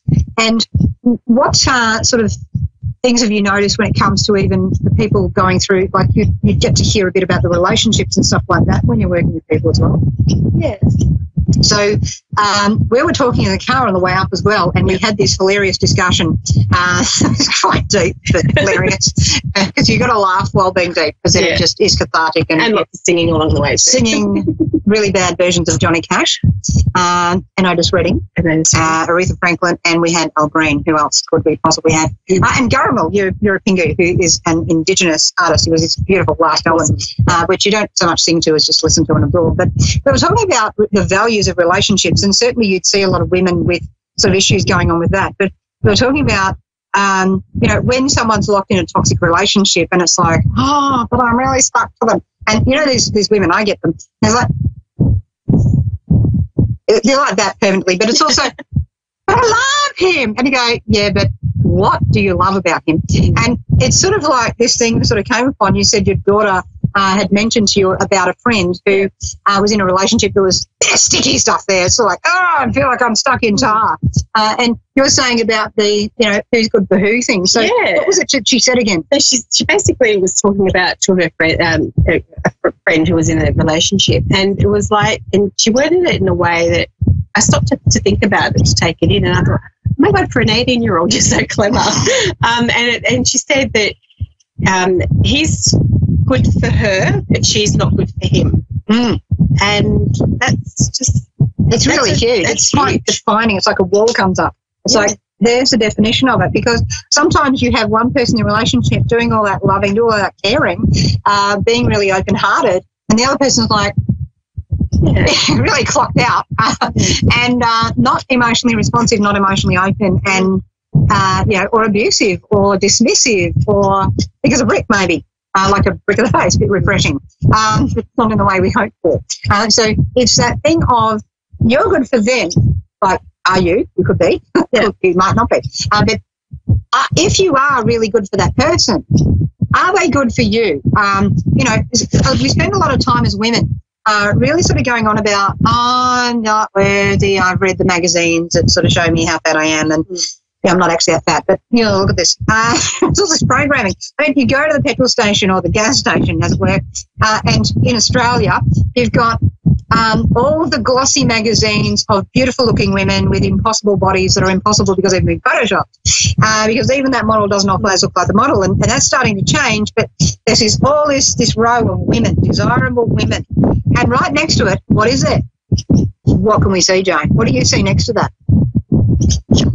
Chocolates. Here you are. Okay. Here's what you should look like. Yeah. You won't go and eat a chocolate. You'll feel better, but you're going to gain more weight and and more emotional weight. So it's sort of like looking at, hang on a minute, let's turn this around. When we're looking at guys, sort of, you know, some guys, like not so healthy guys, and even, of course, women, you know, and they'll make the other person feel like they've got to justify themselves, or you've got to do the reaching out to that other person. And there can be an underlying thing of, I'm not good enough. That thing you were saying about the business, I'm not good enough. Am I good enough? Will I be good enough? And the question might actually be not so much, I'm not good enough, am I good enough, but are they good enough for me? You know, I remember meeting a lady many, many years ago, and going out with her son. And her son had been to my parents' house to meet my parents, and they were quite nice, but, you know, like you do when you've got, you know, young adults, a little bit protective, or possibly troll-like. But I got to his place, and she's like that. And you know, the first word she said to me wasn't, hi, you must be Jacqueline. It was, you know, you can't help who your children fall in love with. And the more you might really regret it and dislike them and feel they're not suitable, the more you argue, the more that your loved one will just go straight towards that person. You know what I should have done at that point? I should have said, you know what, honey, this is your place. You have a nice time. And if that guy hadn't have stood up for me, which he didn't, but, you know, rewind. Let's not do it again. But there are other women out there, right? Even for the future women we might be. You hear that statement, you sort of might go, is he going to back me up and say, do you know what, this is a choice of my partner? Or is he just going to sit there and let her just vomit on you? And if so, see you later. Because are you being valued? In the end, it may be that whole group of people might not see the beauty in you. So it's really important for you to celebrate the beauty in you. Don't seek approval from disapproving people. Approve of yourself. If you approve of yourself, then guess what? Some of those disapproving, I didn't say all, some of those disapproving people will somebody really nice to you. Yeah. It's kind of a bit pukey, really, but at least you approve of yourself and you're no longer locked in to how you feel about how they seem to feel about you, because the truth might be that they don't hate you, they might just hate themselves. Exactly right. Yeah. Yeah. Yeah. It's like, yeah, hang on a minute. Let's just go back here. And you can dislike people. As Raoul was saying a couple of weeks ago, you can dislike people. Don't hate them, because if you're hating them, you're letting them have free rent in your head. So don't give people free rent in your head. You can decide to dislike their behaviour and who they are. You've got to be true to yourself. That's what your skincare range is about, is being that true to yourself. Right. Exactly. So, you know, it's sort of in all of what we're talking about today. Yeah, it's definitely, it's the inner beauty, and it's about, nurturing more so than anything, I think. I think that's important. And nurturing with nice products that smell good and are good for your skin and are not tested on animals. And I'm liking it. Beauty is not just skin deep. No, nor is it purely in the eye of the beholder. No. Although, if you're beholding yourself, it really is there. So we'd like to leave you with that today. We're going to jet ski. Not really. It's just a fascination of mine. But catch you next week. Lots of love. Thank you, guys. Remember to love yourself. Other people might love you, but they might not, and that's okay. If you love yourself, the people who need to love you will, and they'll join you. Love you. Bye-bye.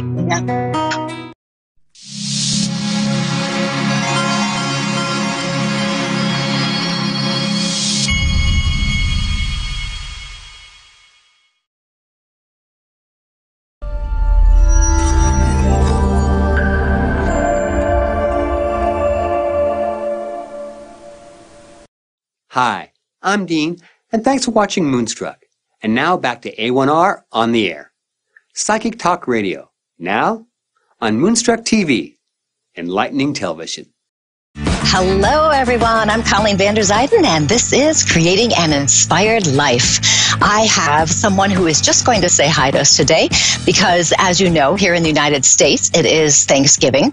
So I had some family members over today, and I've managed to talk my son into coming downstairs into my studio just to say hi to people. So, Benjamin, come over here. See, isn't this fun? We need to have some fun. Just lean down here. Okay, come down a little bit more. Now just give a little wave and say hi. How are we? There we go. Okay. Thanks for coming, Ben. See you later. So we managed to get my son to come down here and my first family member to be on the air with me. Isn't that awesome? So tonight, as you know, I am a certified life coach and a medium, but tonight's coaching tip is all about the magic of our words. What if I told you there was an easy way to change your life? And all it takes is an awareness of your words. Your words are magical. Everything you say creates the life you have. Everything you say today creates the life you have either today or tomorrow. I was working with a client the other day who has been experiencing severe chronic pain. If you've ever experienced pain that doesn't let up, you know how draining it can be. Your energy to be positive or hopeful just disappears. We move into this state of hopelessness that nothing is ever going to change and we're never going to feel better. And that's where she was. I told her, as I was talking to her, I told her the story about a time when I was in chronic pain. I had a couple of physical issues that just wouldn't let up, and I would see the doctors, and the doctors were saying there really wasn't anything wrong, but the pain was still there. And of course, the frustration of having the doctors not give me a medical solution to this was very irritating. And this client, as I was talking to her, was also experiencing some similar things. She was seeing medical people, but nothing was helping. And she wanted help, but no one had yet given her a solution. I did work on her doing some energy healing, but I also started to explain to her how I helped myself in my pain situation by using positive, powerful statements. Things like, my body is healthy and comfortable. I put that phrase actually into my phone so it would pop up during the day so I could see it and remember to say it out loud, because as you know, it does take some time to change our habits of thinking and words. So if I put it in my phone, it would pop up to remind me. My goal was to say it enough times to move myself out of the hopeless state and into a state of more something like, I'm feeling better every single day. The words we say attract what we're feeling, what is happening in our lives. With my client repeatedly saying how much pain she was in, she was attracting further pain to herself. She was so focused on the pain, she kept saying things like, I have so much pain, I've had this pain for this many years, I don't want pain, I want to be pain-free. All of those comments were focused on the pain rather than on being healthy. The words we use let the universe know what we want in life. The universe hears the word pain. It doesn't hear not pain, release pain, pain-free. It doesn't hear words that negate things. So if you're ever trying to create something, you've got to use words in a different way. You can't say, I want to be pain-free or stress-free. It doesn't work. The vibration of the word pain or stress is the word that the universe is hearing and is going to attract more pain to her and to you. Even though it can be very hard to make statements that are opposite of what we're feeling. We're in pain. We don't want to say, I am feeling relaxed and comfortable. I am feeling healthy and complete. When we say those things, we feel like we're lying. But by saying those positive words, that begins the process of shifting our vibration, the vibration of our physical body, and moving ourselves into a state of health. Our words actually create magic. The first time I heard that, I thought, oh, come on, that can't be true. But I found over the years, it is true. What are we creating with our words? Are we creating good magic or are we creating bad magic? Are we aware of what we're saying. Many of us just talk and we're not aware, we're not conscious of the words we use, and we're certainly not conscious of the power our words have and the impact they have in creating the life we are now experiencing or going to experience tomorrow. We speak out of habit. We emphasize what's going wrong in our lives instead of the things we want to have in our lives, the positive things. We get stuck on the negatives and we complain and we whine, when instead we should be using our words to create something different. I had a friend who was complaining about the stress of her job. That's all she talked about. The more she complained, the more stress she had. I had another person who complained about how hard life was. It was so unfair. It was so hard. It was so difficult. And the more she complained about that, the more bad luck she had and the more she had problems. It was actually kind of stunning. The magic of our words is amazing. The problems start for us when we're not aware of what we're saying. We don't know the power of our words. So I'm here to tell you, we are going to change that right now. We don't want to waste any more time. We only have so much time here on this earth, and we want to make sure we're having the best experience possible. I told a student once that she was very negative. Everything she said, it was just on and on. And I said she might want to consider watching the words she was using. Listen to what she says. See what you're saying throughout the day. Just observe them. Pay attention to what comes out of our mouth. You know how we just talk sometimes and we're not paying attention. She came back to me a couple hours later and said she had to stop doing it because it was too hard. She started to recognize all of those habits that she was using, creating negativity in her life. And she didn't know what to do to move out of that. She was stuck in that habit of complaining and negativity. Now, that client I was telling you about, she thought she was supposed to say what she feels. So she was a little bit resistant to the idea of saying something that wasn't true, because she says, well, I was taught that I'm supposed to say what I'm feeling. And I said, but if you're always talking about pain, you're going to create more pain and attract it to you. So you can acknowledge the pain. Yes, you have the pain. Do it in your head. But the words you use outside of your head, the ones you use aloud, you need to change them and say your body is healthy, even if it's not. Even if it rings hollow and you feel like you're lying, it's not true. But both of those people, my student and this client, they didn't recognize the power that their words hold in changing their lives. You can change your life simply by paying attention to your words and choosing different words. It's simple, but it's not always easy, of course. So one of the ways I always tell people to try to change their words by just becoming aware of their words is by saying, don't say anything negative. Just don't say it. Somebody can treat you horribly. Don't talk about it. Something bad happens in your life. Don't talk about it. Just don't do it. And by that simple action of attempting to not say anything negative, you become aware of all of the times that you are used to just saying something habitually that is negative. You become aware of those habitual comments and your unconscious words. Those words, the unconscious ones, are the ones attracting things you don't want. So can't you just switch it around and create something else? Of course you can.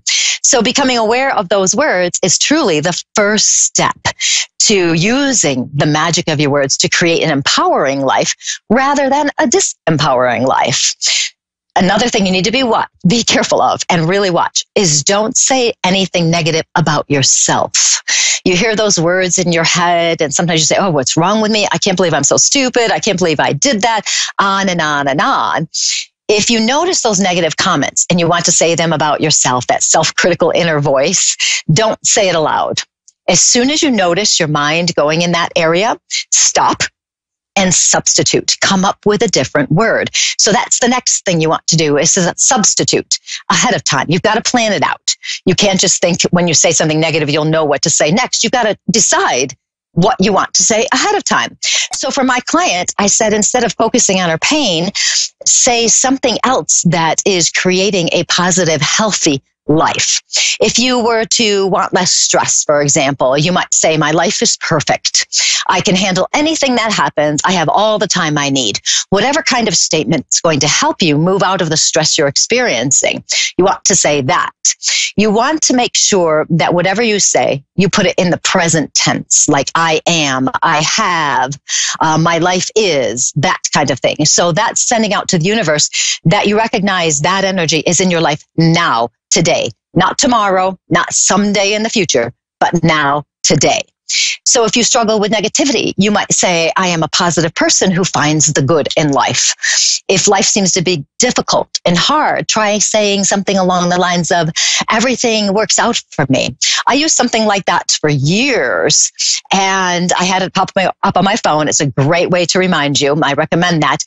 And as time went on using this, anytime something did happen for me that was good, where maybe the potential it could have gone the other way, I would say, well, yes, of course, everything is always working out for me. And so I was further affirming to the universe that, yes, I expected everything to always work out for me. The more you affirm it, the more it happens. It truly is magical. It's amazing. So don't use words like I can't, I should. I should is always a negative thing. Or I have to, because how many times do we say I have to do something and it's a negative? Or I'm going to try. I'm going to try set you up for failure. Say I'm going to. I have this, I will, I have, I am, I can. Those kinds of words are all powerful words. So be conscious of your word choices. I know this sounds so simple, but I can guarantee you that most of you have not tried this. Just be aware of what you're saying. Are you using empowering and disempowering words? Are they negative, positive?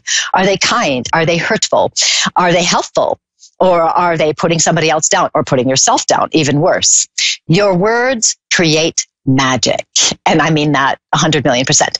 You get to decide what kind of magic you're going to create. Are you going to create the great magic, or are you going to create something that's negative and bad that drags you down? Use the magic of your words to create the life that you deserve to have. And that is my coaching tip of the day. You can connect with me at psychicmediumcolleen.com, as well as on Facebook, Colleen Vander Zijden, medium and self-empowerment coach. I hope that helps you create a better life. I know when I watch my words, things go so much smoother, and I'm not quite in such a negative state if I start to get that way. So we are going to move on to our first caller, who is Angela in New Zealand. Angela, how are you today? Hello, I'm fabulous, thank you. How are you? Oh, I love it. Well, I want to be fabulous too, so I'm going to be. So how can I help you today? I just wanted a reading about moving. If I'm moving, and if anything comes through from spirit about, moving, really. Okay. I get the impression you want to move. Were there some situations that came up where opportunities fell through, or it just didn't work out when you thought it was going to work out? Did you have some of those situations? Yes. Yeah. And you know what? Thank God, because those are blessings in disguise. Anytime we want something to happen and it doesn't happen the way we want it to, there's a reason for that. And it usually means it's just not the right place for you. I have to say, I do feel you moving. So this is excellent. Do you have something in the works right now that is in process so that you could be moving? Yes. Okay, good, because I like this one. And I'm feeling like this is going to work out. Boy, have you already had one situation connected with this move where you thought it was falling apart? Yes, today. Okay, good, because I could feel that and I didn't want it to be later. So good, I'm glad you already experienced it, because it's just a dip. Okay, it's just a dip. I don't feel like this is a thing that is going to stop it from happening. I feel like there's other things that need to happen, though, because of this issue today. Do you need to do some other things to confirm it's going to happen? Yeah, for sure. Okay, good. Perfect.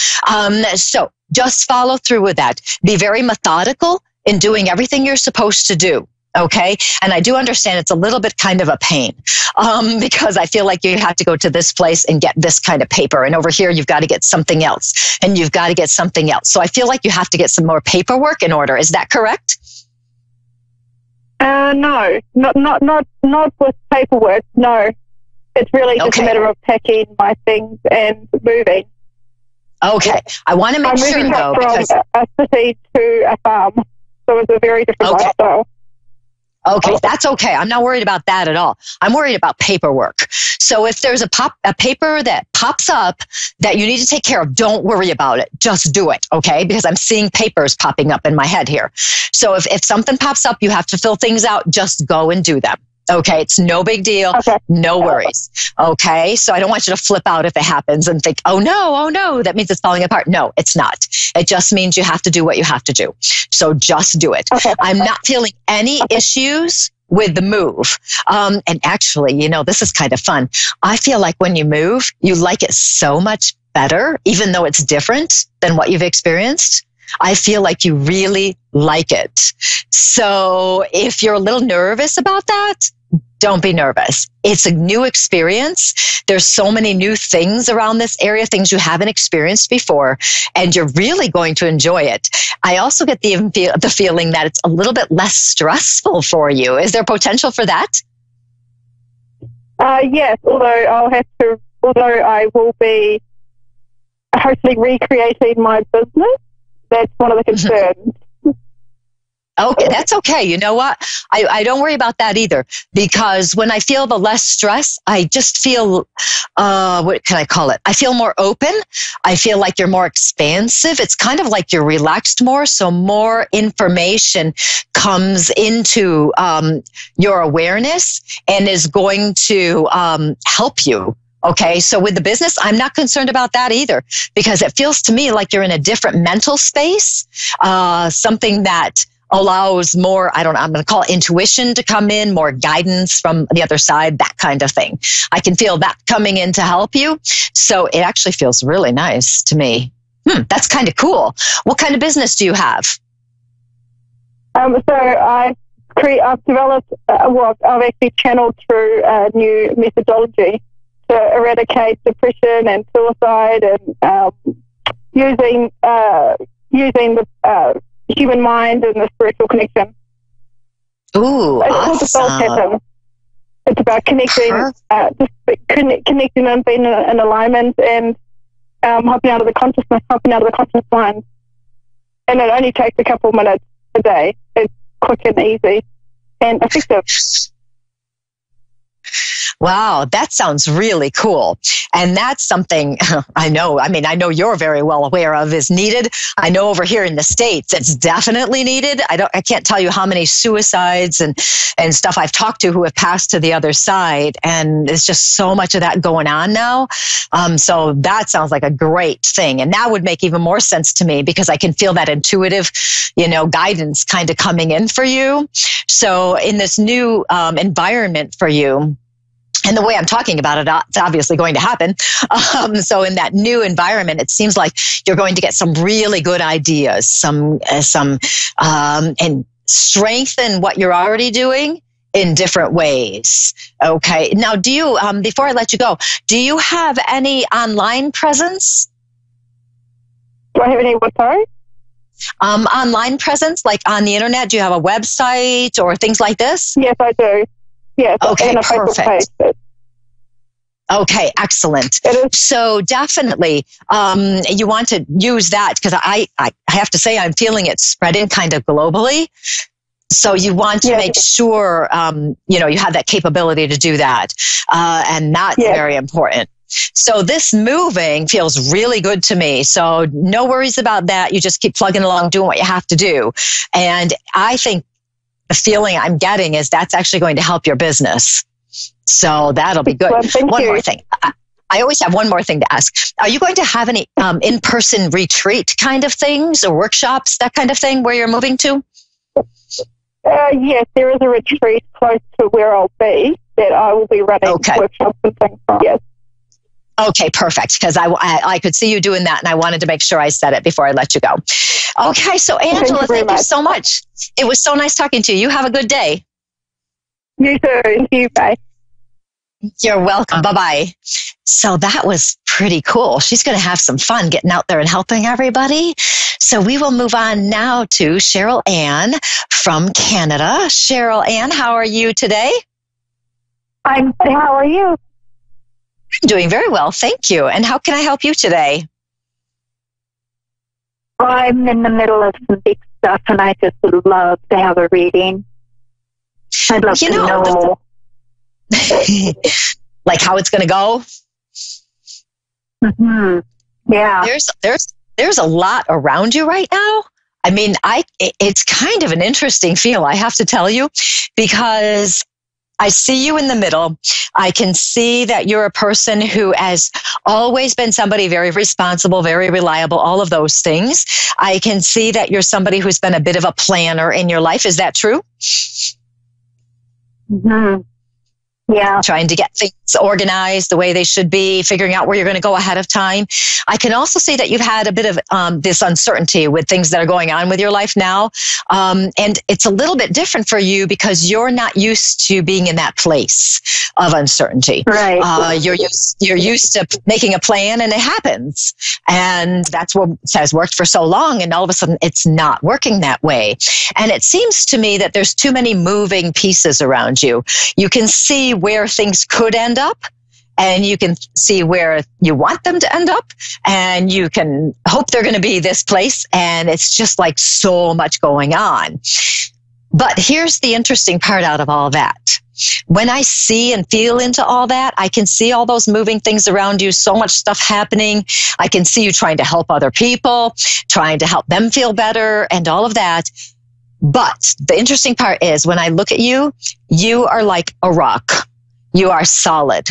You're secure. You're right in the middle, which tells me that you don't really need to be worrying about this, because I know that whenever you've had a problem in the past, you figured out a way to handle it, haven't you? Is that true? Yeah. This is huge. This is huge. It's gigantic. I know. Huge. I know it's huge. It is. And the part that is very, I don't know what the word I want to use. Profound. Okay. I feel like I've woken up to something big. Something even bigger than you could possibly imagine. Yeah, it's not like, my life. I'm in a new life. I'm in a new life in the last 6 months. Totally. I have nobody left. It's a weird life, but it's a world-changing life. And nobody seems to be awake.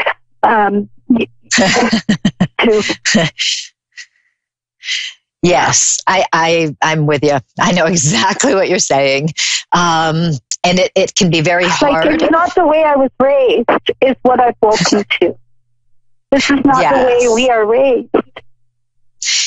And tell me, would you consider this waking up that you've had and recognizing that there's more to life than you ever thought there could be? Would it be something like this?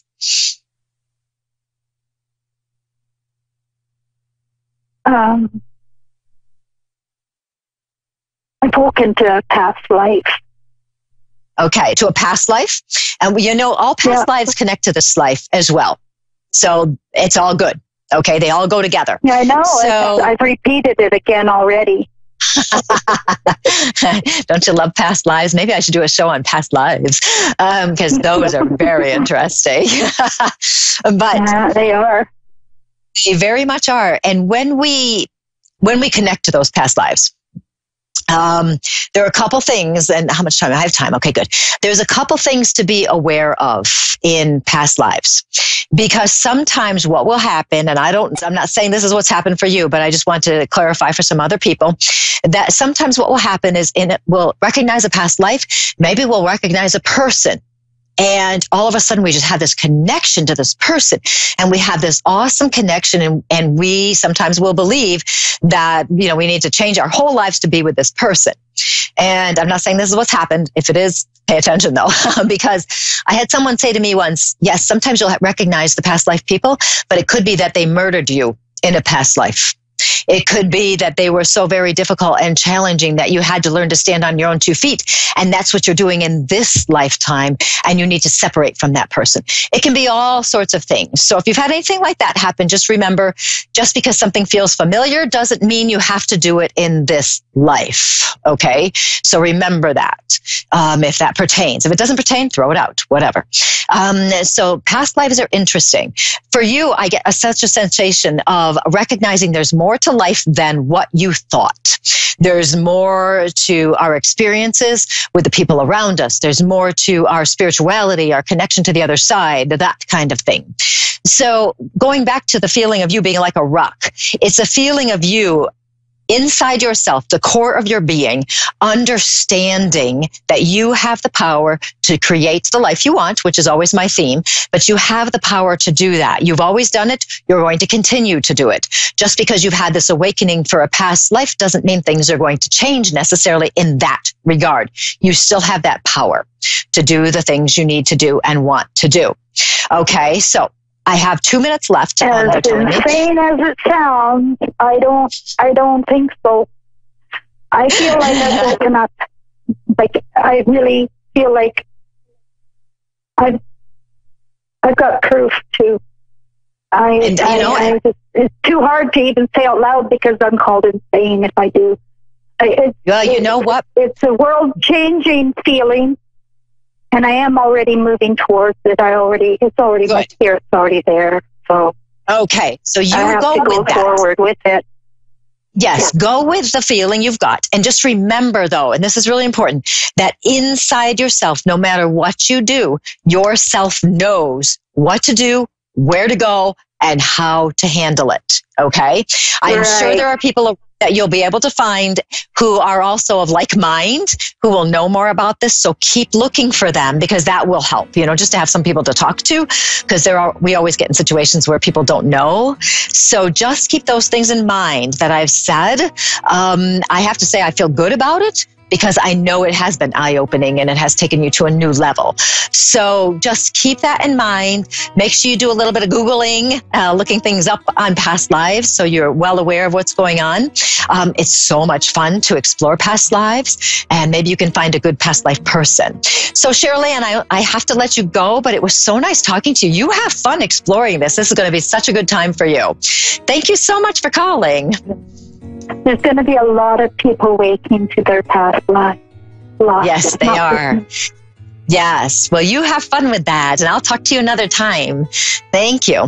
And thank you, everybody, for watching and listening tonight. I'm Colleen Vander Zijden, and this was Creating an Inspired Life. I'm so happy you joined us, and I will talk to you next week. But in the meantime, you make sure you pay attention to your words. You have a good week, and I will see you later. Goodbye.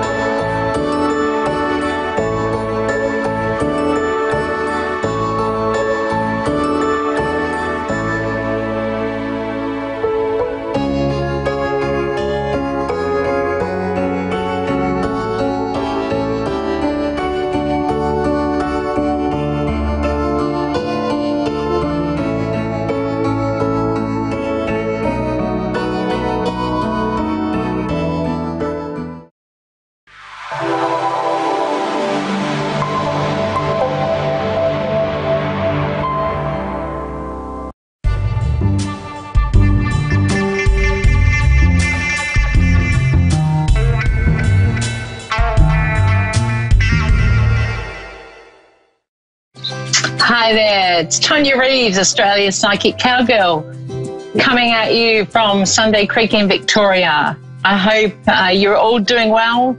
My thoughts and prayers are sent to those affected by the bushfires going on at the moment, and not much fun for anyone, for people, for animals, for houses. It's a pretty traumatic time, and I know from my experience here, we had Black Saturday, I think it was about 9 years ago, but I could be wrong on the timing there. But yeah, it's pretty horrendous to go through, and to lose all, you know, it's not just about, it's people's lives, it's massive, and, you know, things that affect us all. And, you know, it gets to a stage where somebody always knows of somebody that's affected, and, yeah, it's not ideal. So sending lots of love and prayers out to California and surrounds today. So anyway, it's another week here on Psychic Radio, and we're all finding that last wind up to the year to be really full on. There's a lot of energy happening, a lot of people feeling a sense of urgency or desperation, I want to say, with coming to the closure of the year. And when I say desperation, it's like there's a lot of people really still floundering a little bit from this year, and there's been some massive changes. There's been lots of things going on, and I keep bringing back to, or Spirit guides me to share that, looking back over your year and have a look at what you have done, what you've been through.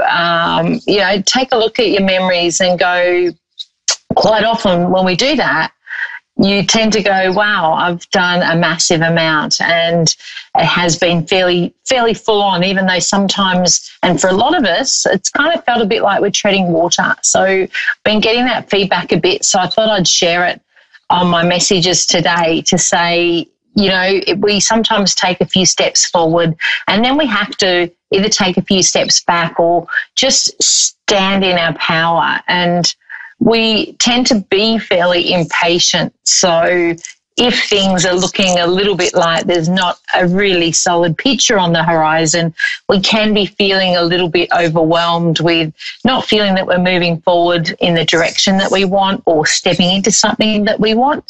But I just want to remind you that your sense of purpose and where you're meant to be, and, you know, it might be around your career, relationships, all those kinds of things. What is meant to be will come to you. And if we can take time to sit in peace with that and just have trust that the universe will provide, it does tend to make us more in allowance to let the flow of the universe go with us, rather than us paddling upstream, frantically trying to jump on board to, you know, maybe some things that aren't ideal for us. So always know that if you've been, you know, I like to say sometimes we come across situations where maybe we've been rejected in regards to something, that there's always something else on the horizon. So never lose faith that if you are being redirected, and often that can be a straight out rejection or a straight out no for something that we had in mind, then quite often it's because there's something better coming along. You might not see it yet, but I just want to say there's a few people out there at the moment that are going through this, and there is more to come. And again, the more you sit in trust with that, and the more you keep the faith on it. So, you know, sometimes we overthink things in our head, and we tend to try and have everything, or we like to have everything perfectly nutted out. And as we all know, that's not how life goes. So I think the more that we can be in allowance, the better it is. And that's a really big word that I've often used when doing readings, especially this year. The more in allowance we are, the more we allow the flow to go through us, the more in alignment we are. So, you know, keep that in mind, because I know we all go through struggles, and you're not on your own there. Always reach out to others as well, because a problem shared is halved. So sometimes just chatting to your friend or somebody even that you don't know that well, just having a share is a great way to be able to help you sometimes just break down those things that we get into our head over. It can be a simple decision that we really struggle with. You know, I often get people will shoot me a message, or we'll be doing some readings and just that question. And it's like, you know, trust that the guidance will be given to you. So even if you don't get a reading on the show, there might be something that you're going to listen to here, or some guidance that one of the psychics give one of the callers that you will resonate with. And believe you me, if you resonate with it, that message can be for you as well. So don't override that, especially if you get that bit of a nudge as we're giving advice to somebody and you think, yep, that's me, that's kind of where I'm sitting at the moment, then take it on board. Because quite often that's how spirit works, is we'll get a message for one person, but it can be for 20 people. So, yeah, it just comes at you in a different format. So, yeah, I thought I'd share that today. All right, my first caller, Cheryl in Edmonton, Alberta, Canada. Cheryl, how are you? I'm good. How are you? Really good, thank you. Would you like me to tune in for you, or did you have any specific area you wanted me to target? Well, I think we all want to know about finances at times, but a general would be fine as well. Yeah. I'm just excited I got through. Yay! We get excited to be able to connect with you too. All right, I'm pulling some cards today, which I don't normally do, but today it was like, yay, we need to incorporate some cards in our reading. So that's pretty cool. Now, as far as finances go, it's like, is there something in the wind, or our first card was something about rulings made in your favour, which usually indicates that there's something going on, that it could be more money around than you think, or something that's going to transpire. That would be nice. Yeah. That would be fabulous. And I feel like it's, a little bit left of centre. So it's almost like, let me see what Spirit's showing me.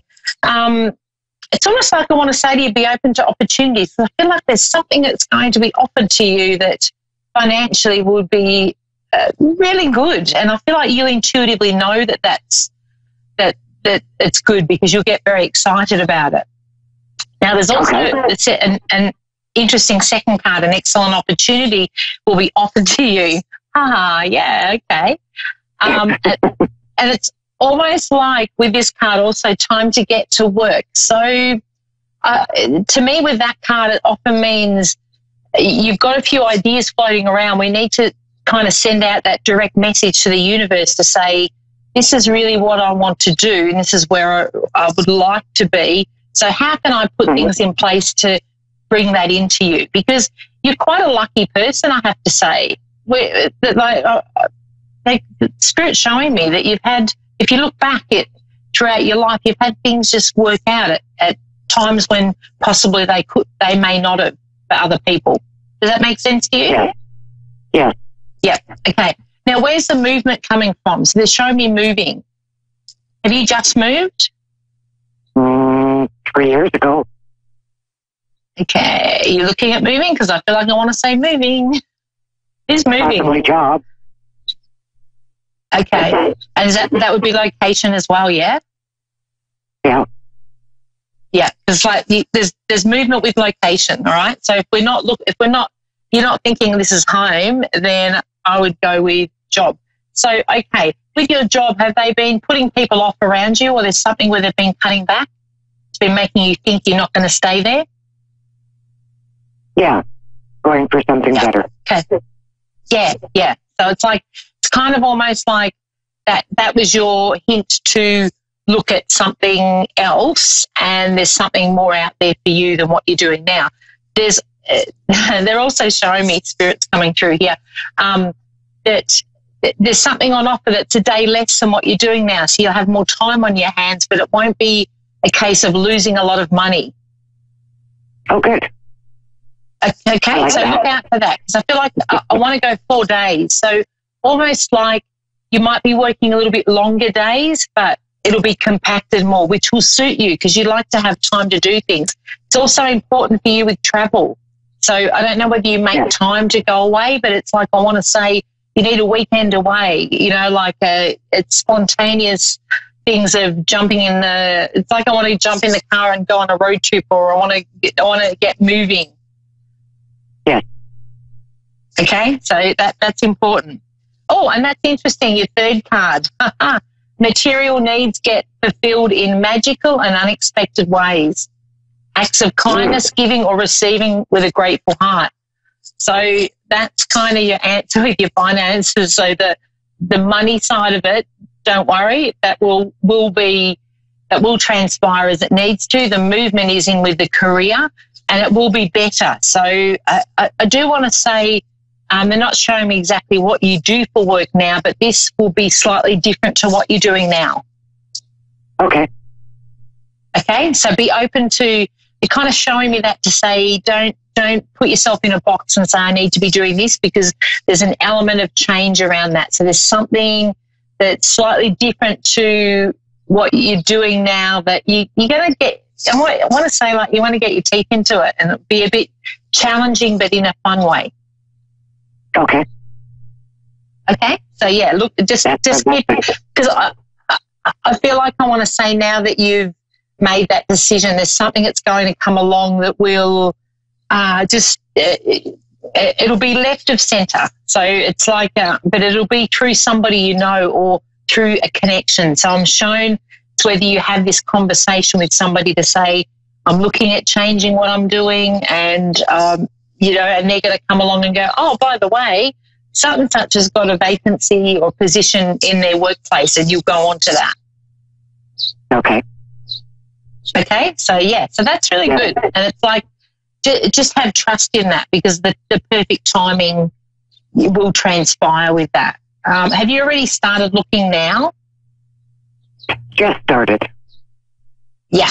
Okay. Because I feel like it's not that. Yeah, I want to say I feel like not that far away, or you'll definitely before Christmas have leads into something else. Okay. Okay. So you'll be leaving work. They won't be letting you go. All right. That's what they're showing me. All right. There's much love to you too. There's a male around you in spirit. Can I ask? Let me see. Is your father in spirit, Cheryl? Where's the dad figure? Yeah. Okay. Because it's like he's stepping in for you. Very strong man, and almost like I want to say was your protector in life is your protector now in spirit. Yeah. Yeah. Yeah. Totally. It's pretty cool.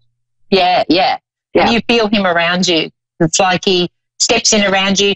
There's something around being outside too. I feel like I want to go to a garage or something whereby he hangs out. Is he close specifically to your partner too, or the male that is out in the shed? I feel like I want to go to a shed. I'm not really sure. I'd have to think about that one. Yeah, because I feel like he's out there tinkering with something. But I do feel like there's a male connection, so I'm not sure whether that's your partner or your son. Maybe it's more, where's the boy fit in? No, I never had any children. Okay. All right. Where's he connecting a boy? So do you have a brother then? Where's the boy? Because I feel like he's showing me a boy. The way the boy fits in. Okay. Someone that was close to your dad, or he used to, I feel like they've got their heads together doing something. When we were kids. Oh, and he's showing me the dog too. Is there a dog just passed over? Where does the dog fit in? Not too long ago, yes. Yeah, because like the dog's with him. Good. Yeah. He's a character, the dog, I want to say. Because it's like, woo, he's full of fun and mischief. So I feel like maybe the mischief wasn't towards the end of his life, but that's part of the essence of him, because he's showing me, I feel like I want to be pinching socks or taking things or moving them. This is in relation to the dog. Okay. Yeah, so he's with your dad, so he's up there as well. Yeah, cool.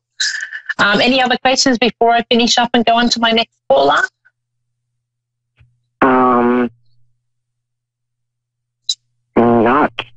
Not that I can think of right now. I'm just overwhelmed. Okay, cool. Yeah. So you're really well supported, and really look for those signs, because with this change, and that's where this material needs get fulfilled, I really want you to tune into that energy of knowing you're going to be well provided for, because it's like things are falling into place. And I know sometimes it's hard to believe that when we're sitting in that little bit feeling of lack, but I just want you to connect and take a moment to go, yes, I'm abundant, and thanks, Dad, for bringing me all that I need and more. All right. Okay, because it's coming. Yeah. Thank you. Let me know, sure. I'd love to hear. Yes, I will, for sure. Thank you. Thank you very much. All right. My pleasure. Thank you. Okay. Okay. Bye-bye for now. Bye-bye. I've got Anna Marie in Invercargill, New Zealand. Hi, Tanya. How are you? Thanks for taking my call. Good. Awesome. My first New Zealander. Yay. I love Invercargill.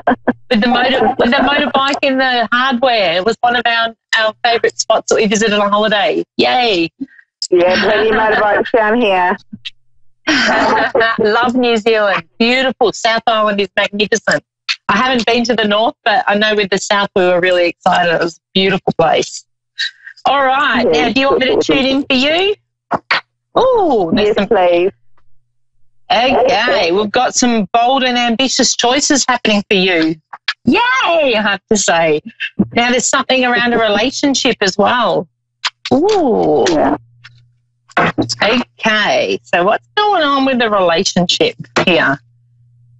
We've got... His name is Adrian. Yeah, okay. So is this fairly recent?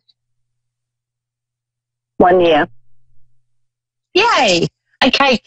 I feel like it's a good connection. Like it's like they're showing me there's plans and things going to be put in place with the two of you. Sounds good.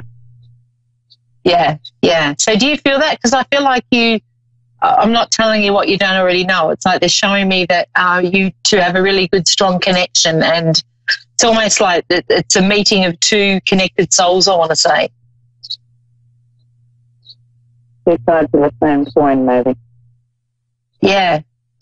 It's like you're really good mates, as well as, like you've got that relationship element, but there's that really great, you're best friends as well as being connected in your relationship, which is fantastic. It's almost like I want to say you're going to take that to the next level as well. Ooh. And it's like, because there's more progress. So it's like, even with this card, I'm reading great progress is possible, important relationships with people who share your vision. There's something you two are going to do together too. Have you already got this plan in place? There's been talk of it, but no action. Okay. Well, there's going to be some action. Because it's like, can I say what they're showing me is, okay, there's something around a deepening of your connection. So is it that you're the one that's the stronger connection of the two, and he's a little bit holds back? So it's sort of you going to be stepping in, getting the ball rolling. And I want to say it's like it will be kind of up to you. It's not that he doesn't want to, but he's a little bit slower on the uptake, I want to say. That sounds about right. Which is because I can feel like there's like frustration there, like you want to get him and shake him and go, come on, let's get this party started, let's get the show on the road. And he's like, yeah, okay, like, yeah, if you wait for him, you'll be waiting like years, It's not that he's not capable or that he doesn't want to, but he's just a little bit more of a slow, he thinks about things a lot. He probably overthinks in actual fact, whereas you're the one that'll make it happen. Yeah, that's cute. Okay, your other card here is a dream come true. Believing in yourself and the end of a difficult situation, I have to say.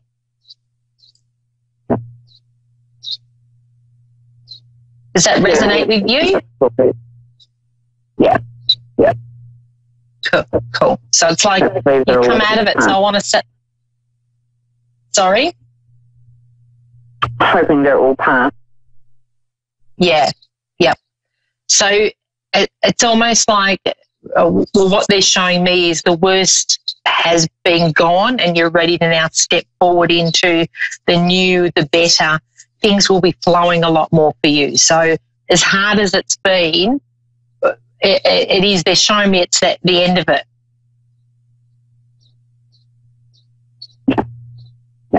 Okay, so trust in that message that there's that you've got a lot more fun and life left to come, and it's like it's from here to now. It's about grabbing it, and you're going to be grabbing it.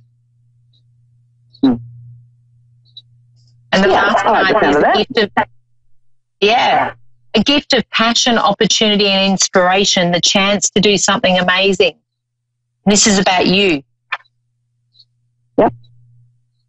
Yeah. So I feel also this is to do with career or what you're planning on doing. There's something around, do you work for yourself? Yeah. Yeah, because it's like, you're going to take that to another level too, yeah? That's what I'm just in the process of making decisions about right now, is taking career to a different level that I haven't been to before. Yeah, yeah. So it's like there needs to be a little bit of follow-up on your belief in that. So I want to say you've got everything within you. You've got what it takes, and it's just a case of you backing yourself. You know, like sometimes we have to face our fear and do it anyway. Yeah. Is there anything I need to be wary or mindful of during that process, taking it to the next level with work? You have a great intuition. It's really important that you trust that intuition. So if something doesn't feel right, or I feel like I want to say if a connection with somebody else doesn't feel right, honour that, because you're shown, and you do have quite your intuitive psychic side is switched on. So you've got a lot there that you can tune into, and sometimes it can be confusing because we get really overwhelmed with that, but for you do get the signs. So if something doesn't quite feel right, it's almost like as soon as you say, all right, show me what's not right, you'll get the signs. And especially around doing dealings with others, or I want to say like collaborating with others, trust what you feel, because you've got a good hunch. You get good hunches with that. And with your work, is it around my work? There's two areas that I've worked in predominantly. One area is dealing with people, and one area is dealing with music. Yep. And in some ways, I kind of feel like I don't know whether they're melding or whether the next step is to formalise both, or drop one and go with the other, or what? No, they're both, well, what they're showing me is they're both in there for a reason. I see them meshing in, but they might mesh in different to what you're thinking. So I want to say to you, be open to the signs, because it's like you're going to get the indication on what balance you're going to utilise those two, those two, I suppose, aspects of it, but they're going to work in together. So it's like strongly saying to you, don't cut one off and go just with the other, because there's an element of the two coming in. Okay. That's good. All right. So yeah, there's where is it? So there, because prior to you saying that, even there's something around the travel element with that. Are you looking at taking it out of New Zealand? Because I feel like I want to go over towards Australia. Like I feel like I'm in Australia. Yeah, I have had some thoughts of going to Australia to do some work, and just recently I've had some thoughts along new lines of perhaps with China as well. Yeah, because it's overseas. So yeah, keep that in mind. Hold that thought, because that's what I see for you. It's like you'll be branching out. You're not just staying around where you are. You will be looking at further afield, and I see a lot of success around that, especially in regards to Australia. I really want to. I want to go from New Zealand there, and I want to go over to Australia and bring what you have over here. So, yeah. When you say that, I would like to ask a question. Is that connection to Australia, does that involve intuitive work or AI? Okay. I want to say I want to go to AI, but there is something intuitive around AI as well, yeah? Yeah, I've been involved in the development of it, and it's definitely an intuitive aspect. Fantastic. Oh, how exciting. Yeah. And there's a lot of financial security coming with that too. Awesome. Oh, God. Yeah, so I see you signing contracts. Yay! And the big contracts, I have to say. It sounds good. Keep me posted. All right, I must go now, otherwise I will run out of time. Thank you so much. Lovely to connect with you. Thanks for taking my call, Tanya. Thank you very much. My pleasure. Thank you. Bye.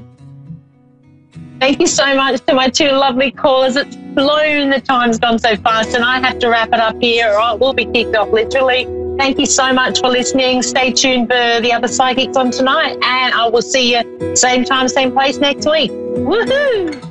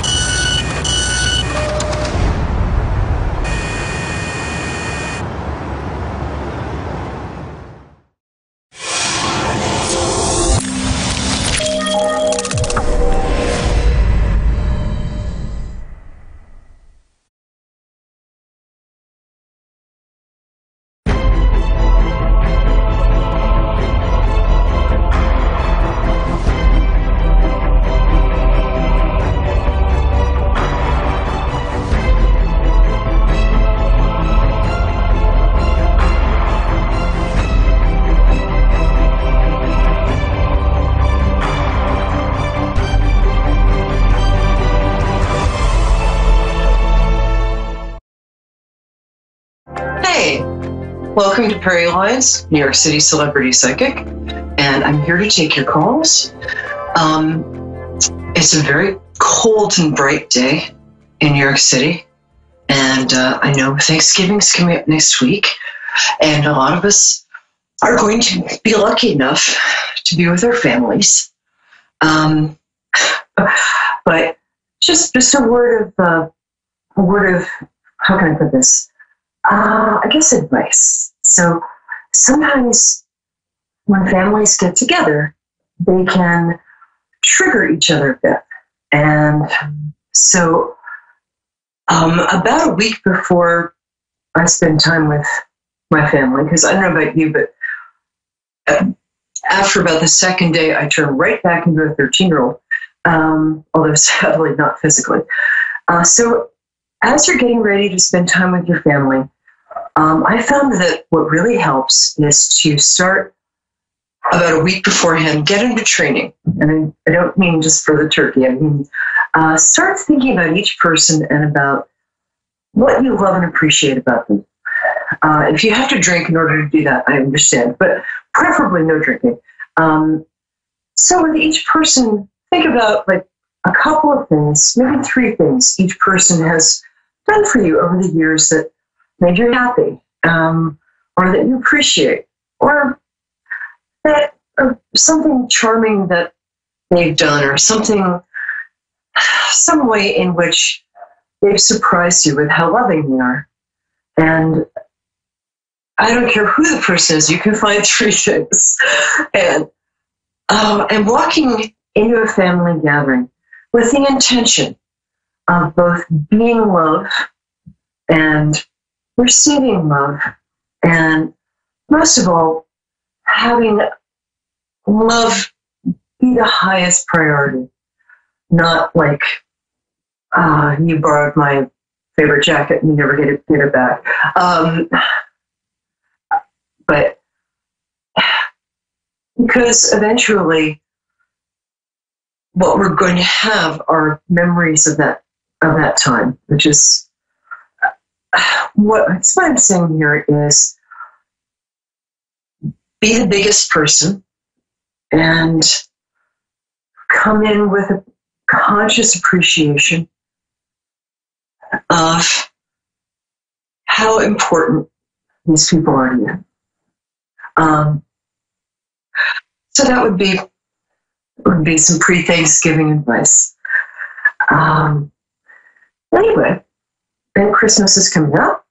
If you're doing your Christmas shopping, reading with a psychic who's been profiled in the New Yorker is always a nice thing. So feel free to go to my website, and if you mention that you saw this show, I will give you $100 off.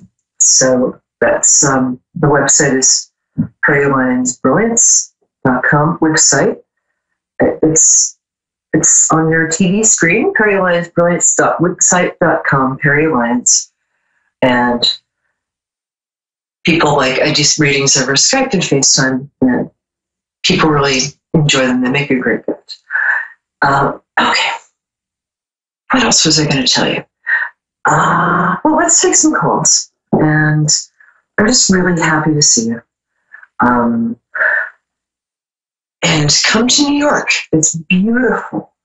The Chestnut Cellars are out along Fifth Avenue, and that's the essence of Christmas. Come watch the skaters at Rockefeller Center, and come visit my town. It's fabulous. So, okay, our first caller is from Queensland, where I've been, and it's great, in Australia. So hi, it's Deb, right? Can you hear me? That's right. Yes, I can. That's right. Hello. I'm going to just find my water here. Hi. Hello. Oh, that's fine. Great for Queensland. Beautiful. Oh. So, yes, how can I help you? I you? live in Queensland. Okay, how can I help?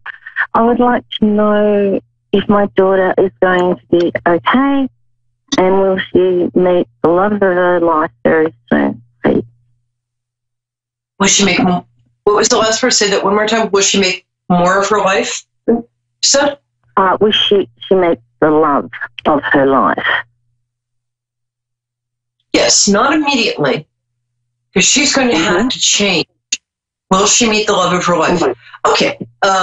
First of all, tell me your birthday, because you're the person I'm kind of getting her energy through. Oh. So tell me just, your birthday. You don't have to tell me the year. Okay, 27 of the 10th.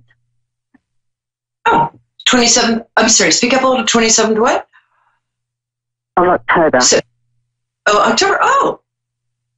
Oh, that's a good day. I think it's sweet. That's a great birthday. Cool. And do you mind telling me your daughter's birthday, or is that okay with you? Yes, her name's Tara. Well, I think you say Tara over there. They're both good. Pretty name. And what day is her birthday? And then we'll hop in. Okay, 28th of December. Oh, wow. Cool.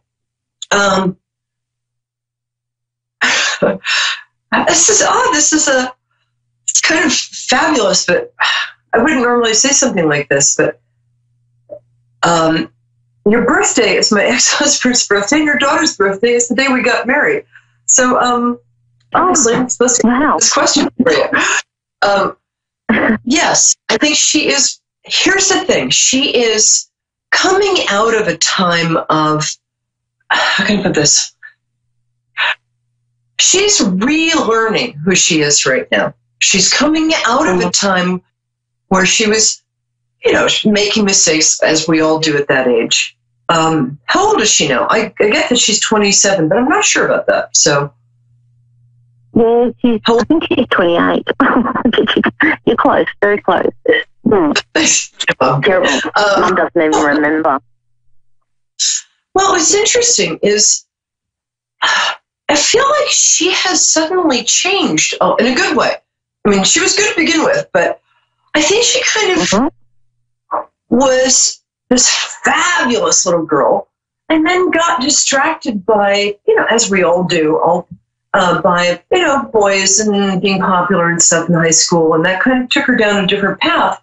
For some reason, I'm getting now that she is coming back to her real self. So you're seeing glimpses of this terrific little girl. And now she's also got some wisdom. And I think the thing that's going to really help her is that she has kind of taken time to think about her life. I didn't do that at 28. She's smart. And I think she's actually learned from her experiences. And I think that I mean, very few people do. So hats off to her. It's funny. I think I see somebody big coming for her. I mean, not like big, although actually maybe that too. But I think that she is taking her life in a different direction. And it's almost like she's turned. Is that what? I'm sorry, what? Sorry? I feel like she's taking her life in a different direction. And I think that she's turning into the person that she will need to be to attract the high caliber of man or woman or other deck chair. No, just kidding. Sorry, not deck chair. I don't know where they came But it's like she suddenly snapped into taking herself seriously. In a good way, not like taking herself pretentiously, which happens a lot in New York City, but that's really cool. Is she going back to school or starting a new career? Because I think that she is, first of all, I like her. She's cool. But the guy who's coming towards her, she is going to be in a really good long-term relationship. Like good. Awesome. But yeah, but that's going to be, I don't think it's immediate. But what is the career thing that she's just started or rethought? She's actually studying to be an RN, which is a nurse. Yeah. She's already a nurse, but she's doing the top, like next level up. Is she a pediatric nurse? Because she'd be great at that. Funny you say that. She always said she was going to be that when she was younger. So she might still do that. That's interesting. She'd be fantastic. Yeah, she would be a fantastic pediatric nurse. Fantastic. And get a lot of an acclaim. Yeah, I think that's a direction she's going to wind up going in anyway.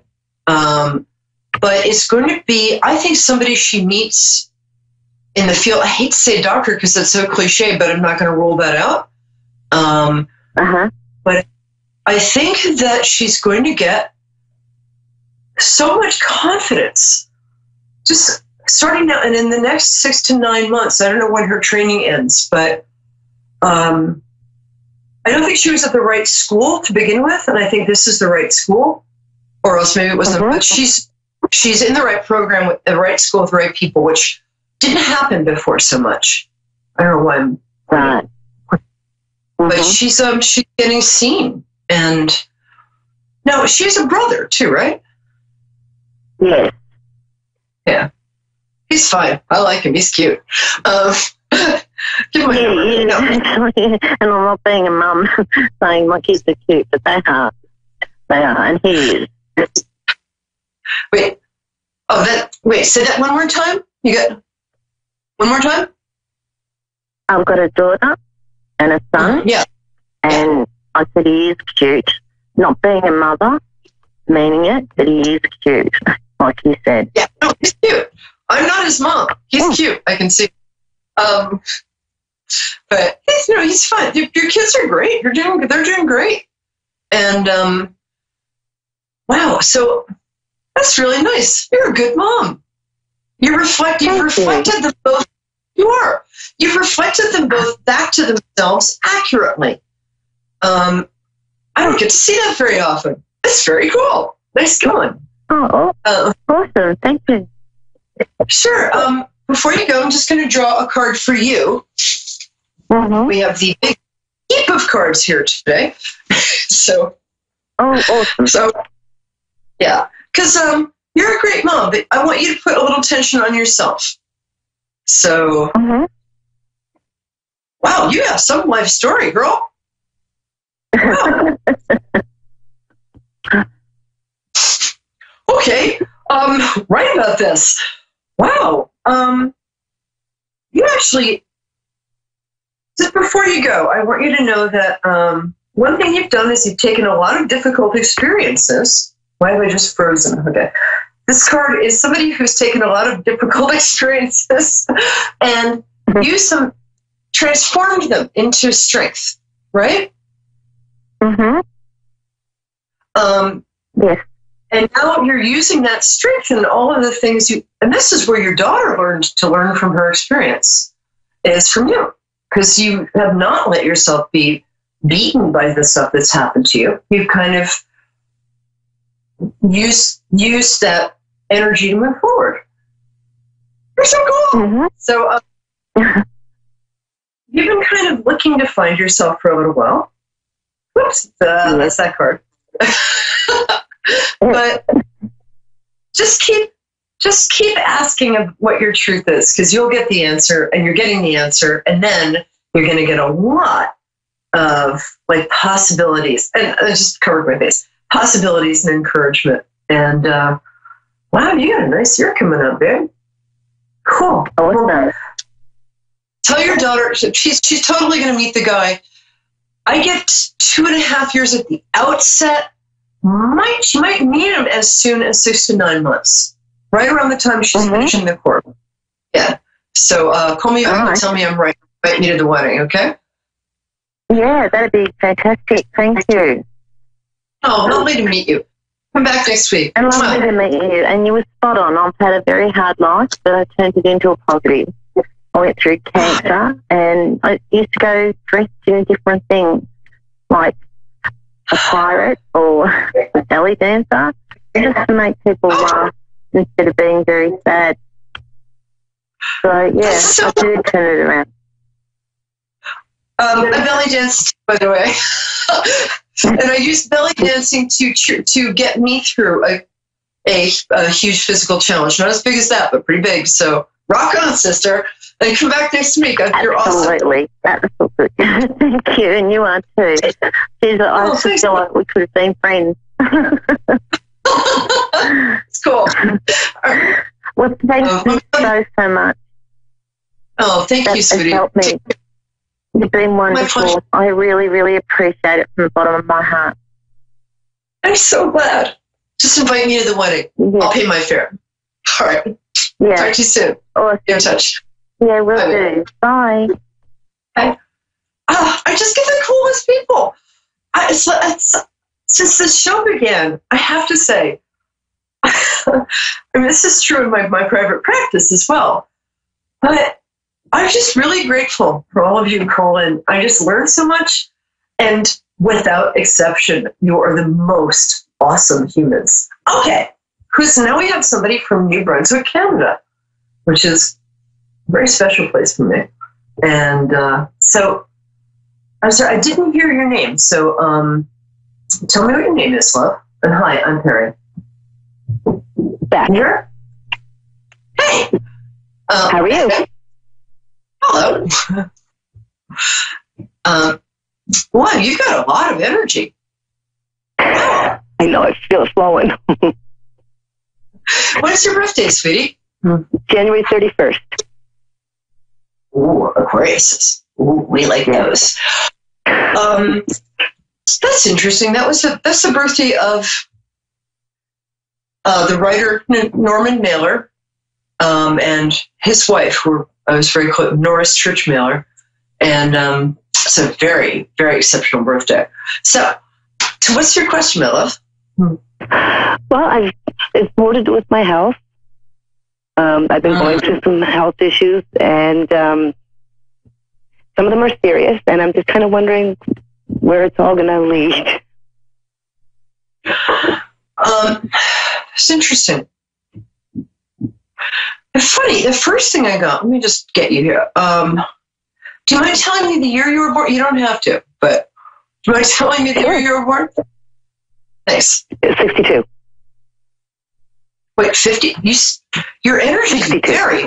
Oh, 62. Oh. Yes, 1962. Oh, she was born in the year of the tiger. That's the Chinese year of the tiger. It's enough to give anyone... tigers are great. You're a water tiger. Oh, water tiger. Damn, girl. Well, first of all, in about 2 weeks, when Jupiter goes into Sagittarius, a lot of stuff is going to start changing in a really good way for you. Sagittarius always affects health better.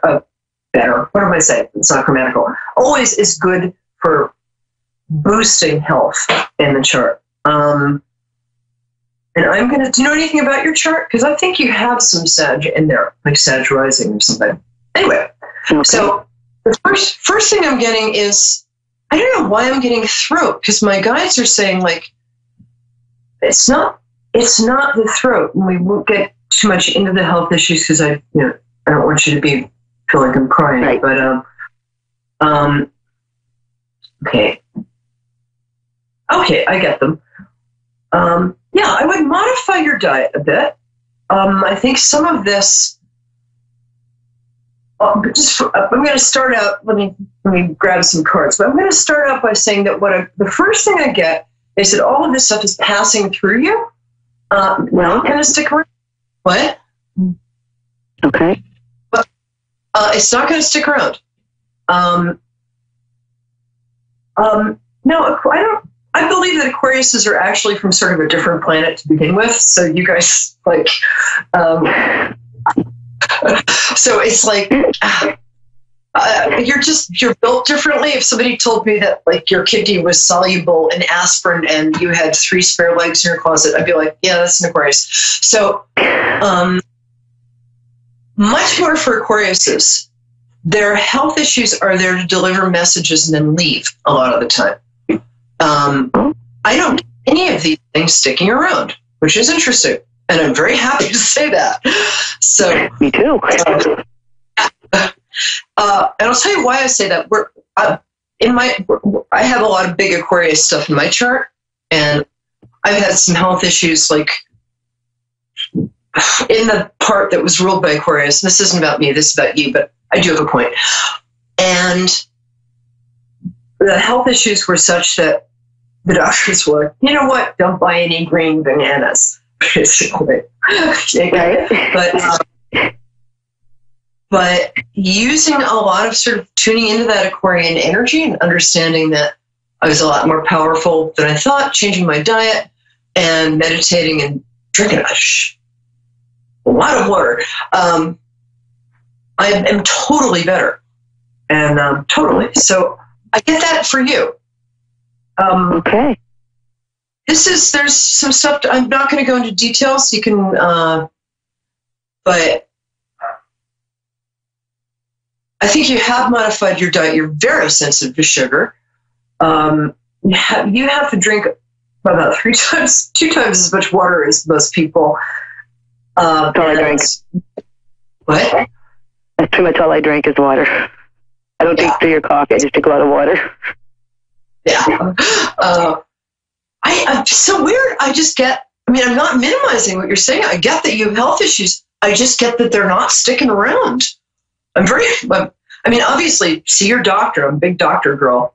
Any therapies you do on top of that that's great. They're extra, but always, doctor. Right. Make sure you see a doctor you like. Get a thorough blood panel. Stay on top of it. But damn, girl, I think on the other side of this might be one of the weirdest things I've ever said to anybody, and I've said weird things to people. I think you're going to come out of this with kind of, like, if you suddenly decided to do triathlons, I'd be like, better you than me. But then I'd say, I wouldn't be surprised. I think what's coming up for you starting around March of next year is you're going to be so relieved that you're okay and so grateful for like, oh my God, I feel okay. This is awesome. That you're going to start doing something athletic that's going to be a hobby and a passion. I stand by that. Well, I'm going to cards for you. Because I think, were you quite athletic as a child? I was a bodybuilder when I was younger. In my 20s and 30s. Yeah. So, yeah. That's what I was getting. Yeah, I'm good. Yay. Okay, yeah, this is right now. This card, which is like, oi. That's a New York expression meaning oi. So yeah, you're feeling overwhelmed, and it's like, when is this stuff going to stop? But you're at the end of the cycle, and then what happens is, you might get. Have you gotten like a second opinion? No. Okay, get a second opinion. I'm a doctor's daughter. Yeah, because there's some stuff. I think somebody's going to come in with a second opinion, bim, bam, boom, and just take care of a lot of this all at the same time. Because they've kind of got down to two things that could go either way. Like one could be fatal and one could be like fixed kind of thing. Not fatal. Not fatal. I do not get at all. At all. Okay. So just take that, boom, take it out of you. Okay, all This is your transformation. Why do I always put the cards in front of my face? Okay, it's a transformation card. What it's saying is, in the past, you've been the woman in her garden, very independent. You felt like this is taking away your independence, taken away. Honestly, I don't say you're going to be fine unless I really, really mean you're going to be fine. And you have a very strong will, too. You're the star card, and I can't seem to get the card thing straight. There we go. You're the star card. That's where you go. We got 2 minutes, so I'm going to talk really, really fast, which is easy because I'm from New York. Get another opinion. Okay. There's some sort of course of tradition, like regular medicine that might involve going to a hospital, but you are going to. What is this card? This is the surviving and living to tell the tale and being strong and being an inspiration to other people. Yay! Really good. So I've got 90 seconds. I just really, if you can email me and tell me how you're going on. Yes. I really have to tell you that what I get for you is, this is the card where some luck that's been bad is changing to good. It sounds simplistic, but sometimes simplistic is true. So you're in my thoughts, and I'll put you in my book. Thank you. Let me know how you are. But you really are going to be fine, okay? Okay, thank you very much. You're welcome. And God bless you, my dear. Really nice to meet you. As well. Thank you. Take care. Bye, love. Okay, I'm Perry Lyons, New York City celebrity psychic. Come back next week. Bring your friends. We have plenty of snacks. So have a watching party. But always, thank you so much for being here. And just remember that you are beautiful and you're loved. And you're the only you that's ever been. So enjoy that and take it out into the world with pride and confidence. Love. See you next week. Bye. Thank you.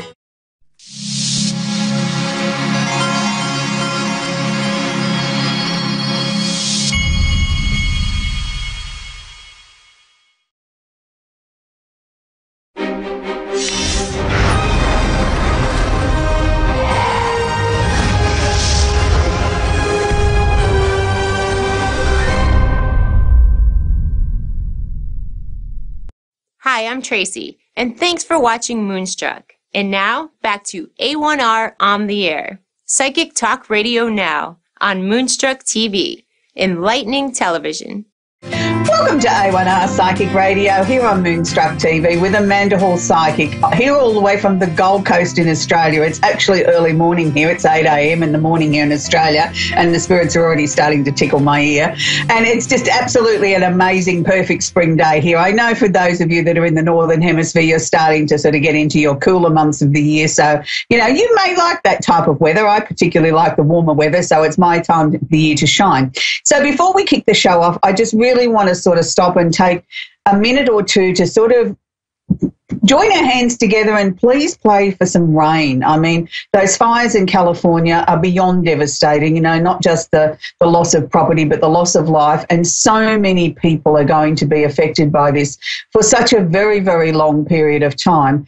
And it's not something that most of us can even comprehend what it is for someone to lose everything that they treasure and they value and that is so important to them. I know people say, well, they're thankful if all their loved ones are still alive and with them and weren't affected by the fires. But the thing is, when we lose the things that are personal to us, the things that our children made for us or our grandchildren, or something that was left to us by a relative that's no longer with us, that's equally as painful. And there is a grieving process that goes with material possessions as well as loss of life. And I think we underestimate that as a globe. We don't remember or acknowledge the fact that people will grieve over their personal possessions that they've lost, as well as other things in tragedies like this. So, okay, so let's kick the show off and get it into a more positive, happy, positive vibe, because it is going to be Thanksgiving in America, and I want to wish everybody over there a very, very happy Thanksgiving. We don't celebrate that here in Australia, and I wish it was one of the holiday traditions we did celebrate, because I really do think we need to learn to be thankful for the things that have happened in our lives. But anyway, moving along, the Simply Tarot card of the week is the Eight of Pentacles. Now, this is a card that's pretty self-explanatory when you look at it. Here he is sitting there chiseling away, doing his work. It is the card of work, and it is also the card of paid work. Now, people say to me, well, look, that mightn't relate to me. I don't have a job, or I don't want a job. I've retired, or I'm doing different things in my life. It's the things that you are working on. And working on can be many different things. Some of us could be working on relationships. Some of us could be working on, you know, things around the house or things that we find that give us pleasure. You know, one of our hobbies, you know, we might be making beautiful pottery, or we might be painting a picture, or writing a book, or just writing a song, or just enjoying being in the garden, or just working on enjoying with our family. Whatever it is that you might be working on is what this card represents for the week. So it's a very, very busy week astrologically this week. I mean, I'm so excited to say that Jupiter has finally entered Sagittarius, and this is a really magical cycle that happens only once every 12 years, because Jupiter spends approximately 12 to 14 months in any one sign. So it's just come out of Scorpio, where it was very intense. There was a lot of things that people had to work through. A lot of things came to the surface. A lot of truth was revealed. And I think that was a really important thing, that a lot of things that had been hidden from all of us collectively as a globe were brought to the surface, that we had the opportunity to take a look at it, resurrect it, and say, hang on a minute, this is not right. We can no longer, as a society or a family or an individual, put up with this sort of stuff. So, and happily I'm to say, just because Jupiter's moved out of Scorpio into Sagittarius doesn't mean that that's where we shut the door on it for another 12 years. It just means there'll be more and more layers to be revealed over time, and it will be dealt with. So don't just think that the energy stopped because it's changed. But because it's moved into Sagittarius, we kick it up a gear or two, because Jupiter actually rules Sagittarius. So Jupiter is feeling very, very comfortable, very much at home. It's the opportunity for, no matter what your star sign is to get up off the couch, make hay while the sun shines, do something constructive in this next 12 months. If there's projects or situations or opportunities that you want to get off the ground, now is the time. Don't let this opportunity pass you by. It's the opportunity for expansion and luck and opportunity. But opportunity only knocks if you get up and look for it. Opportunity doesn't knock on the door and say, hey, are you ready? It means you've got to get up and actively participate in making things happen. So it's a time when things are quite magical. Things can happen. Things can change at a moment's notice. You have to also be careful of any sort of expansion can mean expanding waistlines too. For those of you that might become a little bit self-indulgent and too many sweet treats over the festive season. That's okay. We're allowed to do that, but don't forget to counterbalance it with some exercise and some good healthy eating as well. It's all about the balance. And when we've got Jupiter in Sag, Jupiter says, oh, just one more piece of candy or one more slice of pie won't make any difference. Well, it does. If you know that your tummy's full, it's full. So don't sort of force that next bit down just because it was so tasty, because it's always tomorrow. And it's a time when we get back to more serious matters where you really can make a difference in the world. It's a time when we really do need to be bluntly honest with ourselves and the people around us, because Sagittarius and Jupiter both rule honesty, and they do like to sort of look at the much bigger picture. So we're going to see a lot more world events. We're going to see a lot more stuff happening with world leaders, and we're going to see some breakthroughs there. I'm not sure that what I saw this morning on CNN with what President Trump was going on about was one of those things that I'd like to put into that category. I mean, we can also see people exaggerate the truth or bring things out in a more embellished way. So we need to be careful of that. So you need to sort of be very careful when you're listening to what people have got to say, and make sure that you believe that they're telling the truth. Now, that takes me on to the next part of the astrology section, and that is we have the planet Mercury that we talk about a few times a year. Mercury actually goes retrograde or backwards 3 times a year, approximately for 3 weeks. And this is the time when we really need to be very, very, very careful of what we say. And I think, President Trump didn't realise about Mercury retrograde and just sort of let his tongue do the waggling this morning that I saw. And that's just one example, but I'm sure there's plenty of politicians and important people around the world that haven't really thought about what they're going to say. And this is a time where people don't have their listening ears on, where people are only half listening to you and can get something misconstrued and not fully understand in the context that was being delivered. And then that can create arguments and disappointments. So be very careful over this Thanksgiving holiday that if you're spending time with family and friends, this is not the time to air the family dirty washing or the arguments or the grievances you've had, because even though you think that you might be presenting it in a very logical, practical, nice, gentle sort of way, the person that you're directing it at may take umbrage to it, and they may not be very happy with the way that you've brought this up at the dinner table. And sort of, why would you bring it up now? Can't we discuss this on another day? And it could end up causing more of a rift in the family than what you intended. Where you were trying to mend a family, you could end up blowing it apart. So be very, very careful. Mercury retrograde is the planet of communication.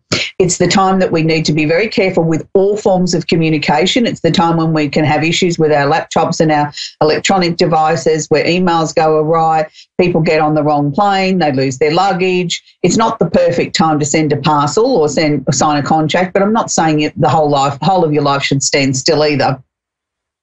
If you need to sign a contract, make sure you thoroughly read it, get someone else to read it, proofread it for you, and make sure everything's in its rightful spot, and then go ahead and sign it with confidence. So Mercury retrograde finishes about the middle of December. So up until then, I think you just got to be careful that, you really do listen to what's being said. And if you don't understand something, please ask the person to repeat it.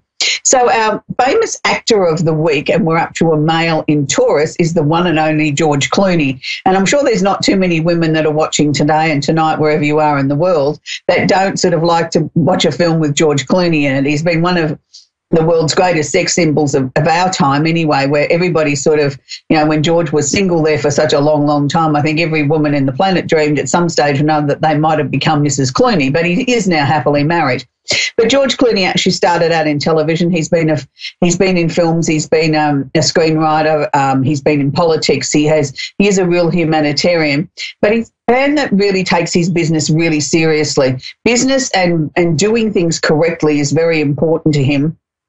He likes to make sure that the message that he's delivering in whatever work that he's working on is very thorough, very articulate, and it has to have some basis or purpose. He doesn't like things that are sort of seen to be sort of frivolous. If you're going to put all that energy into producing something like that, he wants it to have a very deep and meaningful message. And that's really important to someone like a Taurus, because value systems and things that are important to them besides money is a very important part of their ethos, and he does this very, very well. He comes across with this very suave, sophisticated, very strong, definite and very methodical front.